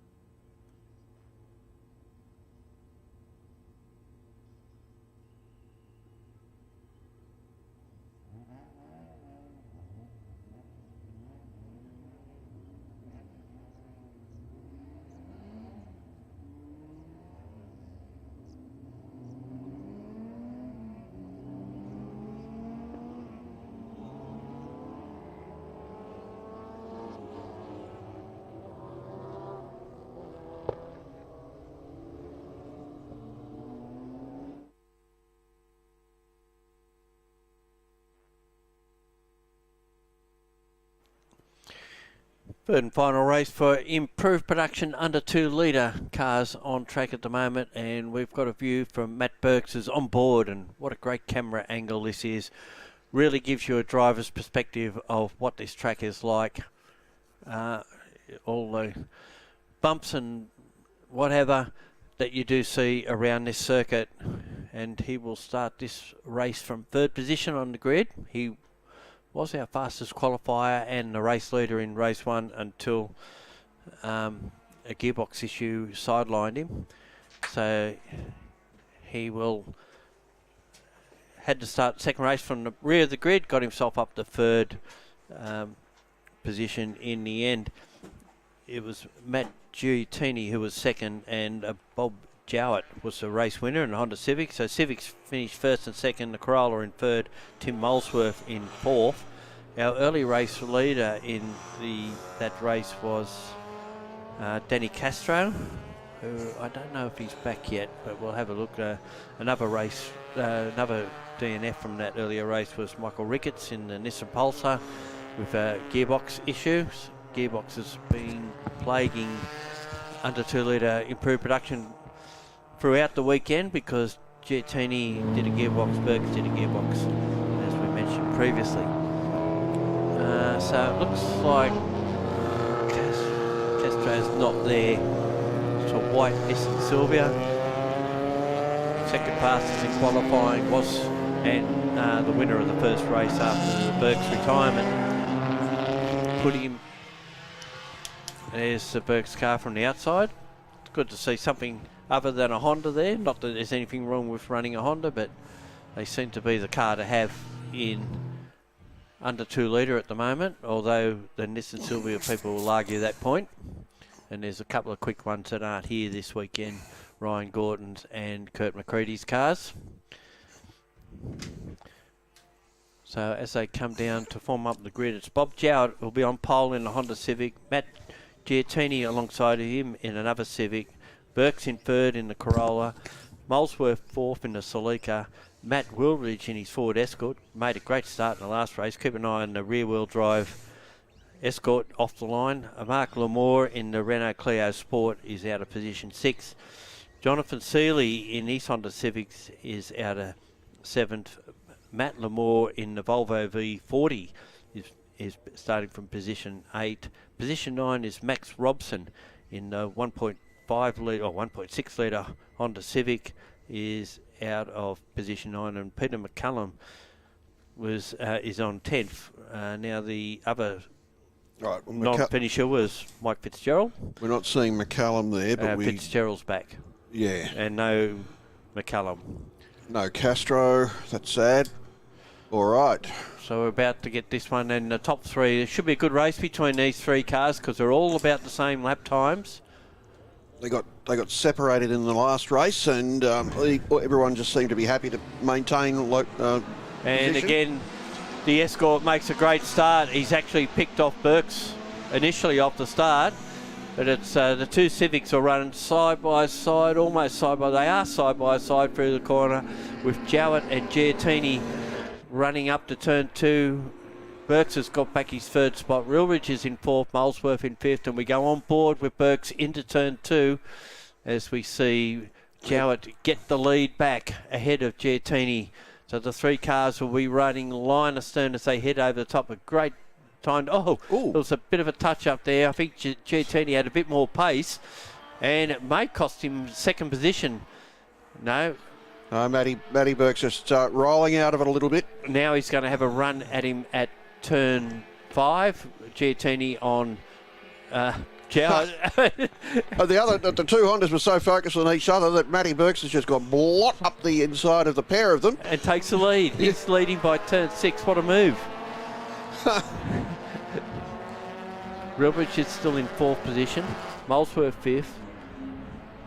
First of the Lamores, the next one ahead of Seeley, then the second of the Lamores, Robson, Fitzgerald. Just the 10 cars.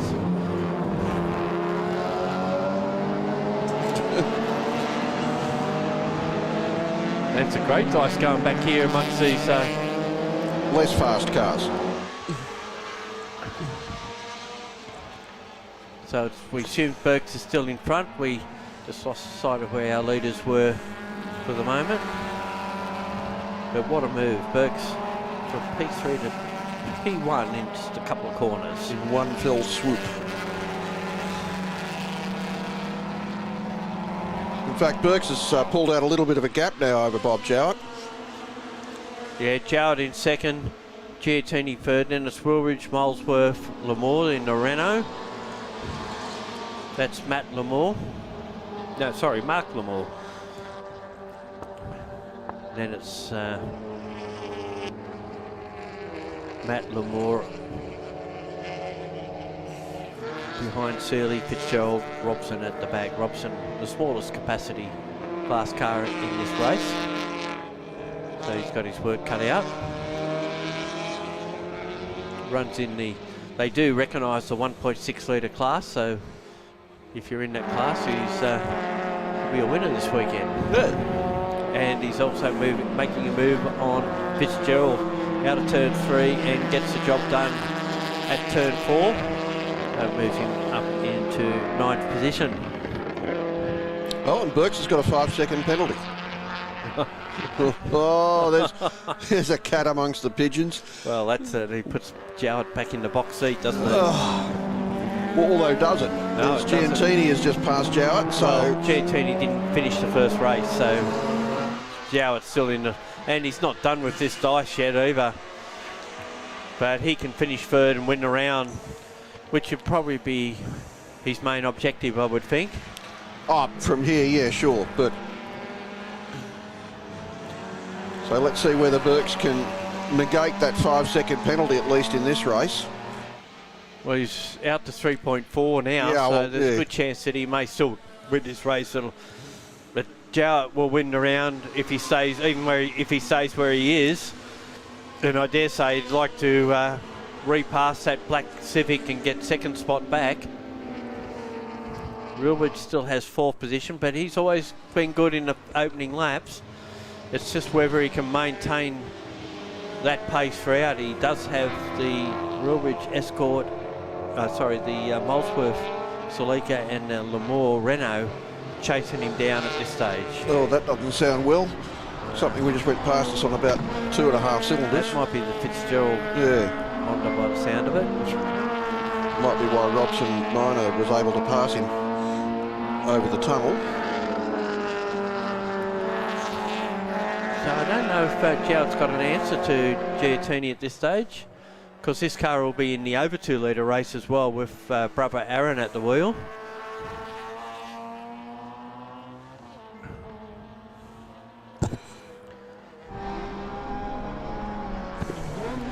And that leads 3.87 seconds. So it's only 1.2 off being 5.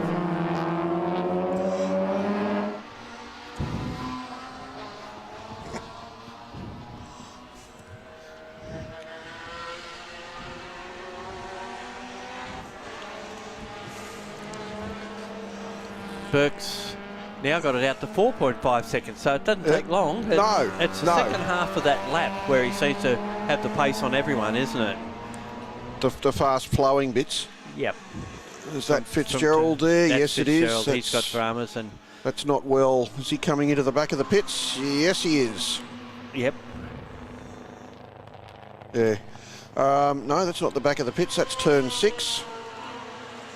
Yeah, I dare say from what we heard, it was running on less than 4 cylinders. Yeah, fewer than the recommended number. And Burks is now out to that 5-second lead, so the penalty... He's negated the gap. Well, I honestly thought that they would all be very close together, but Burks did his lap times in traffic, whereas the others were free to air, so... Which is a bit like what you get with the live stream TV. That sounds even worse TV. now, yeah. Yeah, obviously Fitzgerald's continuing on just to get points. Out of sheer stubbornness. Or that too. Oh, I suppose if you're out here to race, you might as well keep going while you can. Well, as long as you haven't got little bits of metal floating around in the engine that are turning other little bits of metal into even smaller bits of metal. That gap's back down under 5 seconds. Yep. So it's the second half of this lap from this point onwards where Burks will eke out that lead again. Come on, Matty, get on with it. So his second sector is his slowest sector, and obviously not quite as fast as some of the other people. So he's out to 5.7, so he's taken 0.6 of a second Yep. off the others in that sector. Well, Jowett's not let Giantini get away with this. He's still there. And what we're seeing today is a lot of dices for second spot, haven't we? Seems to be the norm at the moment. Pitts has given it away. Yeah.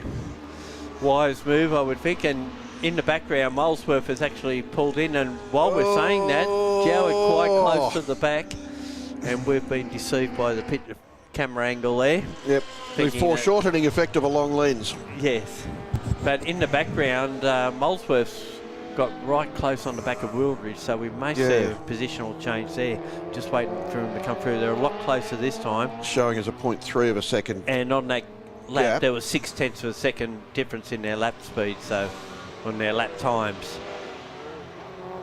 So the Escort doesn't maintain its early starting positions. It gets away, it's well positioned early and then just starts to fade away in the second half of the races. We've still got 8 minutes of this to go, so his chances of holding on to this spot, which is 4th at the moment. Well, let's not write him off. We've just seen a very defensive drive in the last race. Maybe we'll see another one here. And Molesworth having a look, but yeah, it's no, just nothing getting a bit doing. of cool air. Yeah, just having a look. Because it's if you're not in Sydney watching this, you're elsewhere. The sun's shining. It's a beautiful warm day. It's a cracker of a day. You wouldn't know we're a week away from winter. But then I think winter's the best time in Sydney. Now he's got quite close to him. So where is the advantage for this car now? Is it straight line performance or is it in its handling? We'll find out very shortly. Gentini still holds second. The gap is now out to 6.9 seconds, so he's more than consolidated today. That's Burks I'm talking about. And looks like Molesworth is attempting to pull out as they head down the straight. He's got closer, but I don't think he's close enough to get past at this point. He's certainly irritating Matthew Wildridge. Just lurking back there. Well, I think we're determined that he can't get past in a straight line unless he's right in his underneath that rear spoiler. Now, this model Celica is not the first car you'd think of for an under 2 litre improved production car, I would say. Is that one of the Colin Osborne production cars, perhaps? I'm not sure about that.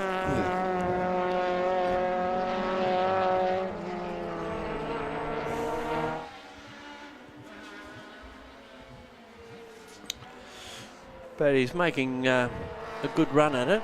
Yeah. I was thinking it might more likely Alan Shepard's car, but could be wrong. Oh, yeah. It's the right colour. Yes. The thrifty rent-a-car blue. Rilwich is doing a good defensive job, although he's run a little bit wide out of turn 8. But I think he's had enough advantage to keep hold of it, or has he? Or has he? Yeah, well, that's that. Yeah, he took the normal line there, and Molesworth took a very shallow exit. No doubt. Shallow exit means that you lose a little bit of speed as well. But you're hoping for that run up the inside on the way out of the corner, which didn't happen. Yeah, I think he's a bit closer this time as they head down the straight. And we still got Mark Lamore. Got him. Hovering in the background there, not close enough to cause any damage, but Molesworth goes through to 4th position as they head into turn 1. Can Wildridge come back at him? Probably not the part of the track that suits the Escort as much as a newer Celica, newer model. Both not new by any stretch of the imagination. It's a lot less new. The Escort's a lot less new, though, than the Celica is. Yes.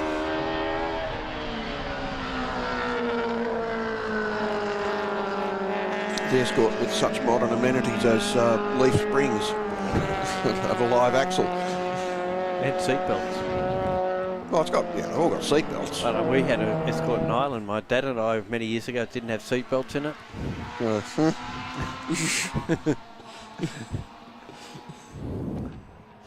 So Burke's lead is out now to 9.5 seconds. So it's a good comeback from a DNF in race 1, 3rd in race 2, and now in front in this race.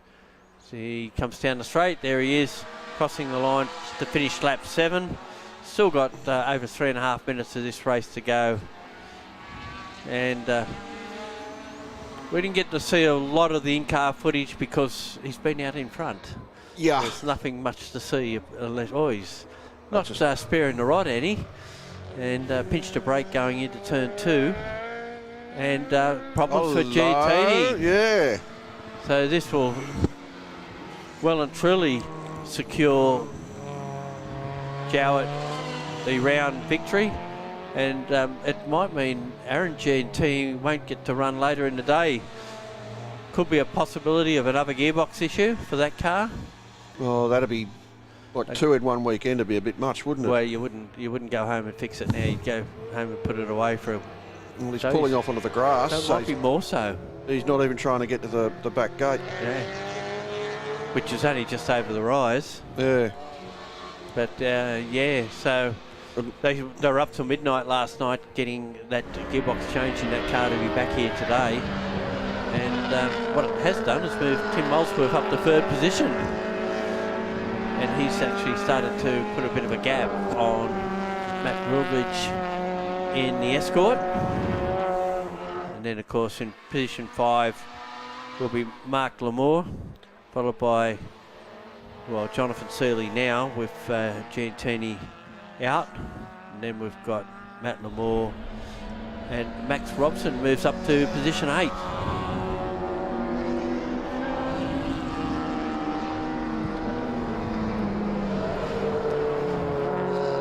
Wilbridge is still trying desperately to stick with Molesworth because there's a top 3 position up for grabs here. And there is our race leader. Just puff of smoke as he goes down through turn 2, lifts that inside rear wheel through that tighter corner. Bounces around. There's that Here's onboard our, shot. Yeah. here we go with our onboard. Gary really loves this shot. I love this shot. I think it's fantastic. The camera angle's just perfect. And you really get a feel for what the track's like.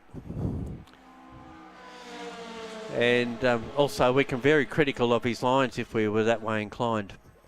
Give me a minute. You know what? So far, no problem at all. He's hitting every nailed apex. it perfectly. Yeah. Be interesting to see how he takes turns 10 and 11. That double apex, almost one corner, isn't it? Mm. And down here, you've almost got to go past the end of the fence there on the inside before you actually turn the wheel. Now we won't get to see him out of turns 10 and 11. 41 seconds. Will we see a checkered flag this lap or next? The Crisis Transport Logistics sponsored car in the Crisis Transport Logistics sponsored race. It's all a bit of a win. And That I think looks the like a checkered checkered flag flag. is coming out. Well and done, Matty Burks. he's had to get one back. The effort to fix their gearbox problems in after race 1. And well done, Bob Jowett. Bob Jowett not only finished second, but wins around here at Sydney Motorsport Park. Put him in good stead for the under 2 litre championship. And Tim Molesworth has fought hard to get past Matt Wilbridge to secure a 3rd position in this race. It's not over yet. The number of perverse results we've seen this weekend. Well, they've been all your calls, the ones that have Yeah, gone I bad. know. Yeah. And in the background, Mark Lamour in the Renault Clio Sport. A very different car to see an improved production. Something that they've toiled away with to get quicker and quicker. Gives a little flash of the lights so that And reliable. now you can see what the rear entrance of the pits looks like from Oh. a driver's perspective. I'm very results. familiar. 'Cause There are our results. 14.8 seconds between first and second, with a further 15.9 seconds back to Molesworth in 3rd. Wilbridge not far behind him, just 0.9 of a second. Lamour not far off that as well. He was on the straight when they took the checkered flag. Jonathan Seeley, Matt Lamour and Max Robson rounded out our field. That is improved production under 2 litre finish for the day. The next race coming up are the Big Bangers out for their 3rd and final race to New South Wales Sports Sedan Championship, and we'll be back when they hit the track.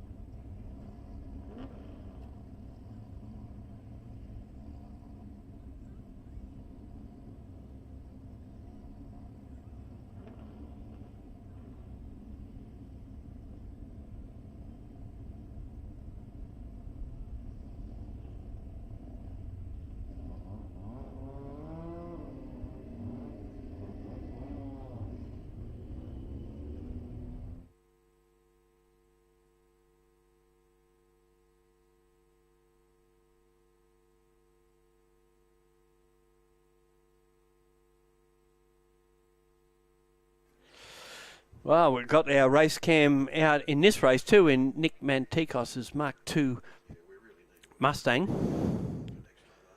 Yeah. And this is the third and final race at the second round of the New South Wales Sports Sedan Championship. First race was won by Steve Lacey, the second by Brad Shields. Dan Nolan has been third in both so far. Hugh McAllister fourth in both so far. And Nick Mantikos has been fifth. And we've got a bird's eye view of that battle that'll happen in front of them, which is good. It'll be a rolling start, so it'll be great to see it off a rolling start, just how good they go. Brad Shields had the first race well and truly in his keeping until an engine glitch coming out of turn 6 on the last lap meant that he had to shut down and restart. And by that stage, Steve Lacey, who started off the back of the field after a broken axle in qualifying, was able to take the win. A lucky win, but he took it anyway. Wasn't going to give it back, was he, Bruce? Oh, no. So, yes, the usual blobs of cream have risen to the top at state level. There's a few people we're missing. Billy Seaton's not here. We haven't seen him for a while, actually, have we? No, the Birrell Chetan Camaro has not been seen of late from Billy's Motorsport. There's been a few missing. John Ford in that Mercedes Trans Am bodied car. Greg Boyle in his GTR. Four-wheel drive car, yep. Which does all sorts of different things, sprints and rally sprints, and half the time it runs as two-wheel drive because it keeps breaking front drive shafts. Because it's got too much power. As we said, rolling start for these guys. Fiat 124 on the outside. Twin rotor rotary turboed underneath the front. Well, underneath the windscreen. Yeah, it is back a bit. Yeah. Where the maker would have intended a power plant to be. Here we go, rolling down towards the rolling start. They're side by side now. Whoompa. Brad will have his left foot hard on the brake pedal, the right foot on the throttle, and away we go now. And the turbo rotary leaps away from the start and straight into the lead. Brad Shields leads now from Stephen Lacey, with third being held by Dan Nolan. I just had to press the any key, sorry. McAllister goes into fourth, just in front of Jude Barguana in the Corvette. And there's Mantikos, the next one through, and we're getting a bird's eye view of the back of the Corvette as it heads up over the tunnel down towards turn 4. And we're getting a nice waft of E85 through the open door of the ground-based mobile facility here. That Corvette originally a Paul Boschett Corvette before he went to a space frame car.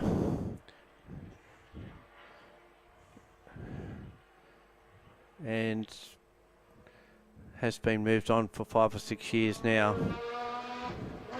And Jude Barguana guest driving it this weekend. Had a wheel come off in yesterday's race. It was a bit unfortunate, pulled the centre out of the wheel. But we did see a good race this morning between the two Mustang-bodied cars. And Jude got a little bit out of shape out of turn 8, but still manages to hold position.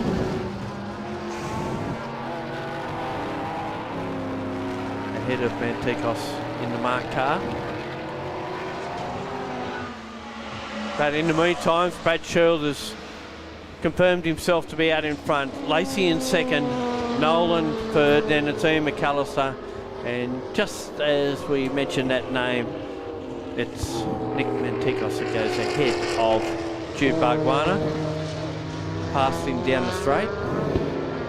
After that it'll be Graham Smith and in the Mazda RX-7 with a Chev under the bonnet, and Jeff Whittaker in his more or less production-based Holden Commodore is in position 8. Looks like Glenn Pro has not returned to the race. after dramas this morning. Had dramas in qualifying where this had a suspension failure at the right rear, and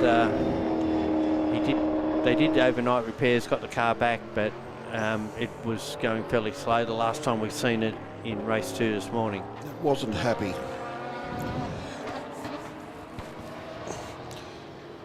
I think Jude Barguana's punching a bit out of this car's weight. Certainly keeping up with cars you would assume would be a little bit quicker than it. Well, as I was saying this morning, Mantikos can run in production sports. I'm sure that probably would almost qualify for production sports as well. But this car here, which is a Trans Am car out of Southeast Asia, does not qualify for Trans Am or TA2 in Australia because it runs a Coyote engine.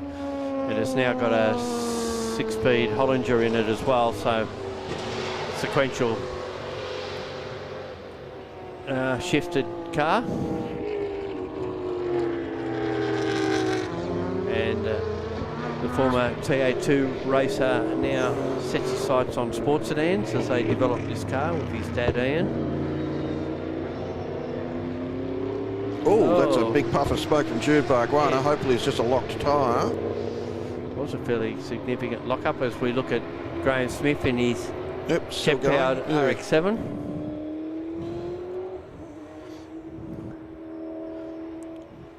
As we mentioned earlier, the cars are ranked in division. Division being what the car's lap times are, rather than the driver. So a driver can jump into a Division 2 car and technically shouldn't be any quicker than the regular custodian, but they are if it's a specialist driver. Graham Smith, from I recall, he went round last year and had dramas down there, had a hit with someone, I think, memory. Actually, it might have been Steve Lacey who was trying to put a lap on him at that point. I could stand corrected on that one if I'm not right. I wasn't there. I remember did watch it on Blendline TV.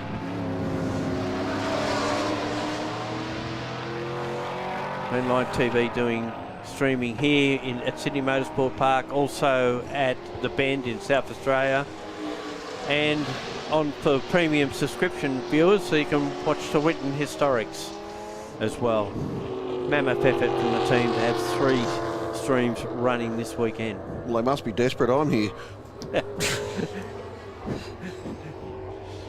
We couldn't not have the course commentator at SMP along for the ride. Fair enough. Well, I'd have been talking over the PA over the top of you anyway, so... Rather than just talking over the top of me here. I can't be kept quiet. Enjoying it. That's the main thing. That's what it's all about. And the gap between first and second at this point is 4.7 seconds, with Nolan a further 7.6 seconds away in third, and he's got about 2.8 seconds on Hugh McAllister.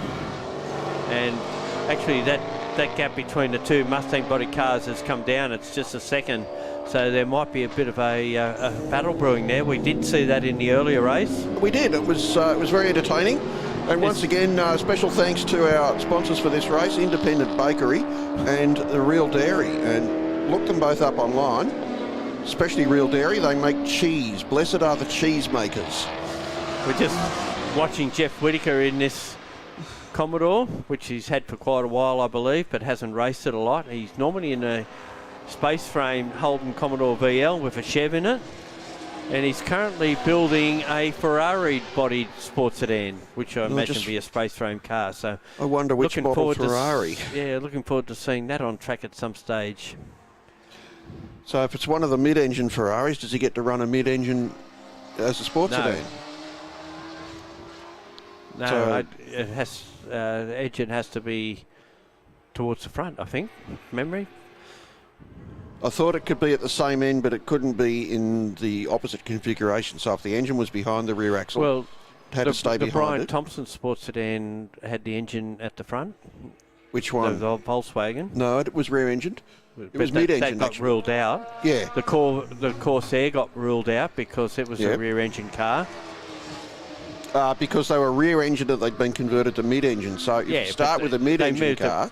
They moved it through the firewall. They just... And that was wasn't illegal. It just wasn't... it was made illegal. But I think from memory... I don't think you can run a rear-engine sports sedan. But I stand corrected on that if that's the case. I'd be very interested to see how we go about it.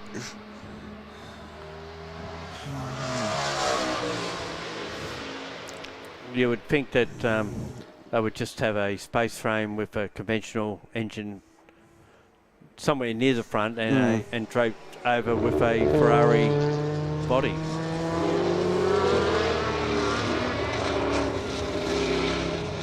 Steve Lacey in the Steve Vigers owned and run Chev Camaro. That's won state championships in the past. Bit bouncy through turn 3, I just noticed. I've gone fairly stiff on the rear damping there. Yeah, I believe this car is going to run at the next meeting, and that'll be its swan song. Because Steve, who next weekend will be racing in independent race cars, car similar to a Mark car, but run by Mark cars. The car he ran at the combined sedans at Bathurst. He will run that at the combined state championship and national championship round here. And I think he's also going to give it a run in production sports as well, which he can do.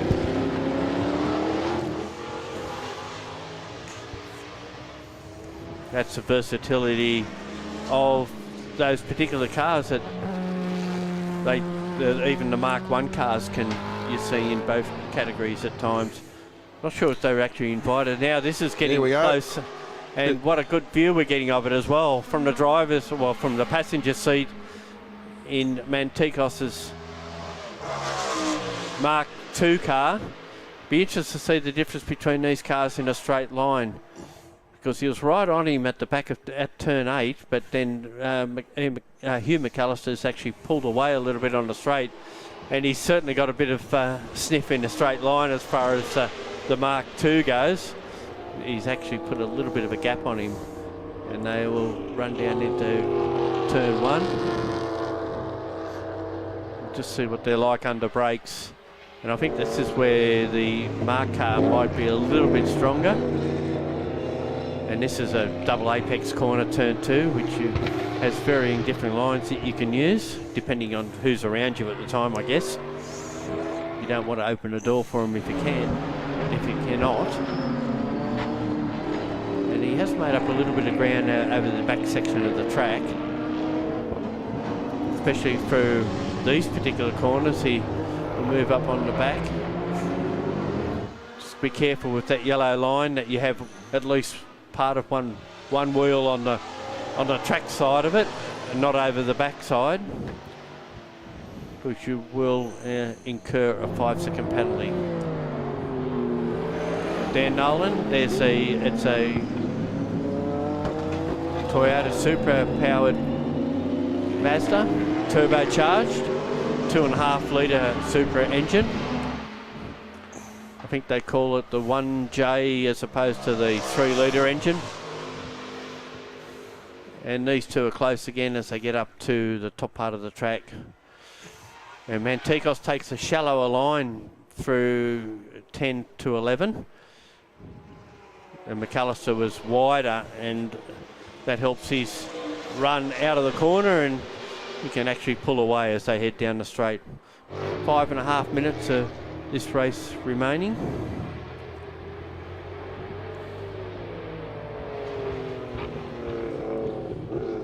And Nolan continues in third spot. It's 3 thirds for the meeting. He'll be pretty happy with that. And we have mentioned before that he does drive a former Australian Sports Car Championship winning Nola Chev at various historic meetings, and second in the 2022 Australian Super Sprint Championships.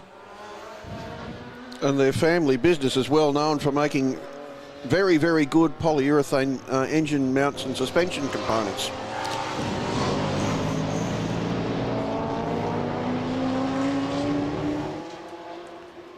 So this battle continues for what is 4th position. And does make up a lot of ground at turn 8, and then we'll try and charge underneath him out of that corner, and he's alongside of him as they run up to turn 9. We'll have the preferred line, and does it, gets the job done. But one would imagine with what we've seen previously on the front straight that McAllister might have enough to get it back, although he's lost a bit out of that corner. Although on the same token, Mantikos ran wide out of the corner. Here they come down the straight now with McAllister in the slipstream, pulls out, goes down the gear into turn 1 and not close enough to get it done. So Mantikos has picked up 5th position. No, not Brad again. Shields is slowing down again. He stopped out of turn 3.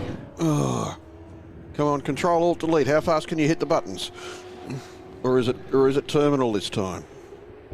Unfortunately, Joe Said, who owns and preps this car, knows this car inside and out, so they've had to deal with not being here this weekend. He's away, and that now puts Steve Lacey in front, not only for the race but for the round.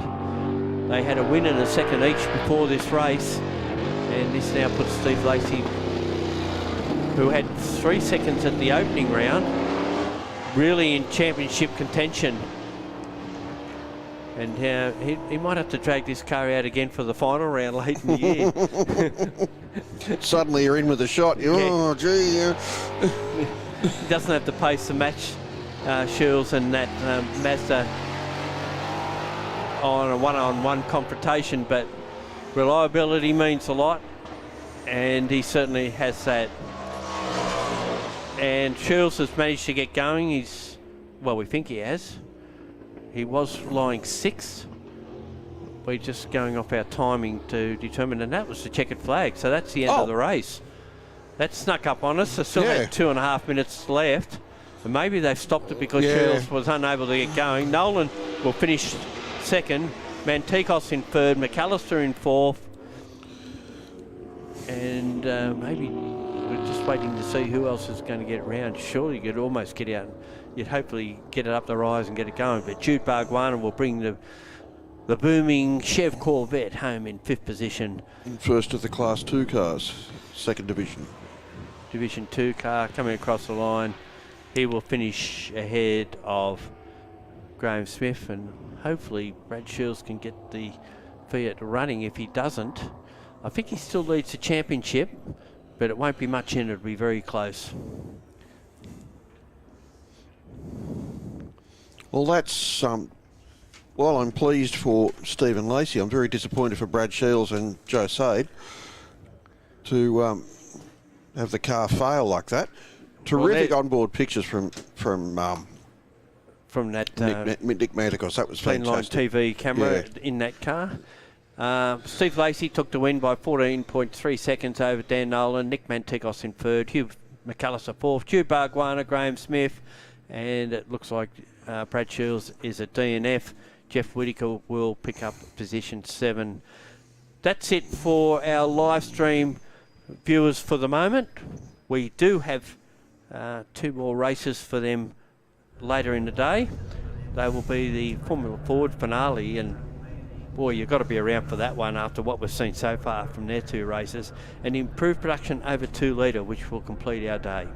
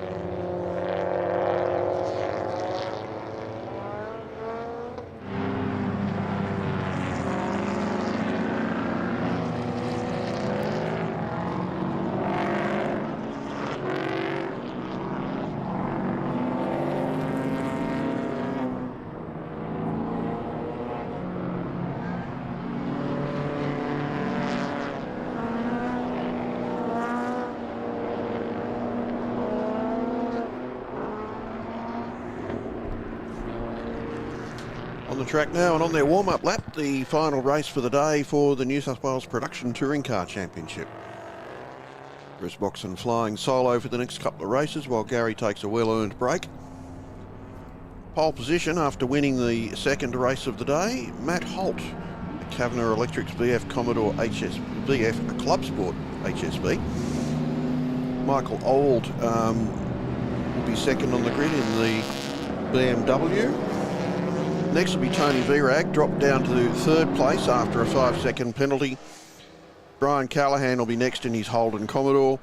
Michael Osmond in Aussie Outhouse Hires BMW M135i.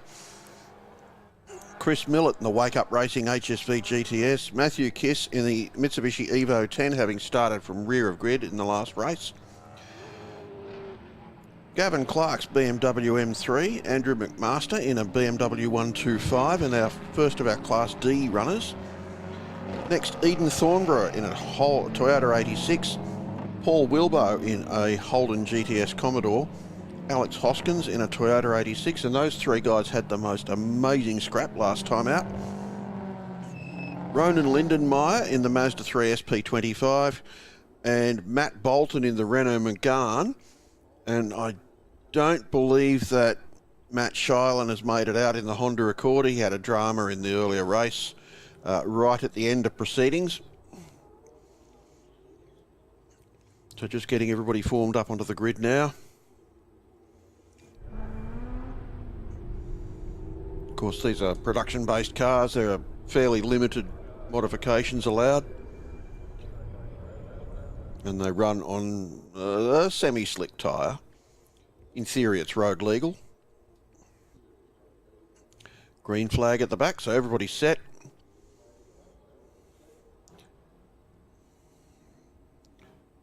Red lights.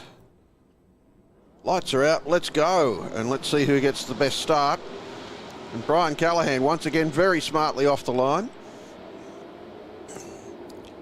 He's got it worked out, and it's Michael Auld into the lead. Callahan trying to go round the outside of Matt Holt. Tony Virag a little bit tardy at the start this time, but probably doesn't want to repeat his earlier mistake. Here we go. Holt and Auld side by side through turn 2. Brian Callahan's the second part of the corner was very good for him there, but he still has to give best to Michael Auld as they go over the tunnel. Tony Virag having a look down the inside of Callahan into turn 4. Callahan closes the door on him. Up to turn 5. Matt Holt's already got himself a bit of a lead. All next in the Sidfab BMW, and then Callahan in the Callahan concrete pumping Commodore. Tony Virag in his KMS Electrical Services car, and then a great cluster of cars being headed by Kiss in the Evo, Lancer Evo 10. And where's the big scrap we had before? The two Toyota 86s and the Commodore, they're all together. Well, one of the Toyotas is ahead of the Commodore this time. Give them a lap or two to get settled down.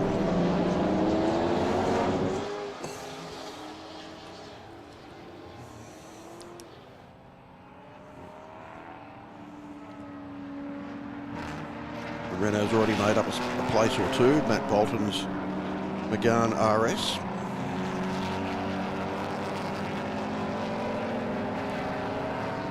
Matt Holt blasting down the main straight. Already has a nice little lead going. Auld next.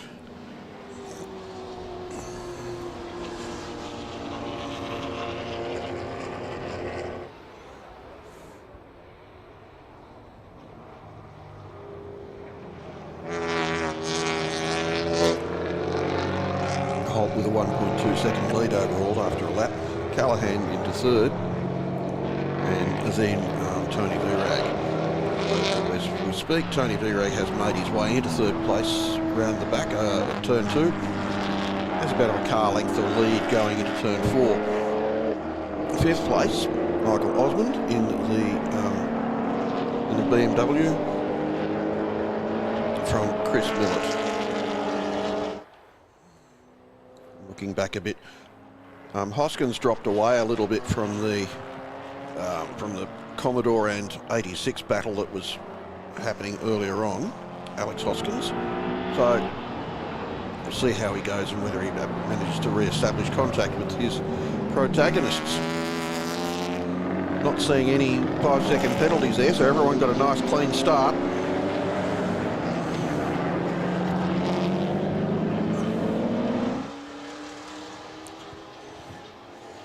Bit of dust flies as people drop tyres off the edge of the track. A little scrap starting this.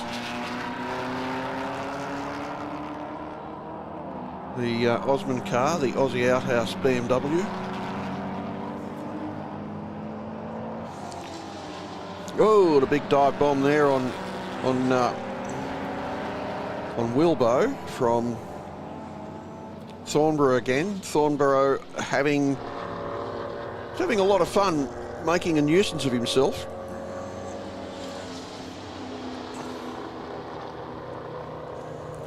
Michael Ald's still in second place. Tony Virag third.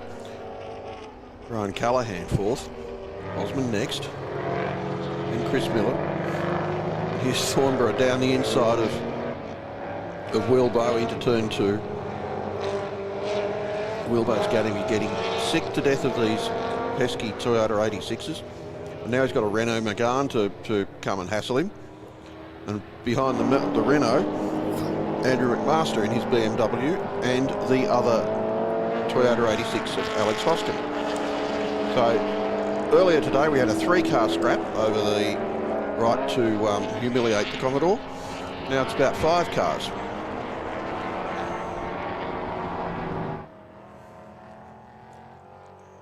Down into turn 6. Thornborough's got a little bit of a gap now over Wilbo. Bolton starting to apply a bit of pressure to the back of the Commodore in the Renault Megane. Wilbo taking a very, very conservative line into turn 9. You're not passing me down the inside here, he says. McMaster lurking back there, and then Hoskin in the Toyota 86. Meanwhile, at the front, it's still Matt Holt from Mike Auld from Tony Virag and Brian Callahan. Osman and Millett are having, someone's lost a piece of under tray from the look of that.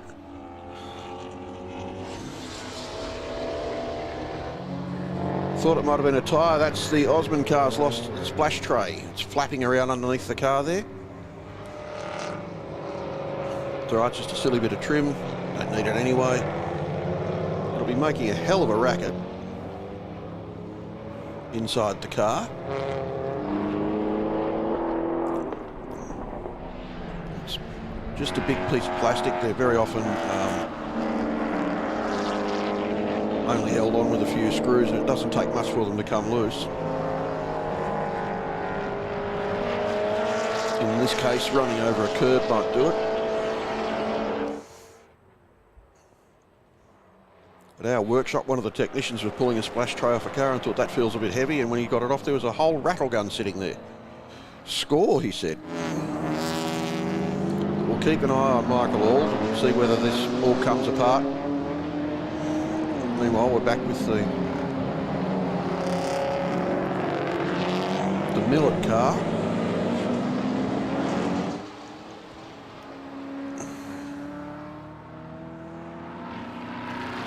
So Callahan, Osman, Millett, Kiss, all running nose to tail.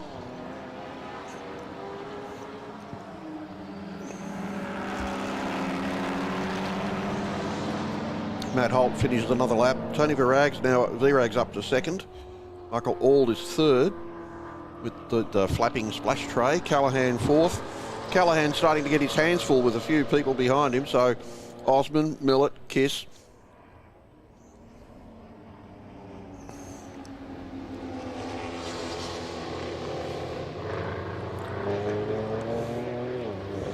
Heading down towards turn 2. Osman's splash tray isn't flapping around quite as much as it was before.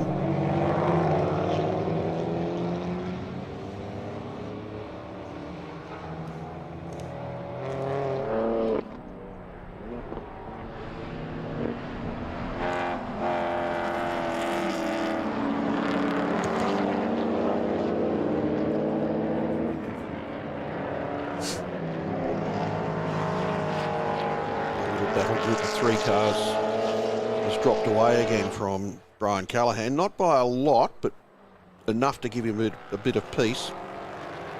Millet's still got his right-hand turn signal going. Channeling my grandfather. Well, Kiss dives up the inside of him through turn 8. Careful, boys. Don't be silly. Chris Millett keeps his nose in front. A little bit of a rub from the side. Whoa, whoa, whoa, whoa, whoa.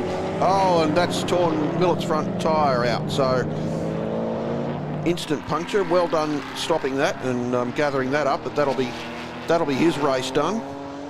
Unless you're listening, Chris Millett's pit crew. Have you got a jack and a rattle gun ready and a new front tyre?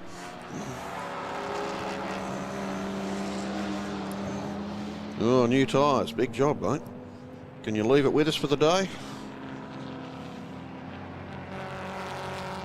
Well, that's a shame. That was shaping up to be a lot of fun, that battle. And I guess that's the risk we take. Matt Holt, by the way, has now finished 5 laps. Got a good, healthy lead. Tony Virag's up to second place. Bit over 3.5 seconds in arrears. Then Michael Auld in the BMW. Then Callahan. Then Osmond in the BMW with the flappy bits underneath it. Clark next in the 17 car.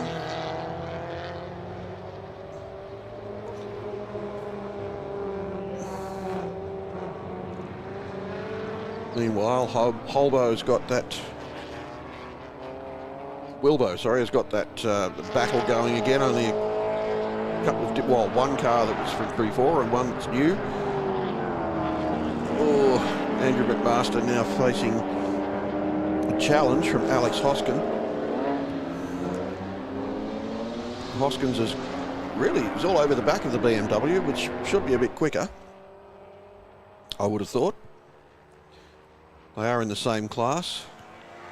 So perhaps not the 125 and the Toyota 86. Fairly different in concept, these cars. They've ended up lapping at about the same speed. And the Toyota makes a big lunge down the inside of the hairpin and job done. Andrew McMaster's not wearing the number 1 without reason and gets the power down beautifully and takes the place back. So that was a great little bit of racing for both guys. Matt Holtz continuing his merry way out in front. Tony Virag second, Auld third. Holtz holding the fastest lap of the race so far, but quite a way off the fastest, off the lap record. Millett and Kiss are both pitted. So missed Kiss pitting. There's every chance that's as a result of that touch as well. Callahan still holding fourth. Osman is fifth. Clark sixth. Thornborough seventh.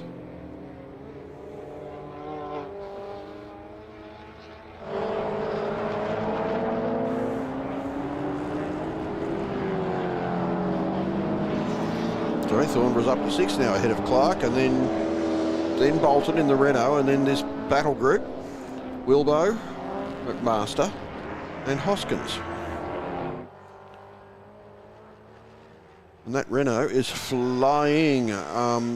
Bolton has now closed right up onto the tail of Brian Callahan as they go through the hairpin. Callahan should have enough in hand to keep the lead, or keep the place for a little bit yet.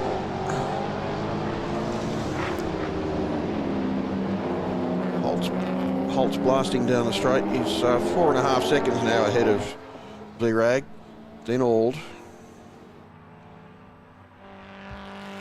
then Callahan with the Renault in hot pursuit. Oh, sorry, Osman in hot pursuit. I've missed something. Thornborough. Then Clark.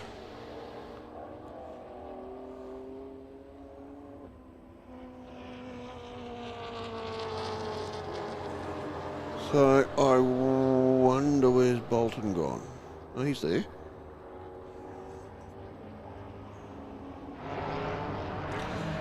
All right, the old bloke's having a brain snap. So that was that was Osman annoying Callahan, and it's Osman with the flapping under tray.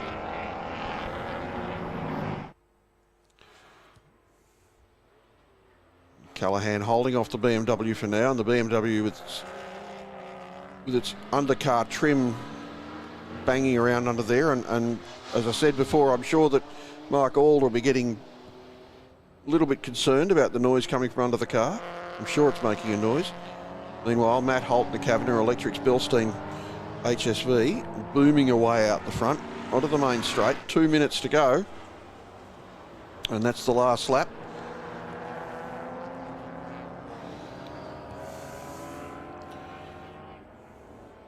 D-Rag has made his way back up to second place. Normal service resumes. Mark Auld in third. Callahan still holding down a distant fourth. Around about 15 seconds behind.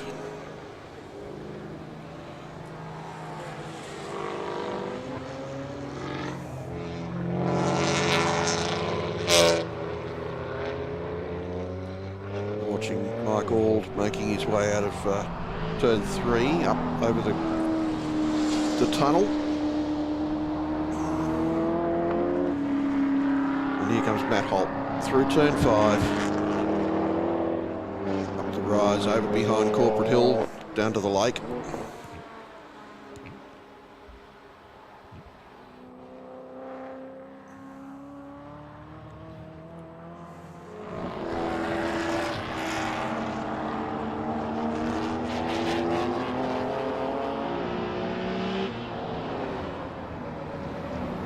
Matt Holt into the hairpin for the last time. They'll finish this with 9 laps completed. Pretty steady run for Matt Holt. No real dramas for him, hopefully.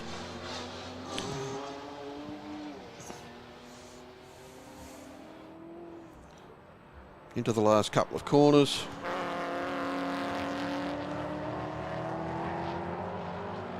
And on to the straight. There we go. There's a big welcome checkered flag for the young fella. Well done, Matt Holt. 3 from 3 for him. Tony Virag second. Michael Auld third in the BMW. And fourth place is still in doubt. Also in doubt, this battle between the Holden Commodore, the BMW 125 and the Toyota 86. Commodore looks like it's got enough of a gap. The BMW and the Toyota though, well, it's still up for grabs. Andrew McMaster still has the lead in the Beamer. Not by much, and let's just see whether Hoskins has anything for him on this little run down the finish straight. No, that's that. So capping that off. Brian, there's a bit more trim coming off the BMW there.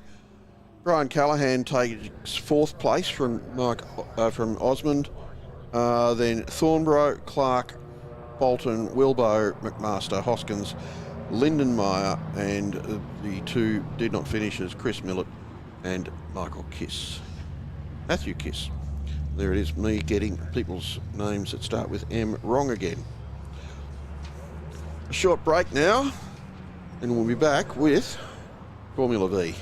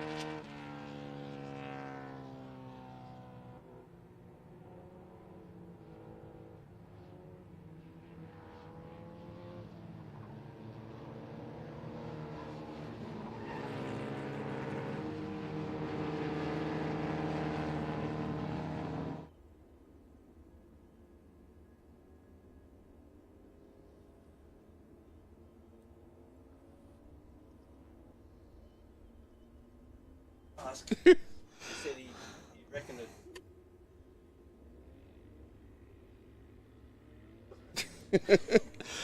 You got more than 1 second out of that. We're just discussing Richard Mork's leapt start at the last Pulsar race. A bit more than a jump. Well, we're back online, back live at Sydney Motorsport Park, and it's time for the final Formula V race of the meeting. Now, the last two have been absolute crackers. Craig Spark has been the man to beat so far this weekend. Luke Collett, though, not letting him have any peace. So they're the front row of the grid. Next to Steve Butcher, then Angus McDonald, Bennett, Pym, Cook, Henderson, Davey, Cassell, Johnston, Collier and Cannon. There's a green flag waving frantically at the back of the grid as they're ready to go. Craig Sparks got his car pointed at about 45 degrees across the track. He's most certainly aiming to keep to the left. Away we go, and a very even start from the front row of the grid, but it's Luke Collett that's got away best, and Craig Sparks slots in behind. We've got about a 3-car length lead over Steve Butcher in third place, and here comes Angus McDonald. Now, Angus McDonald was pretty frustrated, I would imagine, after the last race. He was showing plenty of speed, but just could not find a gap to get through on the cars in front of him. They're just leaving turn 2 now, and Collett leads from Spark, and then Butcher, and then McDonald over the top. Bennett and Pym in pursuit. Everything's as it was the first bit of the lap. Let's just see how this settles down. So this will be 10 laps, this journey. It's coming down into turn 6 now. Everyone's behaving themselves except the camera operator, who hasn't focused the camera. I do have my glasses on, yes.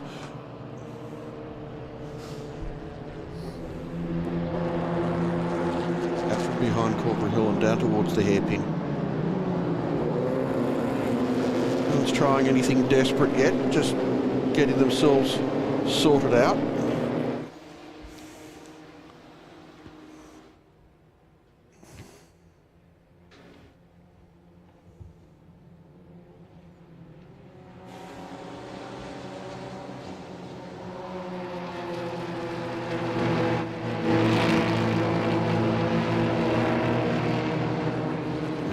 For the first time.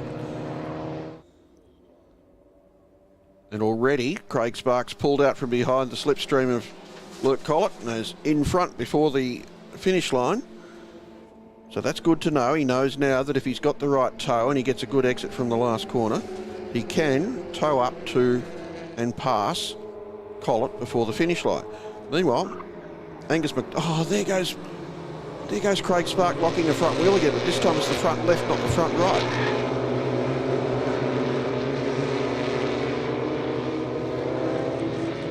Butcher in third, McDonald in fourth as they went across the line, but that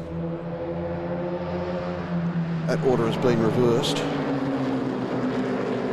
Oh, and there goes Steve Butcher's nose cone. He's wiped it off on the back of Angus McDonald's gearbox. See how much this might affect his straight line speed.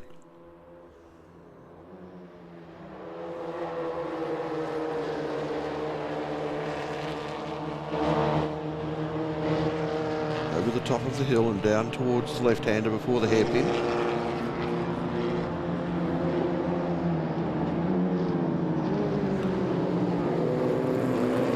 There you go, there's a nice look at the front end of a Stinger Formula V.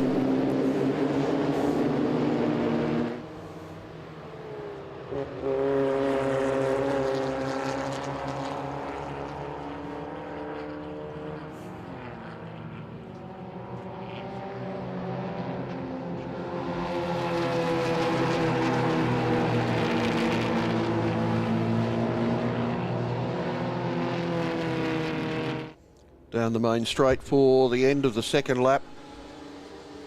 And this time Craig Sparks stayed way over to the right hand side of the track, and it's worked for him, and he's taken the lead back from Luke Collett for now at least. Let's see what happens when they get down to the next corner. Spark, Collett, McDonald, Butcher. Then Bennett. And then Pim. Pretty much status quo. And everyone's just, it's not even a third of the way into the race yet. So we're just seeing who's got what, who's where. We'll look back now at the 1200cc battle. And Johnston and Collier. Don Collier in the only historic car that's here this weekend. It's 1980s vintage Commander Formula V, Commando Formula V. An attempt to borrow from the Formula One technology of the era, with the driver sitting a fair way further forward than you would expect. Fuel tank behind them rather than under them. Pretty useful car, won the national championship at least once.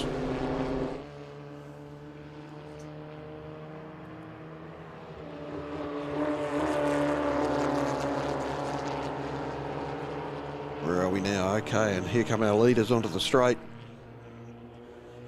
And it's Craig Spark in front. But here comes Luke Collett.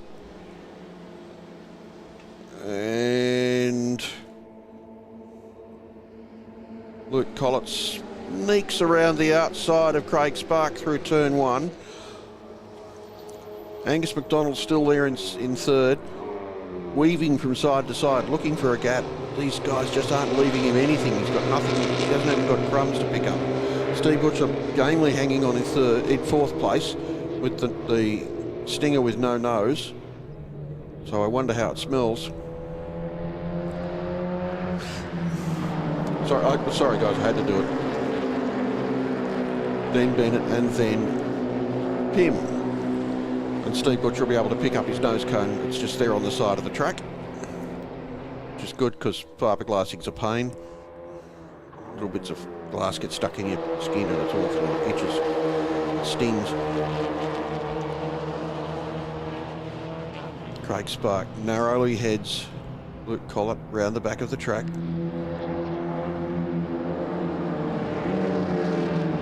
At least he's not locking front brakes all over the place at the moment. Oh dear, and there's a lot of smoke from somebody.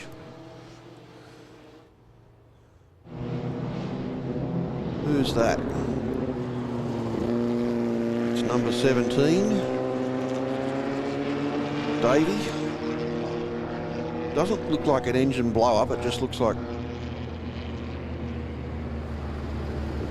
Got those, if you look in front of the back wheel, there's the rocker cover there, and they weren't much good at sealing when they were on ordinary Volkswagen Beetles, and they're not much good at sealing on a Formula V.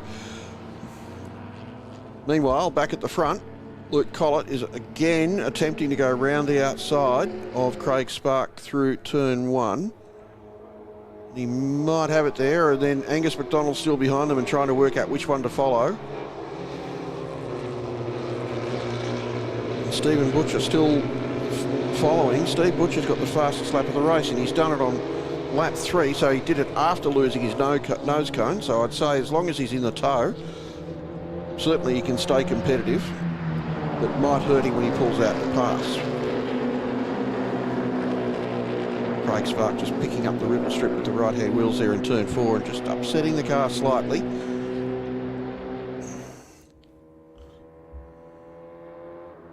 Bennett and Pim have almost lost touch with the lead group now, having their own battle. Whoa, Bennett's having a bit of a wide moment there. Could be some oil left behind by Davies. By Davies' leaking car.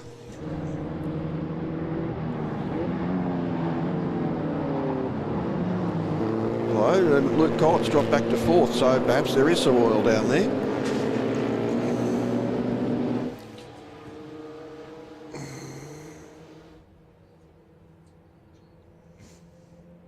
Looking now for our leaders. So Angus McDonald's leading in John McDonald's car.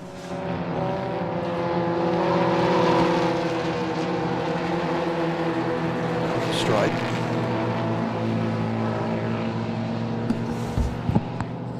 got two black Jaces at the front. They're waving to each other, saying, you lead, no, you lead, no, you lead. And it was McDonald at the start line, or finish line, but Craig Spark has gone past.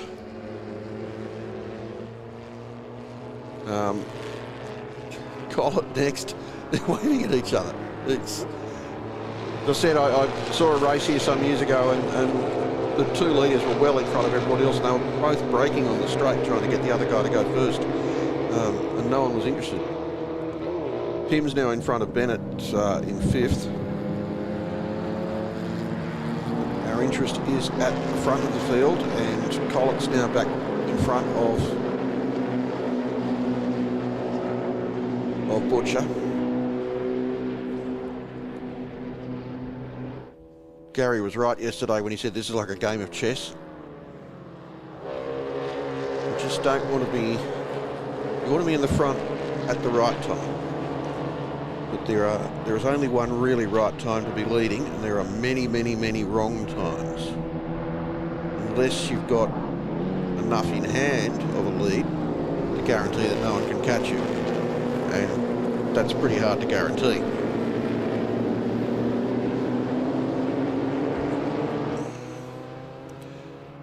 Craig Spark, well, he might have that little lead. He's about 9/10 of a second ahead now of Angus McDonald,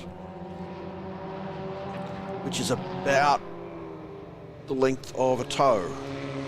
Meanwhile, Don Collier dives down the inside of Bernie Cannon in the 1200cc class. I think, well, it's Glenn Cassell and Greg Johnston ahead of them. Over the line, Spark, McDonald.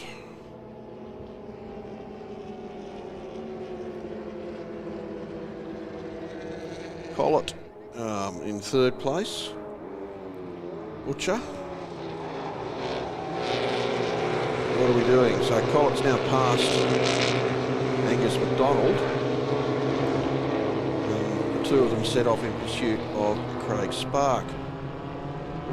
Still got that lead. In fact, he's eked out 1.1 seconds.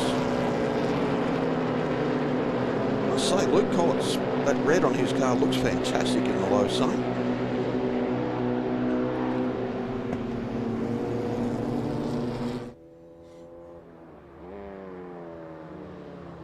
There's too many black Jaces around him, unfortunately.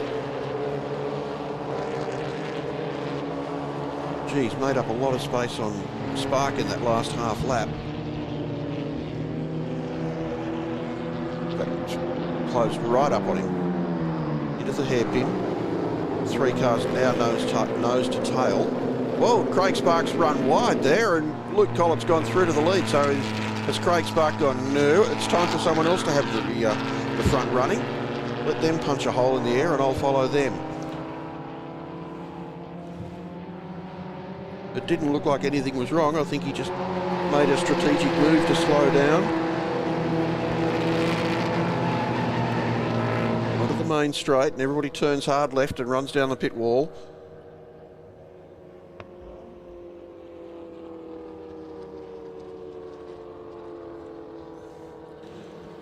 And again, Craig Spark takes a very wide entry into turn one. And again, it pays off for him. Steve Butcher's now dropped back out of touch with the leaders as William Pym right behind him, and they pulled away again from Bennett. Up towards the tunnel.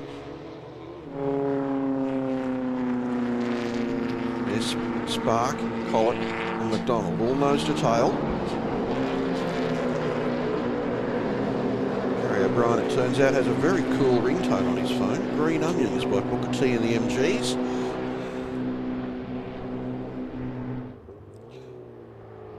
And coming up now to lap the Bernie Cannon car. Bernie sees them coming and gets out of the way. Hopefully Don Collier does the same. He's a little bit up the track. Around the back of the hill, yep, Don Collier sidesteps. Craig Spark seems to have gained a little advantage there. Luke Collett and John McDonald still tied together like a piece of, like they're on the end, each end of a piece of string.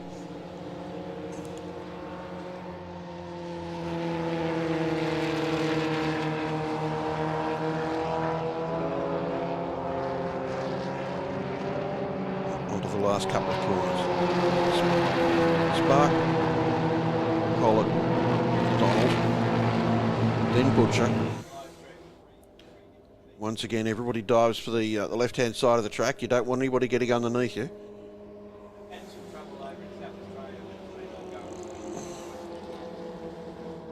Spark leads across the line. Collett goes past him just after the finish line. Beg your pardon, Collett passed him just before the finish line.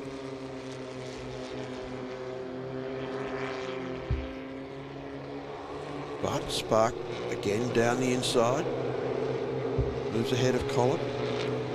And they go up towards the tunnel again. And John McDonald, Angus McDonald still sitting back there in third. Go, come on guys, give me a gap.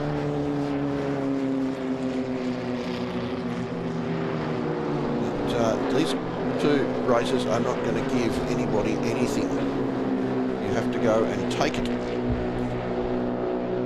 Steve Butcher's gamely hanging on, but he's dropped a couple of seconds off the lead now. The Spark heading Collett and McDonald, and it is anyone's race from here. Maybe Angus McDonald can get a double toe and pull up to the lead. It's not impossible that they'll let him lead going into the last lap, so they get the advantage.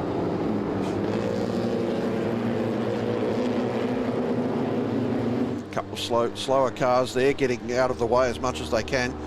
And Collett and Spark running side by side up towards the last couple of corners. Collett just lifts out of it, just lets Spark go in front. We're on the 9th lap, so one to go after this.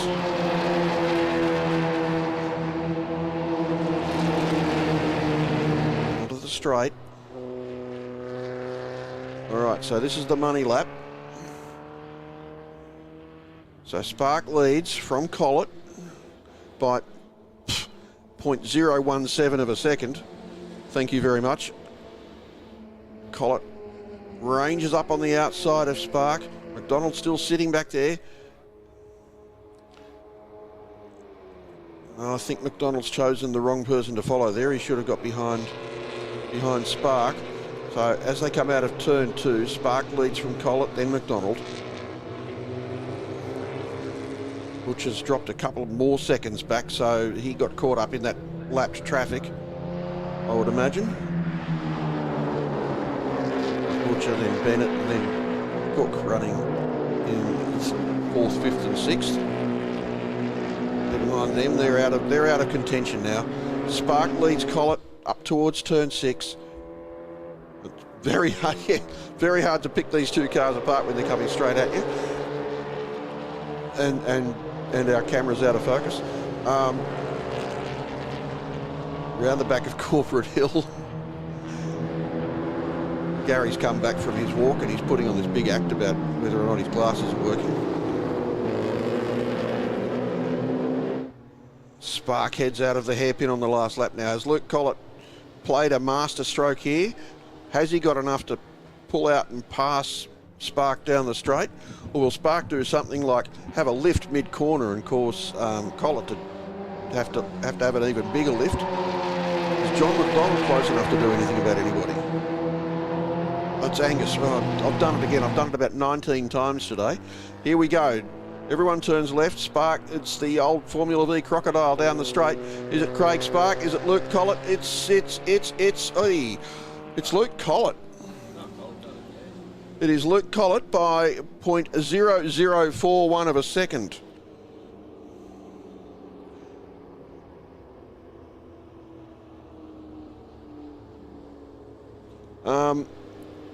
Which is nothing. What a great run to the flag there by Luke Collett. Angus McDonald takes 3rd, Stephen Butcher takes 4th, Jeff Bennett, Michael Cook, William Pym, Adam Henderson, Grant Cassell and Greg Johnston rounds out the top 10. Bernie Cannon next, then Don Collier and Tom Davey oars the combat with that a great plume of smoke from the back of his car. Well, coming up next, we've got RX8 Cup for their fourth and final race, and between now and then we'll have a wee break.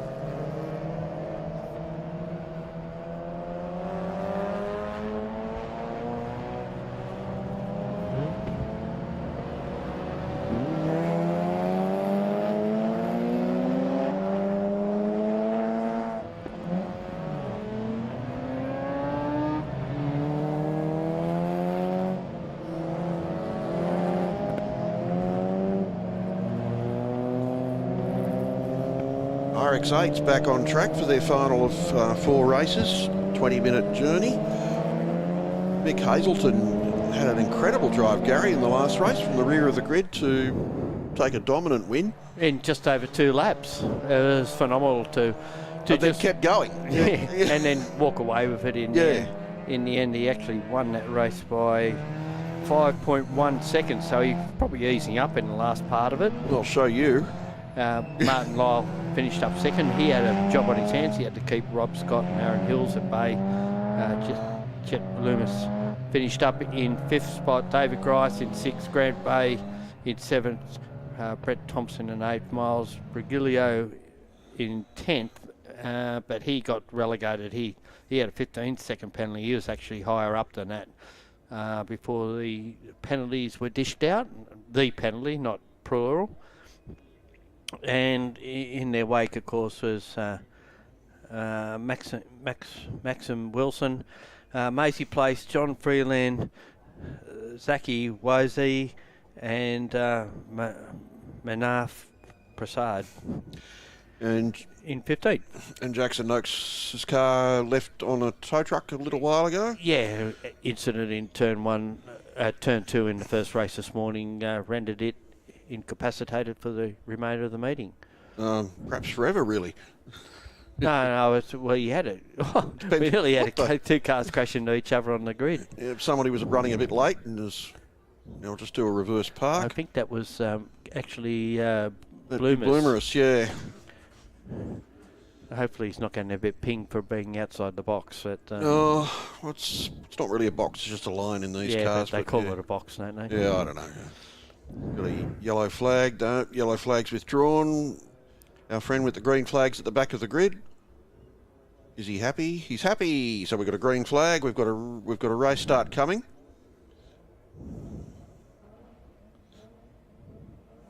Red lights. Lights are out. Let's go. So Bloomers has got an absolutely awful start. He might as well have stayed at the back of the grid. He's going to be last, second last. I think he might have taken off in 3rd gear there. That was a shocker. That was an absolute shocker. But he's young and he's learning. Hazelton has the lead ahead of Lyle in 2nd, although that's not for long because going around the outside of him is Aaron Hills, who continues to pick up places. Unfortunately, this morning got turned around at turn 2 by Hazelton. And he's not coming after him for a bit of revenge, is he? No, I don't think he's close enough to do that. 4th spot is Scott, who was 3rd in that earlier race. He's dropped out. He actually won the first race this morning. And there's been a couple of changes already, so looks like Hills has gone to 2nd. And a fair bit of concrete dust down there from that Formula V that dropped its oil. Guts. Let's be honest.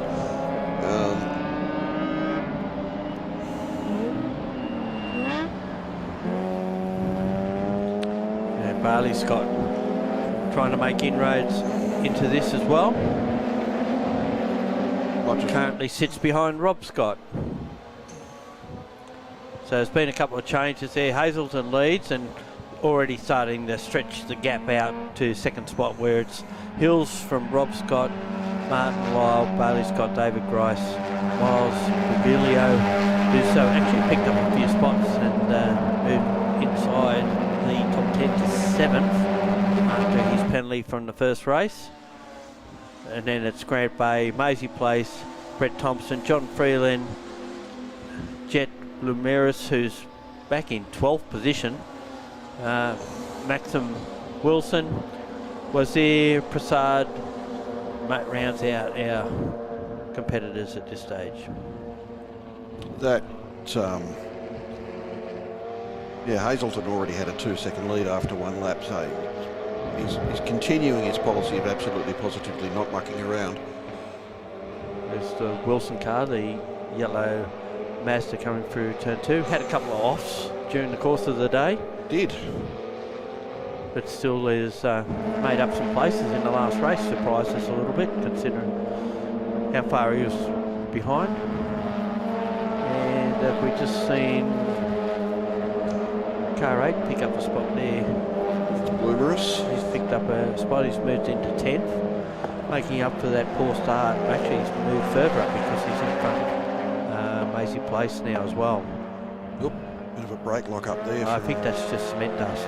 Oh, okay.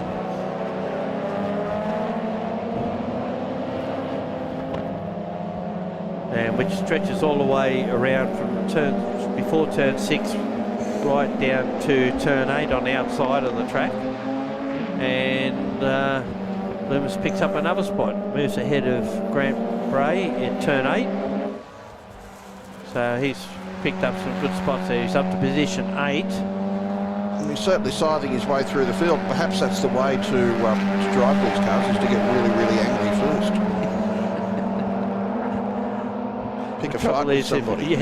Trouble is, if you pick a fight with someone, you're likely to get picked for that first. Yeah.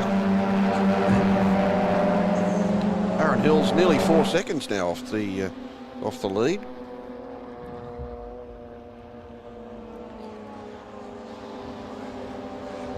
There's Wilson making a move on Thompson and gets the job done as they cross the start-finish line at the end of lap 2.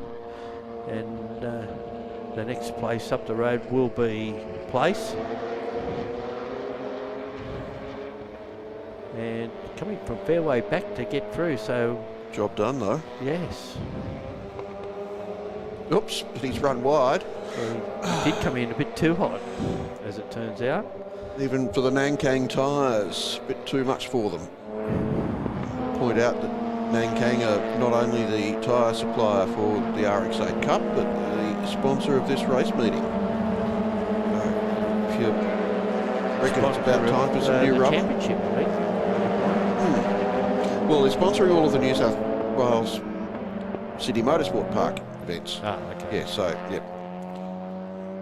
Well, that's the rest of them now. Well, no, we've got one raceway later this year. If it happens, yeah. Well, it's just a time thing because of all the recent rain. They've had to delay some things happening down there. Hopefully it'll all be up and ready by... What? It rained at Goulburn? Surely not. Apparently it did, yeah. I remember when it was in drought and they had water restrictions. They had to bring water in to put in the dam to... People had something to wash and drink. And A wise man once described the old Wakefield Park as Australia's 2 racetrack. But every time you went there, it was 2 something. Too hot, too hot, cold. or too cold, or mainly too wet. too cold. Yeah, too windy, too dusty, too many flies, too many tiger snakes. Were you at the meeting where they had to delay the start while the snake catcher came and got the tiger snake out of the timing room? No, no. Our friend Lisa was not impressed.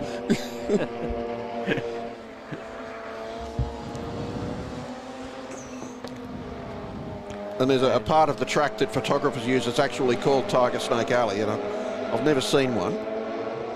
One of the guys nearly died. He said, it's a tiger snake, but it was a blue tongue. Can't tell the difference. One's Well, a bit not until thicker you than start the other. counting legs, you know what I mean? Yeah, one's got legs and quite thick compared to a Yeah. snake. Actually, But your first reaction is always to jump away, yeah. And regardless, and then probably- have a second look. Yeah. At our workshop a few months ago, changing an air filter element in a car, and open the air filter box, and there's a baby green tree snake curled up, which had several of our technicians hanging off the light fittings squealing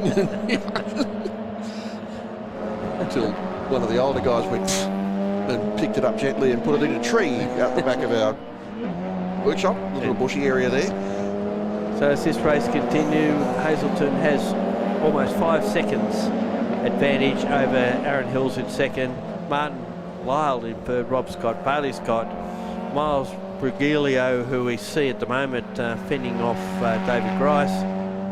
Jet Bloomiris has picked up to 8th position. We did see his last move, which is an overtake on Grant Ray in 9th, and Brett Thompson rounds out our top 10 at this stage. I was just watching Brugilio in that last pair of corners there, and he was much faster into the first part of the corner than the car he's chasing, than Scott Younger.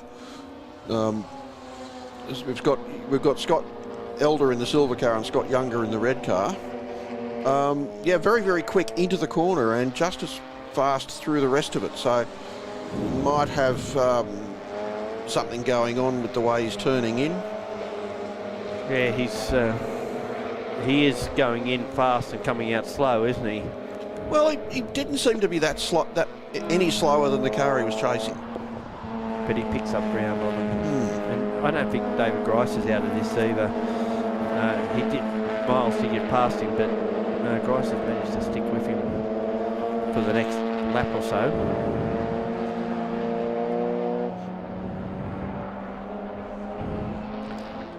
The other critter we found under the bonnet of a car recently was a kitten. Poor scared little thing that was meow, meow, meow. So one of our service advisors has a new cat. Reluctantly, probably. Well, yeah, it's a pretty good outcome. Back in the car race, and Mick Hazelton is still flying. He's 6 seconds ahead after 4.5 laps. He has, of course, set the fastest lap of the race at 1:49.1.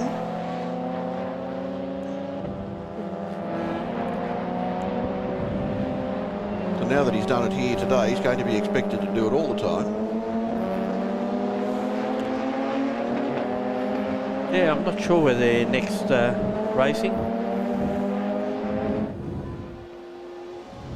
But they've had the first 2 rounds in Victoria, New South Wales for this one.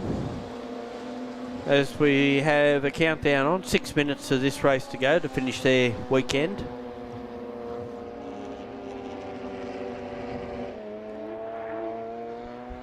Whoa, who's that having a big moment there? That's Grice, David and, Grice, so he's had a big lose there. But he can tell the tale, because if he can get started, he'll be going. Oh, this is always getting tricky. Take a breath, David. Yep, well, he's... Oh, okay. Yeah. Backing away. Yeah, I would too. I'm not going back out there. Not while there's cars coming past.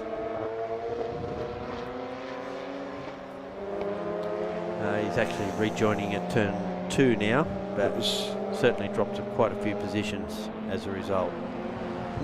They got a bit sideways and had a massive overcorrection. And around we went. Really quickly flicked around violently, didn't it?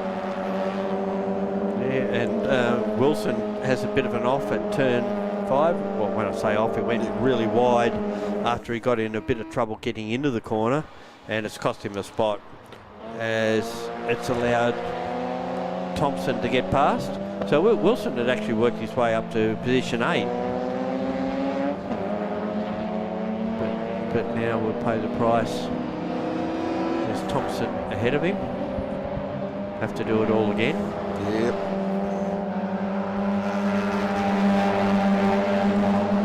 Here are the Scots, the father and son, running 4th and 5th. Mick Hazelton still well and truly out front, 8.16 seconds. And you would say that Aaron Hills has got second pretty well covered. Well, you could, but I'm not going to.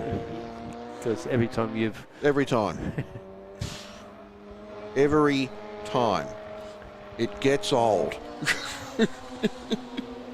Now Wilson, after that little bit of a faux pas at turn 5, has got that position back ahead of Thompson. And that pushes him back to 8th position from where he was in 9th.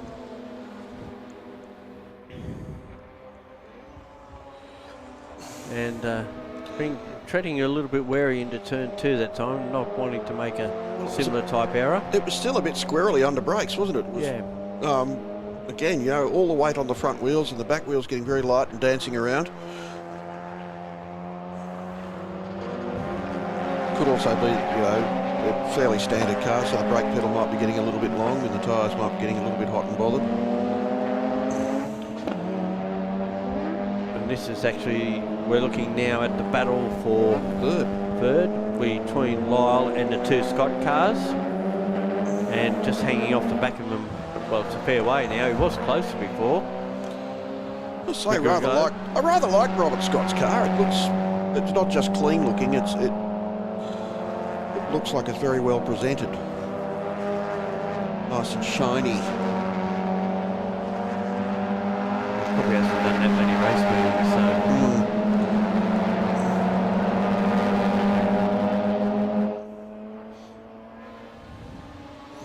That's certainly very close. Another change. That's Grice managing to pick up a spot.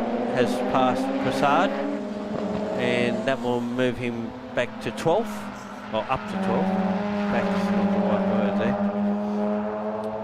And yeah, it was running smartly earlier until that moment there at out of turn 1. They're still all over the back of Lyle as they come out of turn 2 and into turn 3, heading up towards the tunnel. Nice lick of flame came out of the Lyle car as it changed gears at out of turn 2. Just a whole lot of unburnt fuel pouring down the exhaust. Looks good. And Bailey Scott's got a run on Rob Scott out of turn 5. He had half a look at Lyle then and snookered himself. Now his young bloke's trying to show up the old bloke. Well, come on, Dad, let me show you how to do it. Yeah, not wanting to give him any grief because Dad, he pays the bills. Hey, you kids, get off my lawn. Trying to go around the outside at turn 8. That's not going to happen. Or is it? He's got alongside of him out of turn 8 as they run up to turn 9. They'll be side by side. And Robert noses ahead. Bailey bails out of it. Yeah, Scott the senior gets it back. Yeah. Family dinner tonight. Yeah. But what it's done is allowed Brigilio and Bloomers into the picture. There goes Maisie Place, losing a place as she has a spin at the hairpin. There we go, we got started.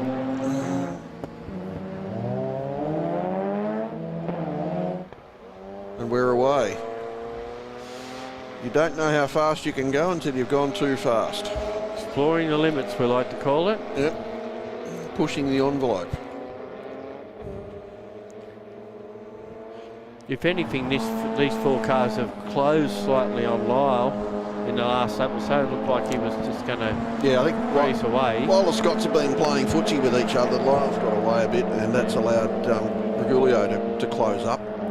So he's pretty much in touch now with the 2 Scott cars. This is the last lap, by the way.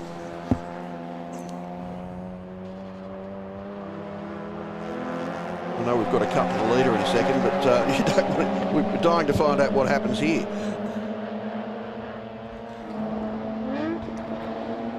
And Hill's well and truly ahead of them. So it's coming down to the last couple of corners. Scott the senior, Scott the junior behind him. Here's our race leader coming through, and Hazelton has been dominant in the last 2 races. And he will take this race by almost 12 seconds as they come down to take the checkered flag. Was relegated to the rear of the field after race 2. Interested to see how the points work their way out, and these 3 will now try and draft each other to try and change the results. Aaron Hills across the line in 2nd, Martin Lyle in 3rd. And Bailey Scott beats Rob Scott for 4th. Awkward. They're pretty good in these days with families. Son, depends on your family. One, but you won't get the next one. I don't know if you know this story about Richard and Lee Petty. Richard Petty was first starting out in NASCAR racing. His father, Lee, put him in the wall to avoid being beaten by him. Bit of tough love there. Indeed. Mick Hazelton has had quite the day. Well done, Mick. So that's certainly 2 race wins on the trot. What have we got now? Formula Ford. Well, hey. We'll take a break and come back with that.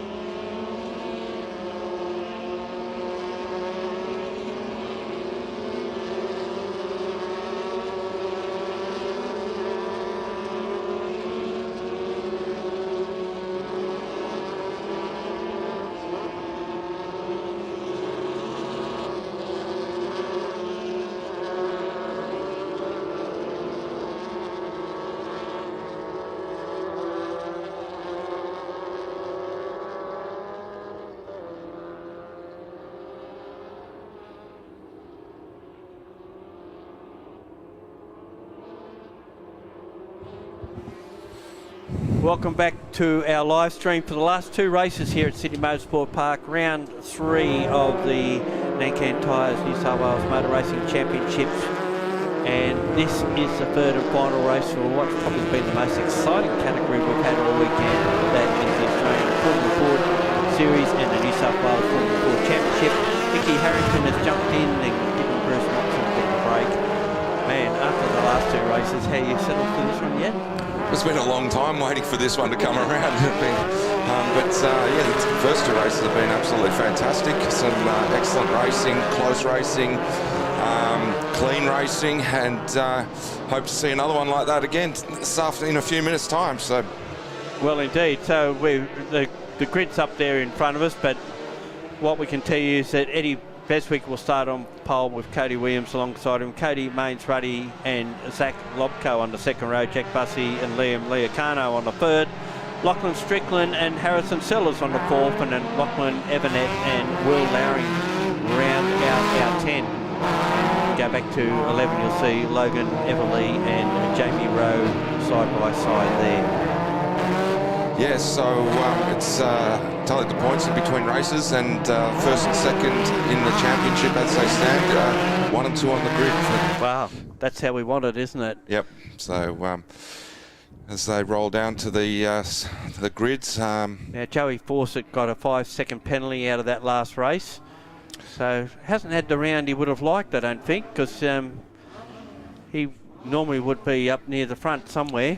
Yeah, there's a couple of struggled this weekend that we would have expected to have been further up the grid. Joey is one, and also Harrison Sellers in the Ultratech Spectrum. He's been a front runner all year so far, and he's just struggled with pace. I was speaking to him before the race, and he can't quite put his finger on it. And they've been making wholesale changes on the setup of the car. It just can't work it out. Well, let's hopefully he's in the right frame of mind for this one. Green flag at the back. What? And the red light will be on any second, and then we'll have lift off. This is it. It's all on the line in this race, and our two leaders look like they've got off pretty well side by side.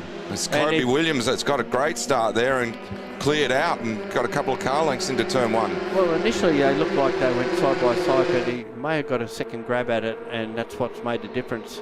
Yeah, and Mains Ruddy down the outside trying to go around the outside of Beswick to get into second. I don't think he's put it off. Okay, the next one after that. so it's Mains Ruddy in third, then Lobko in fourth. So this has been a good comeback from Cody Mains Ruddy after trouble in the first race. He stormed up to third place in the second race, and now he's in third again, and he'll be looking to try and move forward and consolidate on that position. Yeah, just for back, Jack Bussey in 5th position, Leocano, who we've seen come from 10th to 3rd in race 1. There's a lock up, and there he is. Just as you speak of him, he locked up and turned it around. Quick curses, commentator's curse on Lucky Leocano. Unfortunately, he drops to the rear of the field as a result. We're just talking up his credentials. Lachlan Strickland, Evanet, Everly, Sellers and Lowing would have picked up, along with Frogus and several others, as a result of that. Throwing up a bit of dust as they're coming out of the hairpin. And coming around to complete the first lap. So it's Kobe Williams out in front. He's quick on the opening laps, isn't he? We've seen that consistently over the weekend. Well, he's quick on the last lap too. We found out in race 1. True. Got the lead back and won the race. Beswick in second, Mains Ruddy third, Lobko, Bussey, Evanet, Sellers, Lowing picked up a couple of spots. Strickland, Everly, Frogus in 11th, Rowe in 12th, Manif in 13th, Fawcett picked up 4 spots and one off. It's Logan Everly. He's come run wide through turn 1, but brings it back onto the track safely as he goes into turn 2. No harm done. Yeah, that'd be scary. Coming off there at full flight. Not something you want to do, and someone else has gone out to see what the grass looked like at a closer angle. And I think it may have cost him a spot or 2 as well. So they're looking at the battle in the middle of the pack. It's Jamie Rowe we can see on screen there. And there's Harrison Sellers, who we mentioned earlier. So where's he sitting right at the moment? Sellers. 7th place. 7th. He's still got a bit of work to do, but at least picked up some spots already. Oh, Well- and it is the commentator's curse. Just as we mentioned him, he ran wide and had a slight off-the-road moment coming out of Corporate Hill. Managed to gather it up and didn't lose the Now, position. Mains Ruddy has picked up a spot. He's passed Beswick, which we didn't quite see. It must have been while we were watching all the other action happening. So it's Williams in front, Mains Ruddy in second, but less than a second away. Beswick third, Lopko fourth, then it's Bussey, Evanet, Sellers, Lowing, Strickland, Frogus. And we've got a big race going on back in the ranks, and that's headed by Sellers. Here, another challenge for 3rd place, and it's Zach Lobko in the McGale that goes past momentarily past Eddie Beswick. They're side by side as they come out into turn 2 and head for turn 3. Still side by side, but it's Eddie Beswick who slots back into 4th, and Zach Lobko gets the move done. And that little confrontation between those two has allowed the top two to just sneak away ever so slightly. Yeah, and Mains Ruddy is on the back of Kobe Williams now, so those two are battling hard for the lead. Well, Mains Ruddy came into the round as the series leader, and he's there just he about goes. to go to the lead of this race. So it's retribution in some respects for that spin in race 1 that dropped him well outside the top 10 when he had led that race at some stages as well. He's looking very speedy, isn't he, in the Synergy Spectrum? We'll see whether he can stretch his legs and open out a gap now. It's frantic going on back here for position 7. They're all over the shop, and Sellers came under some sort of threat coming out of that corner from Lowing, who's probably the most comfortable at this track, would you say? Does most of his racing here. Yeah, New South Welshman. That's Lachlan Manif has run wide towards the end of the circuit, and it's he's hit another car. Yeah, it looks like a broken upright or it's damaged suspension. So that's a DNF for him there. It's, That'll be probably a safety car where that is.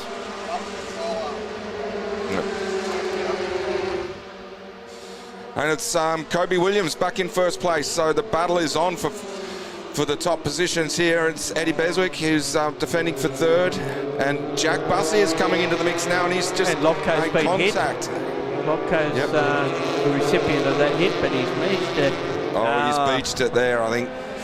Trying to get back over the ripple strip. For those who can't see a track here, he's tried to go over the top of the curbing, and the car's marooned.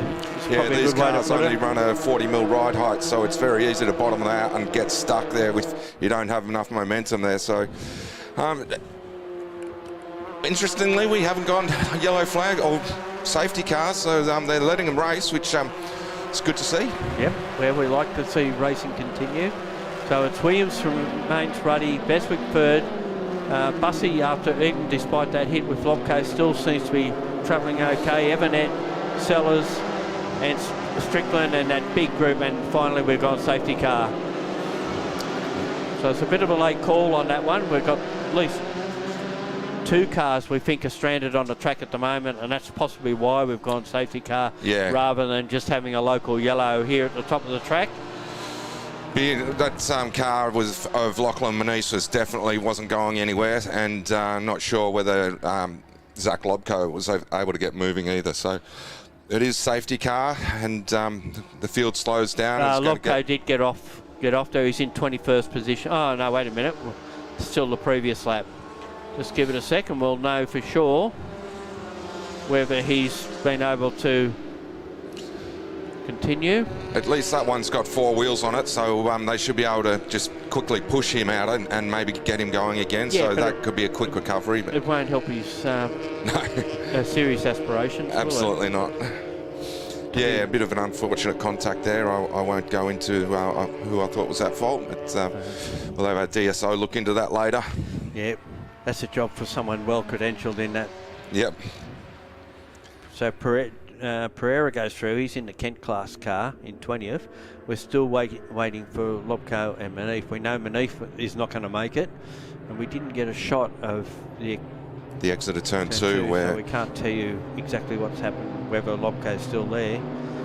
can almost be inclined to try and jump out and lift it or bounce it off, wouldn't it? You'd reckon if a few marshals got over the fence, they could push it Or bounce clear, it off. and he'd be able to get going again. So the one that's going to take time is the Manif car. So Yeah, that's a quick lift job, but they can bring it straight across the track. They don't have to bring it straight back to the pits, because there is a road that runs up the parallel with the main straight to that corner, or those corners up the top of the track on the eastern side. yeah, poor Lachlan Manif, his tales of woe just continue to carry on. So yeah, I can't miss a trick, those guys, unfortunately. Wasn't able to make race 1 yesterday because of a clutch or gearbox issue. Yeah, well, it's a tale of woe, and there's a tale of attrition here with not just this category but many others. Yep.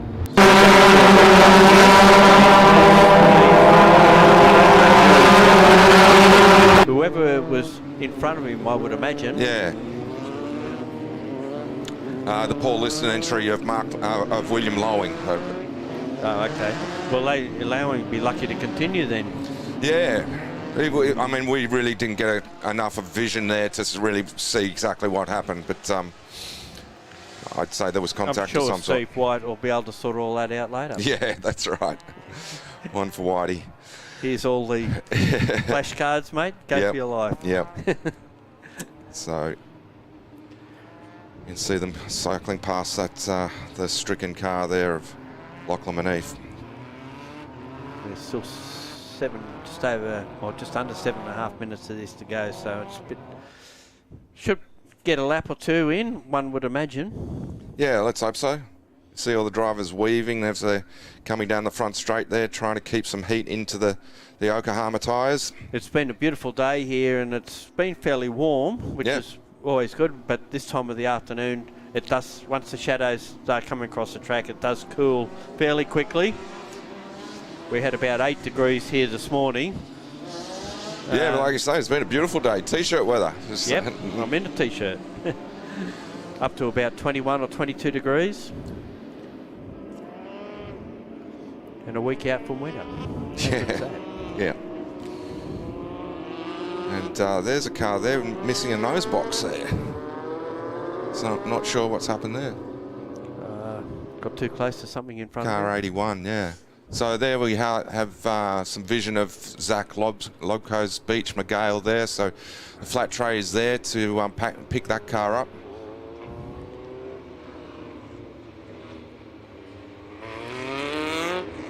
Yeah, I would have thought just pulling out onto the track would be a good idea. Just hitch a rope onto it and drag it up.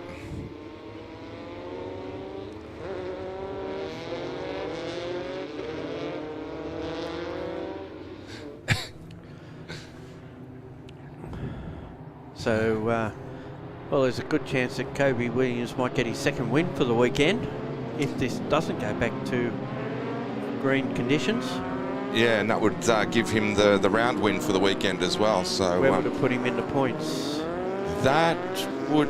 There's would it be 9 Eddie? points the difference at the moment. So, yeah, it'd still be in second position.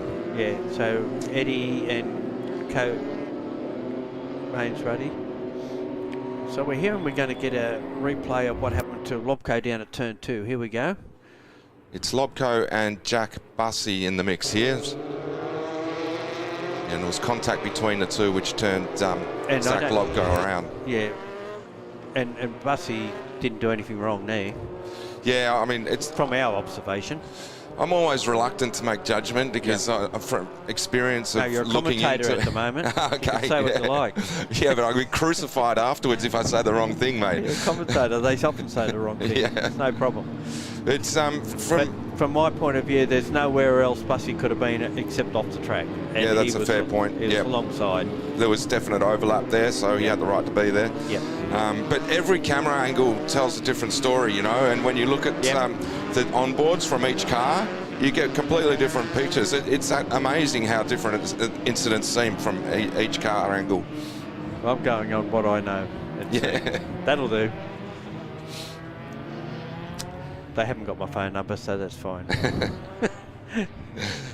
But it's been a fantastic weekend for the Australian Formula Ford Series and the New South Wales Formula Ford Championship, with two of the probably the best races we've seen all year in any category. Yeah, absolutely cracking races. We've had a few rough races this year, so it was good to get two really nice, clean races and exciting racing under the belt. Hopefully we'll get these cars cleaned up and we'll get a few more green laps with just under 4 minutes to go.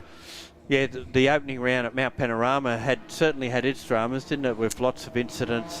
But the last race, the last half of that race, was just like what we've seen here this weekend. 7 odd cars covered by about 3 seconds in the end. It was phenomenal.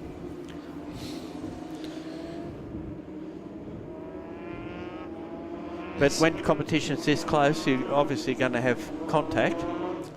Well, we say it all the time, you know, this is the breeding ground of the future stars, and they're all young and they're all feisty, and they don't leave anything on the table, so these things happen.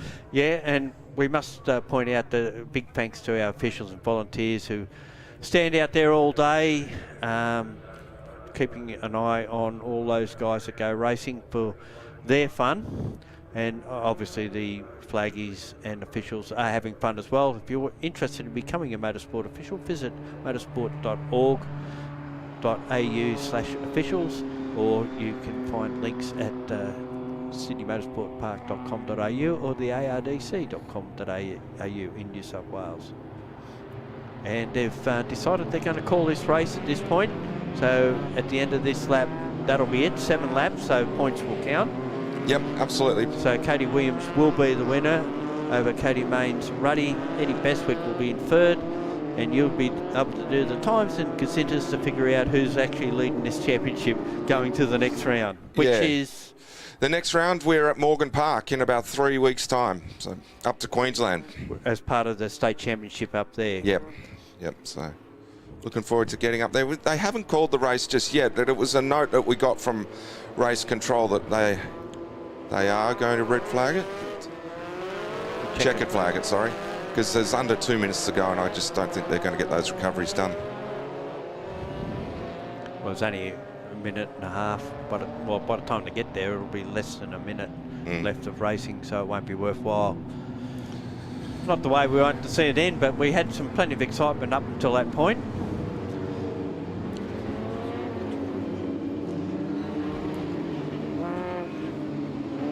Great to have you in the box with us, Icky, on the inside, so to speak.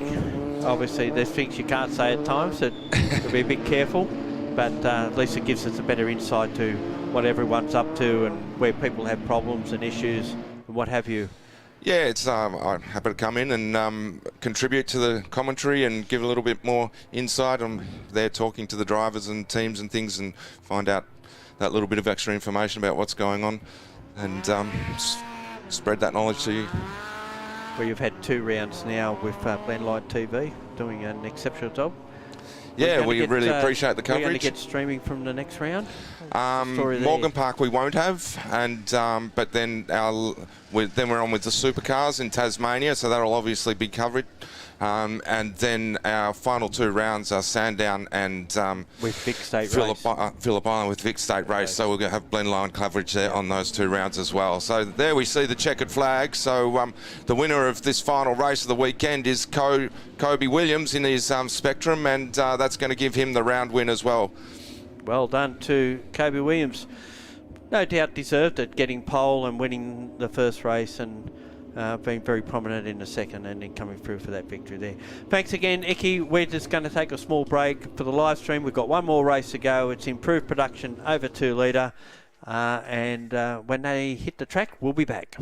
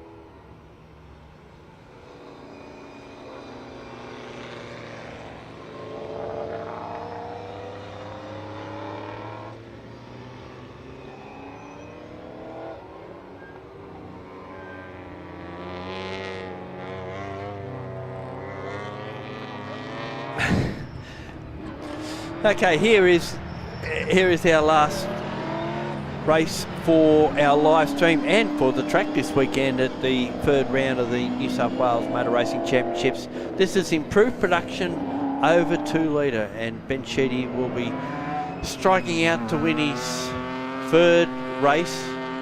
He won his first ever in this category on Saturday, and he's followed it up with a second win. Steve Engel will be the one that'll challenge him in the Mitsubishi Evo. Now, we did see a bit of smoke coming out of the front of that car, out of both wheels, and did track down to find out what happened. Brand new brake pads for that race. So he was bedding brakes while he was racing, yeah. Lucky that he didn't just sort of fry them and blaze them up. Yeah, managed it well to get through that race. Hasn't had the starts that we normally see from an Evo, which has probably helped Sheedy out. I was talking to John Boston, who's running Sheedy this weekend. He was saying we were anticipating that we were going to lose the start, and then where we were going to try and pick up the win from and how to get past. But they've won the start each time so far, so that's it. Aaron Giannini is out there. They had we've seen that car failed to finish the earlier race, the under 2 litre race. Had a throttle cable bracket problem, therefore the throttle didn't work obviously, and that's where the situation happened there. So he will start out of looks like 1, 2, 3, 4, 5, 5th place. Not like your HQ Holden where you just pull the choke out a bit and drive home on the idle. Richard it up a bit. Yeah. So we did see Nigel Williams get a good start in that race, and he got up to second for a while.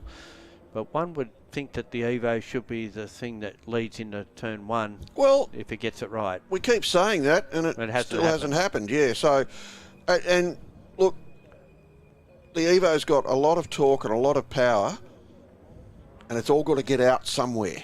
So you don't want to be too brutal with it on a race start, because you start breaking stuff. So while those drivelines are reasonably robust, they're also fairly brittle, and things do break. Okay, so we've got about 16.5 minutes of racing ahead of us. Green flag at the back.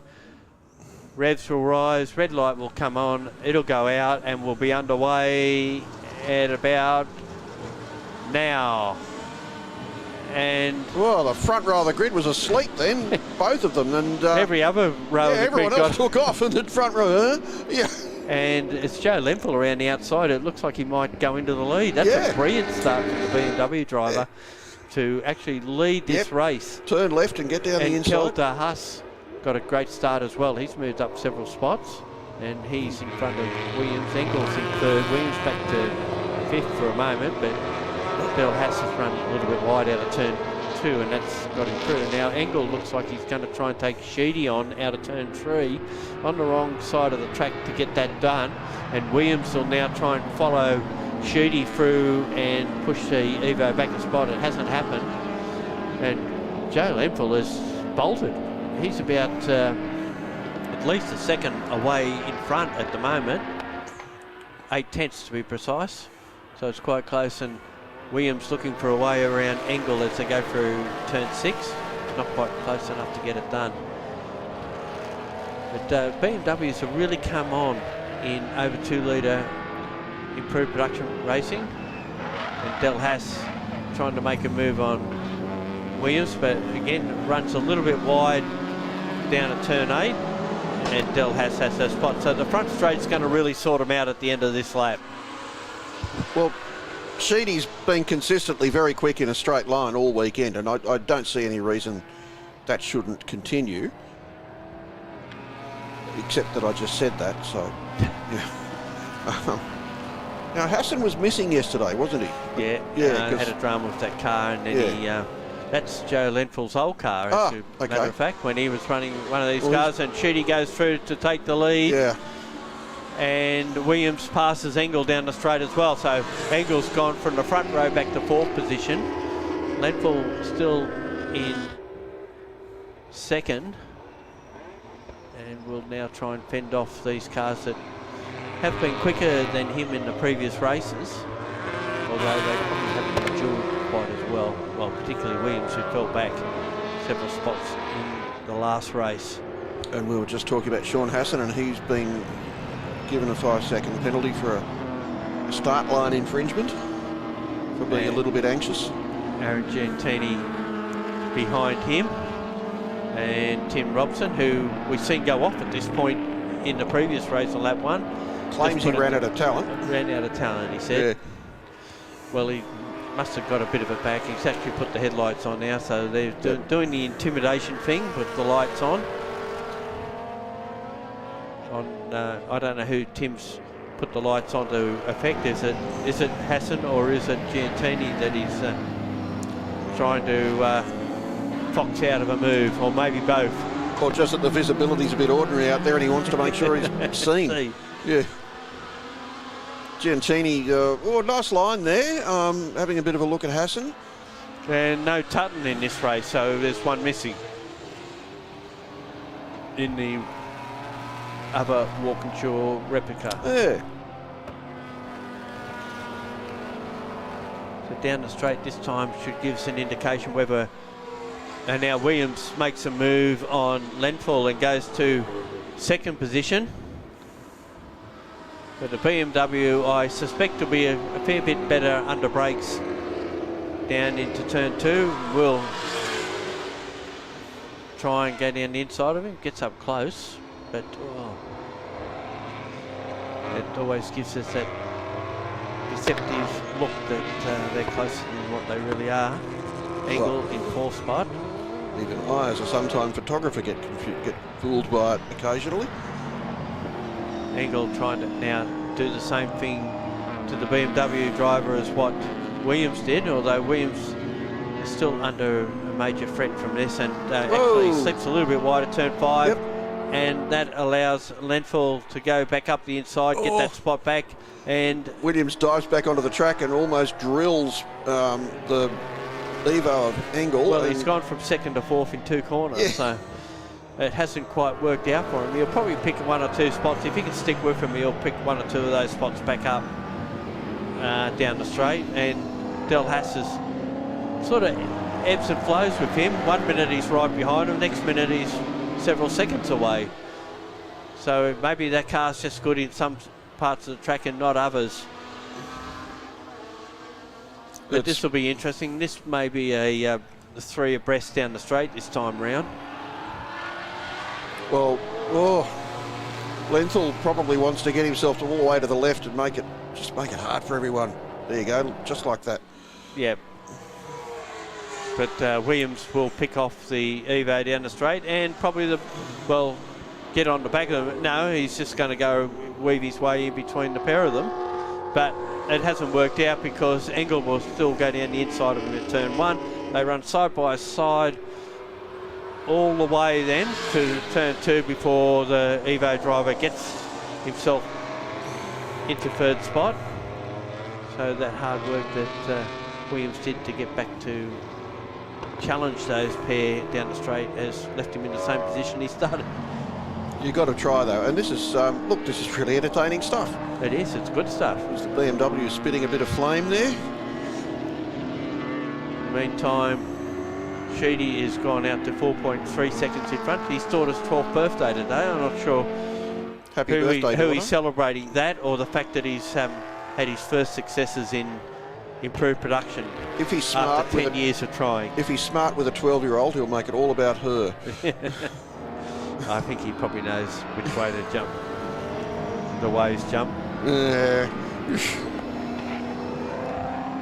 With you and I have both been through that, so you know what it's like. Sometime between the ages of 10 and 13, there'll be a burst of profanity, the slamming of a bedroom door, and approximately 10 years later, an acceptable young woman will emerge.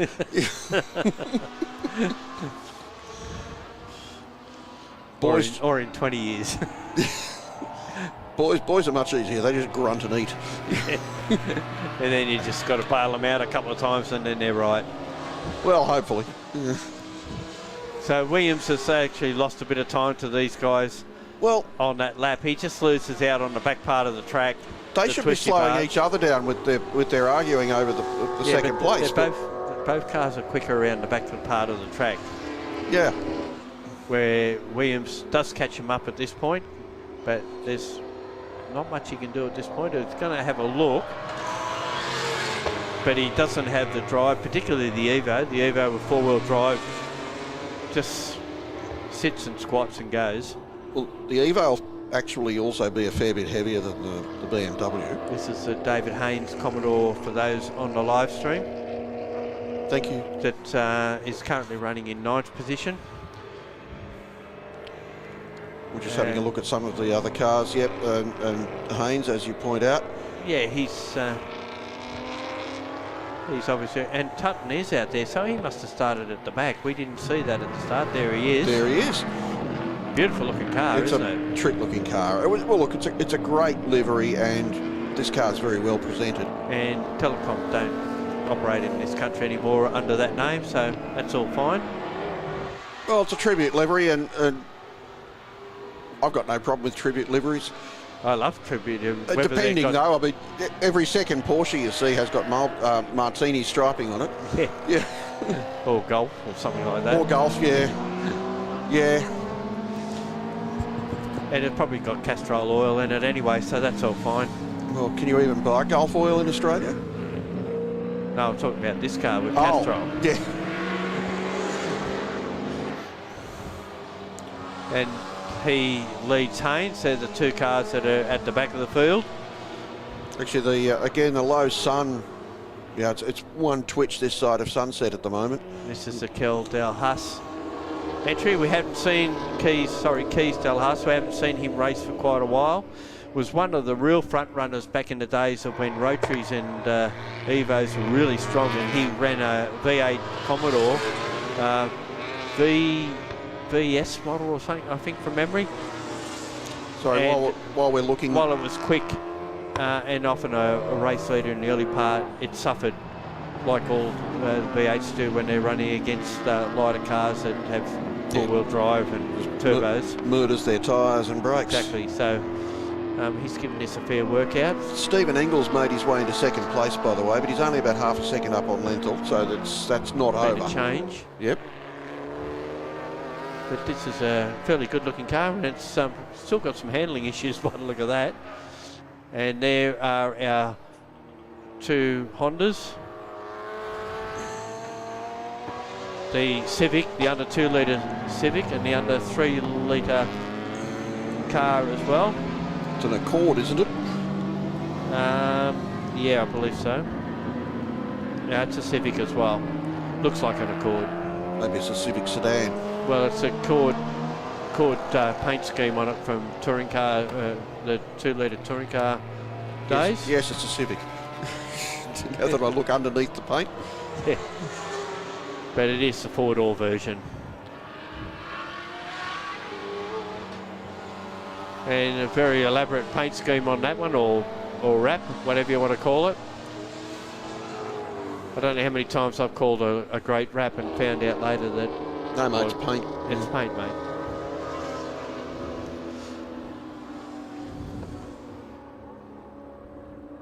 And the reason why he's running this car in its configuration, it gives him a bit of a weight advantage over the bigger capacity cars, being under 3 litre.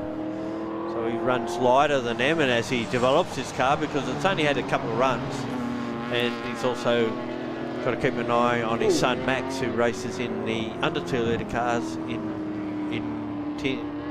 previous mount, that Civic, which is an under 2 litre car, of course. And there aren't any other under 3 litre cars at the moment, so look, he's guaranteed a trophy. Well, but if he goes to the Nationals or a national type event, there will be. There will be, yeah. Other, same with the 1.6 litre class too. It is recognised. It's not recognised as a separate race or anything like that. It's just recognised as a class within. And just a reminder, this race is brought to you by Crisis Transport and Logistics, events, exhibitions and automotive transport. Google them, and if you've got a need for their services, give them a call. I think Williams is in with a chance of maybe grabbing third here. Yeah. It's close right up on the back of the BMW. It's just a matter if he can do anything in a straight line, which we've seen in the past he can. It's just him getting out of that top corner and being close enough to actually wing it past down the straight.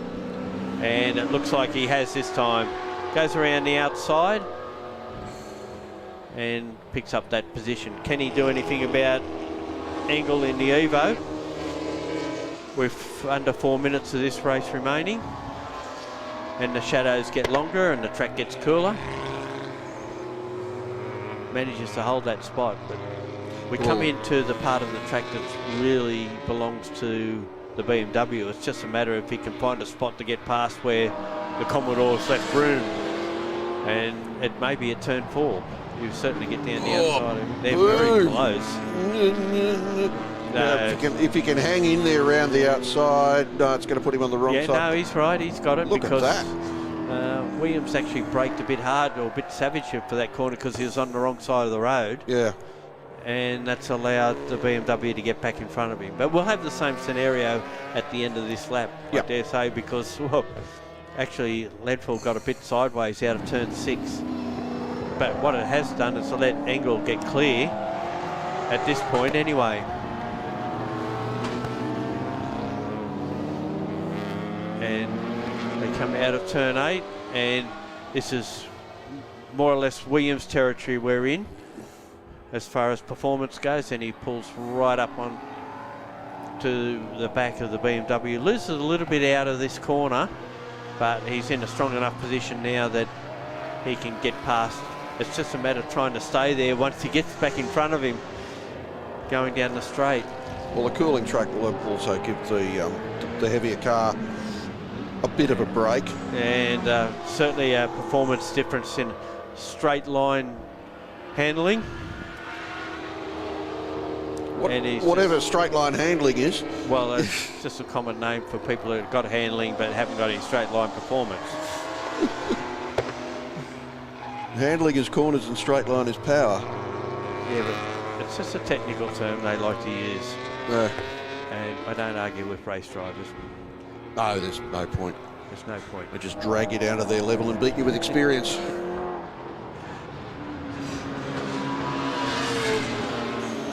And Leadville is trying his best. He's going to try to do the same thing he did last time, but Williams has managed to hold him out this time, so he won't get that run out of the corner around the outside, and the Commodore has hogged the line basically to get out of that corner in front. but he's still got to hold on because they have the pressure on him from Lenful in the closing stages. I assume we're on the penultimate lap of this race at the moment with the time left. So will Lenthal try and stick it down the inside of the hairpin? No, there's no space. Just not quite close enough. And he'll try again on the exit, but not close enough. And now, as I said before, this is Commodore territory, this run up to turns 9, 10 and 11. And Williams holds onto it, but he loses that little bit of impetus because of the braking area up at that double apex pair of turns. But now he's in the right position to go down, and they will head out on their last lap now. Sheedy leads by almost 6 seconds, near enough that it doesn't matter what the difference is.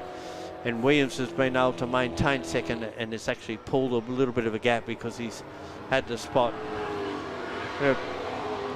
Ben Sheedy aiming to get his third win, his first round win, and sets himself up nicely to come into championship contention over the remaining rounds, most of which will be here with possibility of one raceway late in the year for the final round. In December, when it'll be 4,000 degrees down there. November, it won't be. Oh, okay. My calendar tells me there's no racing in December at all. Famous last words. Until someone puts something on. Well, it's the big historic meeting here. That's in late November. Oh, is it? Yep. Look at that lovely golden light. The photographer in you wants to be out there, I know, but he does. At this stage we've got Ben Sheedy showing the way, and it's been a good weekend for him. Yes. Celebrating a daughter's birthday and his own success. His first race win, first round win, and a clean sweep as he comes through the last corner, sets sail towards the finish line. And I suspect that if Jared McLeod's watching this, he'll be happy too. He put this car together, and it's great to see it have a victory here at Sydney Motorsport Park today. Takes the win. It's on again for third as Steve Engel finishes in second. The third place cars come out of the last corner side by side, but Williams had the pace down the straight and beats Joe Lenful to the line. Kel Del Huss is the next one, followed by Aaron Giantini. And we should have Tim Robson, the next one through when he emerges from the last corner. There he is. Great looking car. It's great. It is, on that. And I think he's punched out of his weight, but he's only 2.4 litres, and he's up against cars with 6 litre engines. And well, he's running for that class, and there's a magpie just going past, or there is a magpie just going past. There's one that lives up at the last corner there, and he's my friend. Mark Tutton comes across the line in 8th spot, and David Haynes will round out our finishes. We've got a replay of this last corner. Well, it was on. They almost touched, and Williams went a little bit wide, and it allowed Lenful to get up alongside of him. Gave him a sniff. Gave him a tease. Sniff, but he didn't have the legs to get on with it down the straight. Well, that's the end of this great race meeting here with Blendline TV and the State Championships. Big thanks goes out to all our officials, and let's not forget our excellent camera work that we've had this weekend. Excellent direction, and it's been wonderful for Blendline, which has had a massive weekend with not only this event but the South Australian State Championships and the historic at Winton Motor Raceway. It's on behalf of everyone involved in this telecast, we wish you a safe trip home, and we'll look forward to seeing you next time. Thank you, Gary. Good night, everyone, and thank you for tuning in.